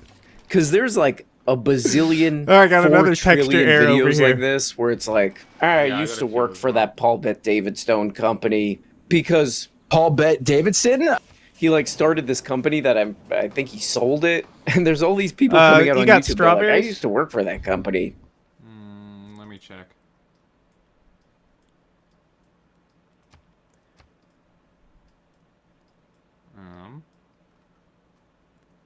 I have opals, cherry trees, and alabaster. I can go cherry tree.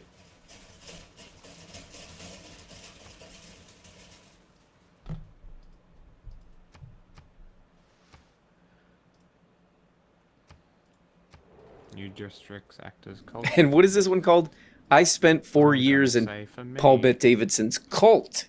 And this guy's saying he used to work for this company. He's like, that thing's a cult, man. It's weird. All these people are losing money. It's basically a scam. This is sort of funny, though. This is what I love about Paul Bet Davidson. He's like, basically the premise of this channel, what is it called? Always Marco. The premise of this channel, it's sort of like a CoffeeZilla thing where he's like, check out this scam. Hey, man, this is a scam. Basically, the point of this channel is try to warn people, hey, stay away from these things, man. This is a scam. This is a trick. Stay away from this. Don't be tricked. And there's a lot of that. There's like video after video for like years where it's like, hey, where'd this Paul Bet Davidson guy come from?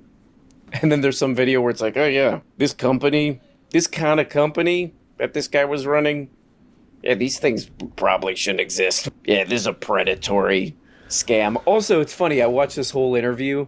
I spent like 4 Predator? years in Patrick Bet Davidson's with cult. Arnie? You know, it's interesting My because they hero? talk about these multi-level marketing, you know, scams. You know, Then where they you're made like it woke recruiting and these made a people, a lot of like poor brown people, woman in the and they go into debt. Hey, like, Strawberries won. paying all these I didn't even fees, vote and for then you Strawberry. recruit more people to that's pay more funny. fees, and yada yada. Nobody ever makes any money. Like the one thing in this video that I thought was interesting is how. Like, you really get the feeling that, like, I should've. I would've what gotten Paul the Bet point. Davidson's, what Paul Bet Davidstone's company was in the business of was, like, training people to be obnoxious, moronic sales scammers. Like, just trying to trick vulnerable people into becoming annoying, obnoxious sales creeps. Selling intel, and then there was a bunch of stuff with Putin. You said the amount of times that Trump's name is mentioned more than Harry Potter in Harry Potter's 8 books. Yeah. But you hear how many times Putin is mentioned, how many times, you know, the names with Russia and Mossad. my God. This is happening. People want to know what's going on. I don't think people care where it's coming from. In ties to Trump, and I'll come to you. This is back in 2015 at CPAC. Yeah. Trump's being asked about Bill Clinton. I don't know if you remember this clip or not. Who? Are you He went cursing? hard on No. Bill Clinton with Epstein. If you want to play this clip, Rob, go for it. Bill Clinton. Nice guy. Got a lot of problems coming up, in my opinion, with the famous island. It's weird. With Jeffrey Epstein. A lot of problems. Epstein in your remarks about in the Q&A. Well, I think he's got a problem. I mean, What do you think the There's a problem? new joke going around about Epstein's Island because of Kid Rock and the Conservatives, so they're just calling it Kid Rock now. Epstein Island is it's literally Kid Rock. That's pretty funny. Yeah, that's the new. Well, That's the I don't meme. know, but that island was really a cesspool. There's no question And about pause it right there. Right. By the way, if you look at the president, he looks much better than he did here. So he's lost weight. Look at those cheeks. Yeah. Good for him. Right? He was only at 2 big than he did in 2015. Adam, go. Oh my God. and he puts it on other people. I think Trump was getting ahead of the Epstein thing, knowing, hey, I'm all over that thing too. I think the other side is much better at it than that. I think in that side, for him to do that, you know how many times CNN has to apologize and say it's right? Oh, that's Big Desk Paul right there. That's my boy Big Desk Paul. He's got the big desk. Everybody else sits on the floor. Frankly, it's weird. Oh man, it's funny to watch the Paul Bet-Davidson show because they are absolutely the past couple days, weeks, whatever. They've really been struggling with this one. They're really struggling with this whole Epstein Files thing. Poor old Paul Bet-Davidson. He's going from one scam to the next, you know, and now he's doing this like social media, you know, political scam. Now he's just like cornered on this one. They kind of tried to not talk about this too much. They're like, I don't know, seems pretty weird. You know, Vinny would be like, we got to know what's going on. Vinny would be like, and the whole audience, all the comments would be like, yay, Vinny. So I don't think they really want to talk about this, but they kind of have to. Their audience wants them to. So they kind of came up with like what all these channels did, which is like, yeah, the guys we like are probably fine, even though they're like all over this. No, the game's These very guys are big angry. Musk rats too. They're just kind of like I just can't even that look one. over there. You know, but they're need to doing what stay all these over channels here do, which is in like, my oh man, business, we really got to clearly. get to the bottom of this whole thing because our audience cares about this. But the guys we've been promoting on this look at this channel beautiful nonstop road. for the past like 8 years, they're probably fine. It is really funny to watch. That's going to be quite the highway one day. This, you know, they got this guest on the show who they're making sit at a little tiny table. Yeah, Rob, I gotta let them know I'm the host. Rob, I'm the main guy. They actually have to sit under the stage just to let everybody know I'm the guy with the desk, big guy. But it's funny watching them try to like stupidly figure this out because they got this like Florida congressman on.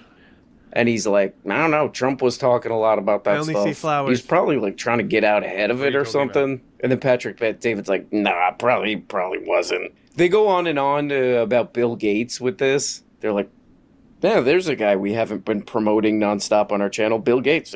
That guy sucks, man. Man, that guy sucks. He's disgusting. They should throw his little butt in the ocean or something. And then if like accidentally any guest on the show or anybody accidentally gets into like the people that this show has basically been like a big giant ad for, you know, well, they've kind of been doing the exact same crap as Bill Gates, if not even more. What about that? That's probably fine. Like, it is hilarious. Like all these videos where people are like, oh man, those multi-level marketing companies, it's a goddamn scam, man. Like, PBD has just taken that scammy mentality right to political social media. Like, just like zero moral compass on any of this stuff. Here's a funny little moment with my favorite PBD character, Tom.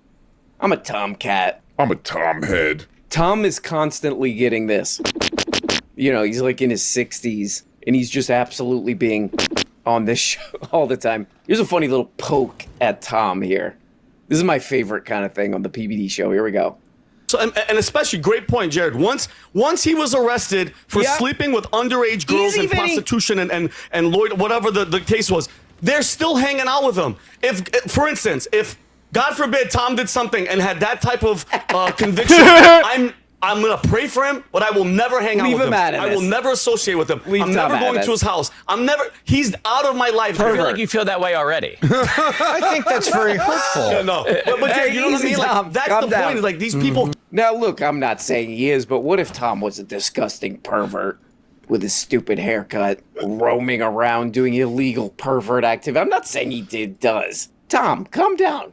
So anyway, Tom is doing the absolute most disgusting pervert stuff with his dumb little flat top haircut. Hey, Vinny, wait a second. What does the haircut thing have to... Hey. About Hillary Clinton, that you're saying that she's gangster, and she's like, hey, we don't have anything to hide. I don't think it's that. I think it's, hey, we're all guilty, and we're all...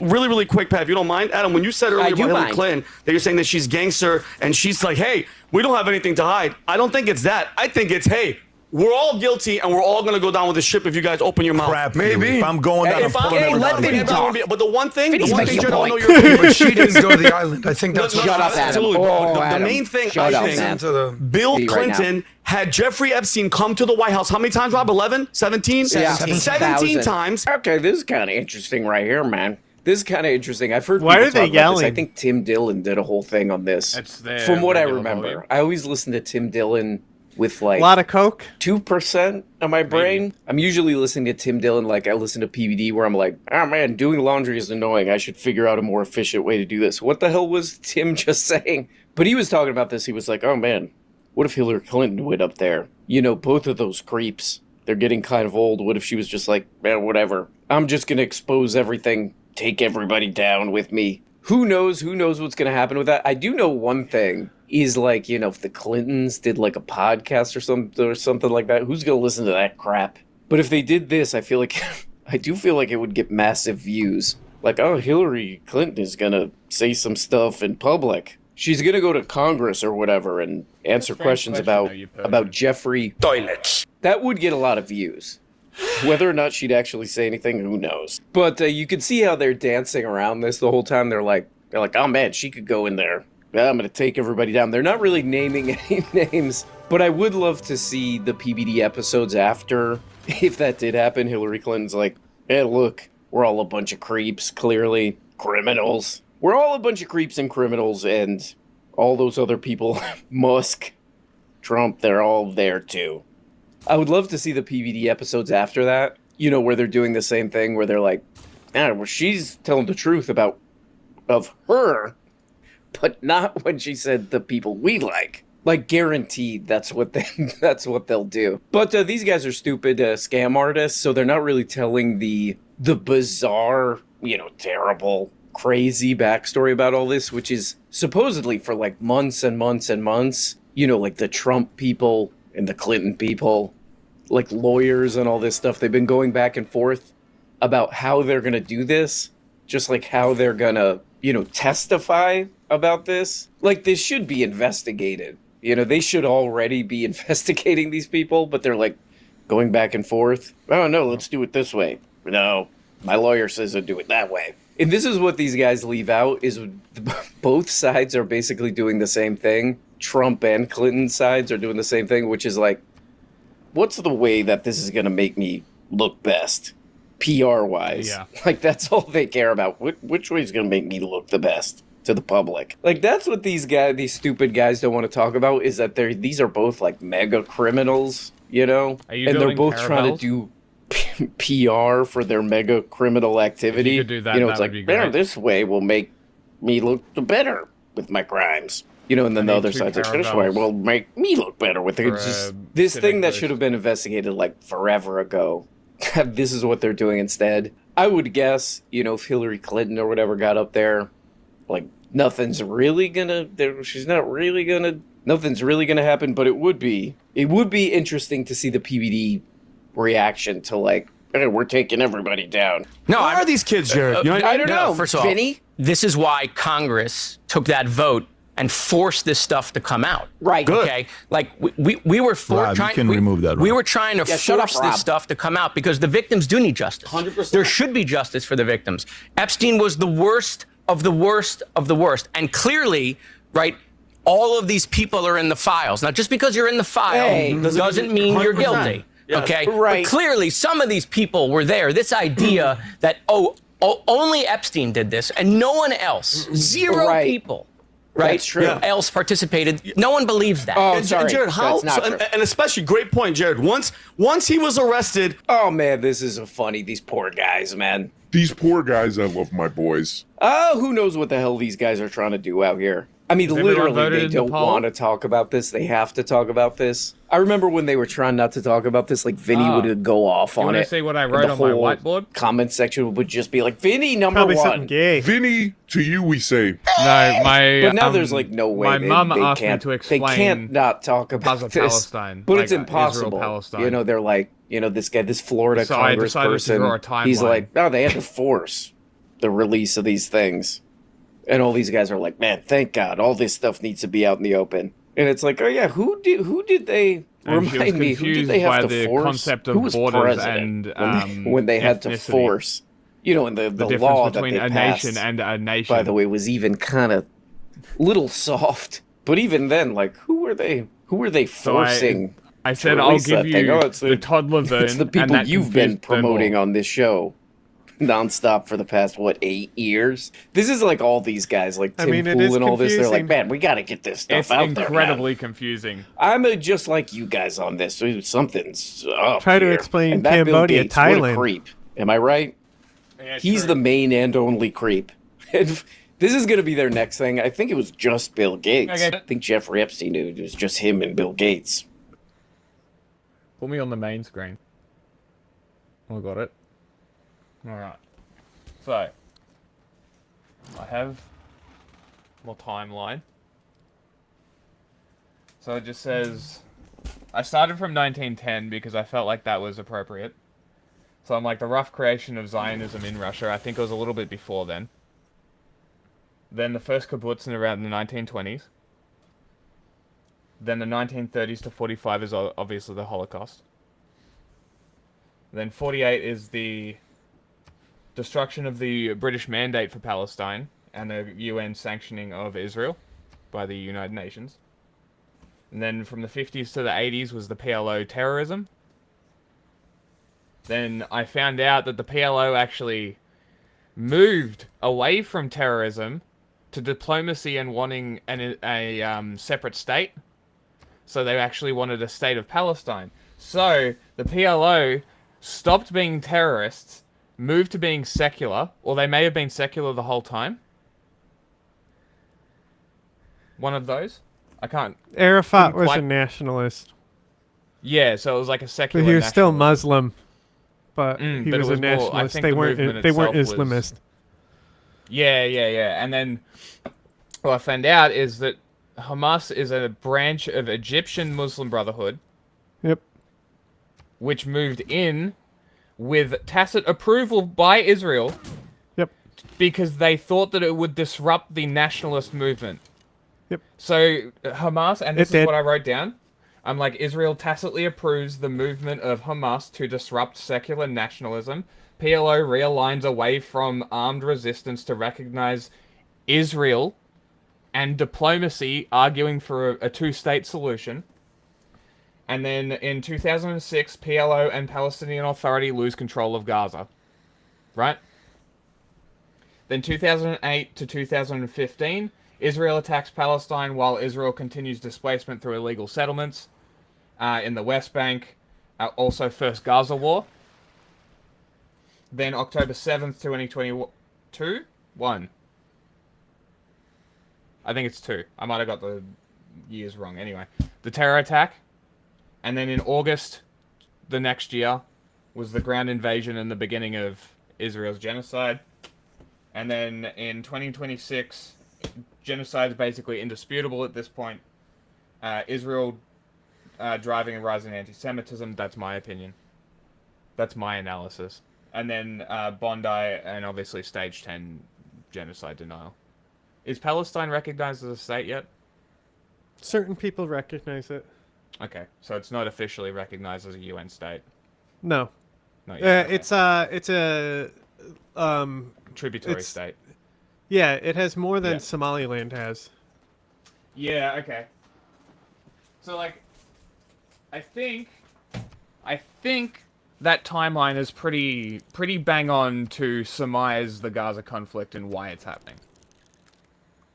There's obviously a bit of context in between, but I think that mostly sort of explains why Hamas exists, why it's here, why it's in control, and why they shouldn't be lumped in necessarily with Palestinians.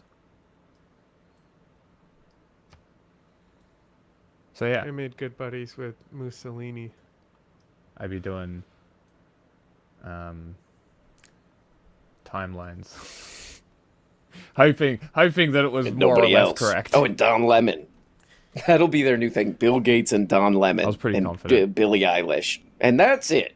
Throw him in jail. Billie and Eilish? Move on, please. Oh, but, you know, it does kind of make me feel a little good. You know, because I watched that whole video of this guy saying that he worked for Paul Bet Davidson's company. You know, and these guys are talking about how these multi-level marketing things are all cultish and scams, and they treat people like, you know, marks and suckers and all this stuff. It's just like a predatory business model that shouldn't exist, you know? So it does make me feel kind of good to just see this guy. He's just like trapped, you know, in front of 432,000 people. He's just like, that guy. The guy who's the main thing of my show, who I built my show around, and I got a whole audience from Trump and all these people, Steve Bannon and all these people.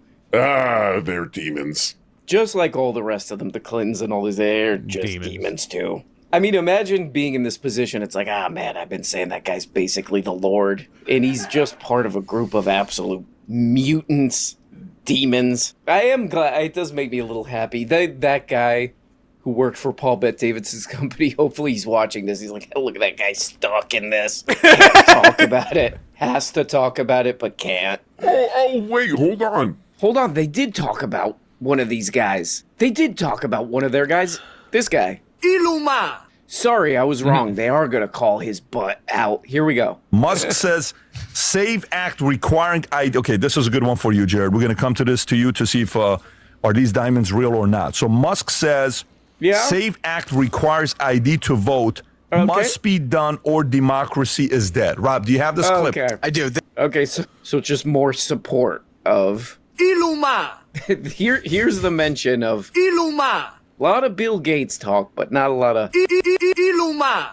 You know, the voter ID. Mm-hmm. What would be the difficulty of that? You're saying the people that have 3 jobs, I'm running 9 companies. No, you're not. Working. You're not. Take Florida. We don't need new voter ID. We have. But that's not Florida. That's not Florida. So to you, you've lived in a state that you don't have this issue, Congressman. No, but respectfully, you guys don't deal with that here. Like, leave that guy alone. Take what Florida's doing. Oh, God damn it. It's never going to be not amazing to me that there are real fans. I don't know who these people are. I guess they live in Florida. Maybe it's Meemaws and Peepaws who are real, like, legitimate fans of PBD. My mom loves I mean, I'm a true fan of PBD. But I do like that there's people who are basically, maybe a couple 100,000 people out there who are watching the YouTube equivalent of, like, picking up a phone sales call and staying on the line for 2 hours and 30 minutes.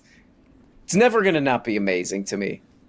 But here we do, PBD here in his own personal prison that he created, where he has to talk about this Epstein stuff. But he can't talk, just like all these other guys, can't talk about certain people. There's certain people we can talk about who are all doing the same stuff as the people we're not allowed to talk about. All the same evidence, but we can't talk about those people. And when we do talk about those people, Trump, Elon Musk, they're saving democracy. They're saving the beautiful democracy, but with what? You got to get a new ID to vote. This is funny, too. They have a Florida Democrat congressman on here, which in Florida, it's kind of like everywhere else where they're basically PBD, But he's like pushing back a little bit on this. He's like, why would you need to get a new ID? What would be the point of that? And this just like throws them off entirely. They're like, I don't know, you do. Then Vinny starts yelling about something totally unrelated. Like even the mildest, not totally agreeing with this guy, they just like tilt out of control. Why would you need to get a new ID? I did get You already have an ID. What is this? And with the stupid voting crap, Fractious there's Crash no Reporter. fraud or anything. Why do you need a new ID? Did your And he game just crash? can't answer this, but what it is beats me. Those guys who we're not Seems allowed like to it's talk fine about to me. are saving democracy. The same exact guys who Still just working, so happens still that working. we didn't have them on our podcast, and we're talking about how great they are all the Get off time. my holy site, Those bitch. are creeps. But the guys who were Finally on our clubbed him podcast, to death. they're saving the world. Okay. that guy. In other words, I don't like the guy. why did I have this guy on my podcast? I don't like the guy. I mean, still my favorite guy right now. I mean, he gets no views anymore, which is sad, but it's this guy. Booty hole waxed down. The great Benny Shapiner. The great Benjamin Pendejo. Because this is like, I mean, honestly, the whole, like, Epstein Files thing is, like, it's like a crazy historical thing. You know, people talk about all this crap, Watergate or whatever. This is, like, you know, this is probably changing people's, like, political view, anybody who pays attention to stuff, like, forever, you know? And Benny Shapipi is just like, I'm not talking about it. I mean, probably partly because there's a lot of, like, Israel stuff in there. He's like, I can't address that. But that's hilarious. It's like, this world-changing, like, you know, everybody's talking about it. It's nonstop news coverage. Even the mainstream media is being, like, forced to talk about it. Even people who really don't want to talk about it, like PBD and Joe Rogan, all this crap, they have to talk about it. Benny Shapino's just like, it doesn't exist. That's sort of funny. Like, all these guys at least have a little bit of a, you know, some sort of a, like, shame mechanism. Game or, crashed. you know, they want to seem like grown-ups. Grown men about This it. is Ben great. Shapino's like, I got none of that. Ben Shapino's just, I have none of that. Doesn't exist. That's amazing. Again, many are saying, I don't say this, but he should be in jail. Did you pause? Guys, sorry about that noise. Sorry about that alert noise. But what that noise is that it's been brought to my attention that we have a person of the day. People of the day. Sorry. Toilets of the day. People of the day. Hey, people of the day. Oh, yeah.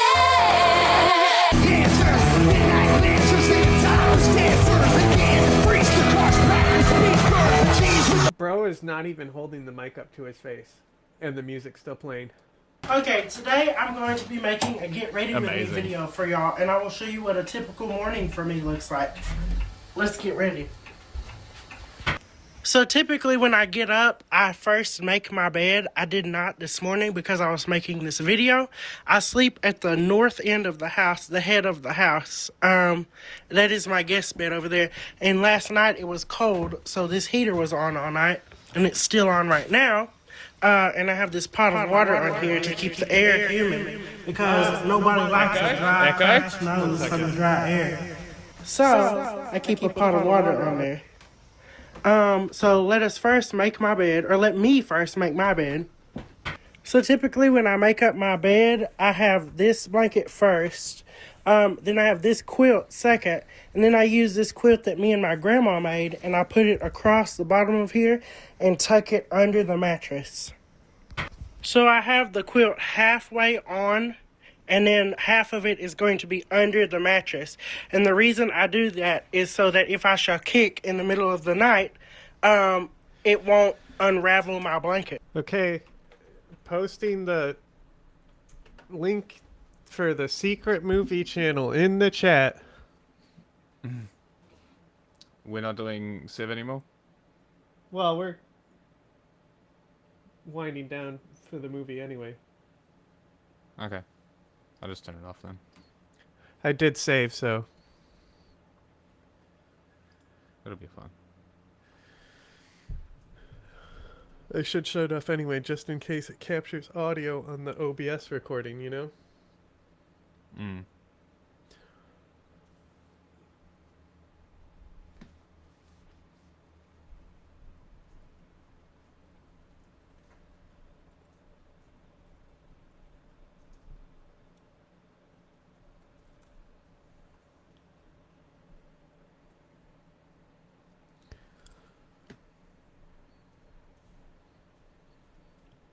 Do you want me to shut down YouTube and shit? Yeah, you could.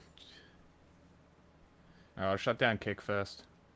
YouTube can get the pleasure of this video. You can shut them. I mean, if they gotta click the link to watch the movie.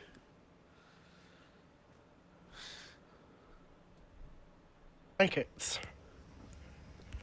Okay, now I take the other half of the blanket and I tuck it under the mattress. Or the quilt, sorry.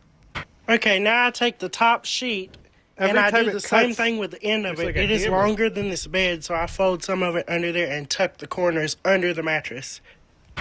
After I tuck the sheet under the mattress, I put the pillows on the bed, and sometimes I fluff them with the pillow fluffer / rug beater. So typically the night before I will lay out the outfit that I'm going to wear for the next day in my bathroom. I did not do so last night, however, because I just got the coat to wear with this outfit. So I had to go to my grandma's house today to pick it up because it was delivered over there. But I did lay out everything else, like the alien socks I will be wearing and my shirt and my pants. So typically after I get up, I come in here and I shave and I brush my teeth, and then I run my water for my bath. And I have a 1920s shower head as well. There it is. I'll show you that going, and then I will get ready. No! Ah! Do you see the ceiling? He's got the tin ceiling. Okay, I have made it out of the shower. Is it all black Now, mold? typically, after I shower, I come over to my dresser from the 1870s. I sit down at this chair, and I put my shoes on and my tie on and my hat. So let me put my shoes on, rather. I keep hearing the sound in the background. So here are the shoes I'll be wearing. They are two-tone Oxfords. Why is it doing that every time? Every time he cuts the camera, there's like a hammer sound.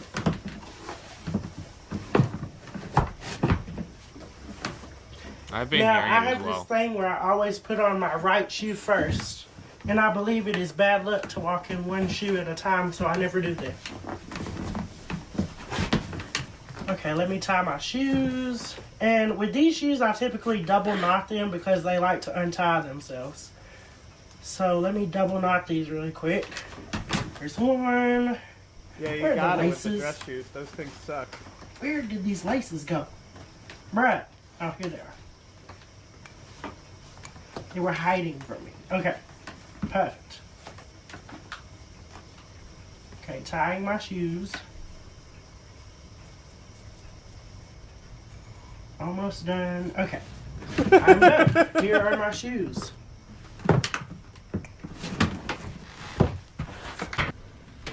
Now I shall It's put on still my doing tie it. and my hat. It's the fucking creepy dolls in the background Here's my movie. brand That's new what tie. it is. I've never worn this outfit before. This will be my first time. I just got it in the mail.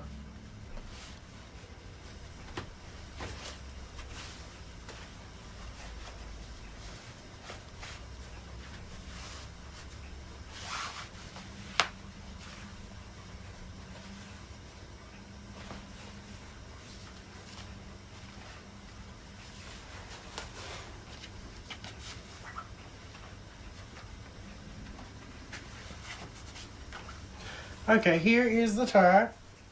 Straighten it up, and then we'll put my hat on. And I always use hat pins. People always ask me, how does your hat stay on? That is how.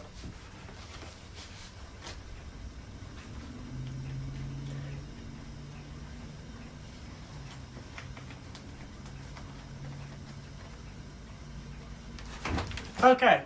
Now That we was must such a get my goober. coat. Now I'm going to walk to There's the that parlor. sound again. Now I'm going to walk to the car. Bros, so like, you know the show Survivor, man? No. So like, it was like one of the only like good survival shows. This guy literally, he didn't go out with a crew. He would set up the camera shots himself and film the entire survival show himself. Okay. He would do like 7 days in an environment. Is it and he like would do Bear it- Grylls where he actually stays No. in a hotel? No. He's out there by himself for 7 days. Okay. It's nothing. He doesn't do anything like crazy on the show. Mm. But like, Bear Grylls is very sensationalized, you know? Yeah. But like, that's what I'm saying. It's like one of the better survival shows. But like, it always makes me laugh when people are shooting content that's like real content and then they set up the camera in advance for a stage shot. And for him, it was always funny to me because I would just imagine him like having to walk back through this terrain to get his camera to set up again, you know? That is very funny. And since starting doing filming stuff, I notice when people are doing the filming and setting up cameras, and I'm like, It's even he funnier did when you it. think He did about it where how they're he filming. like set up a camera and then pulled into the parking spot. You know. Mm-hmm. Okay. Now we must get my coat. Now I'm going to walk to the parlor. Oh, and y'all can join me in the parlor. Now I'm going to grab my coat out of my coat closet. Every time, what is the knock when he cuts it? That is because this house was built in 1915. It was ordered from a Sears catalog. It is a craftsman house. But people back then were shorter. The average height was 5'4" approximately for men in 1950. Old ladies are gonna love his bed and breakfast. I made this coat right here, this brown coat. Yeah, they made this. This is the one I wear in my one of my tin What did he tops just and knock in my over? hand-painted portrait. A gnome? Let me get this coat. This is my new coat I just picked up this morning. We put this coin back in here into the abyss. I mean the closet. Here's the coat. This will be my first time ever putting it on. I've never worn this one yet.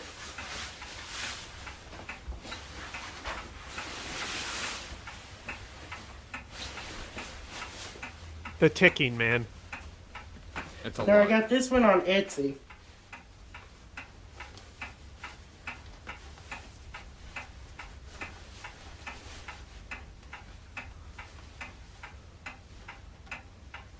Okay, how am I going to do this? What is this?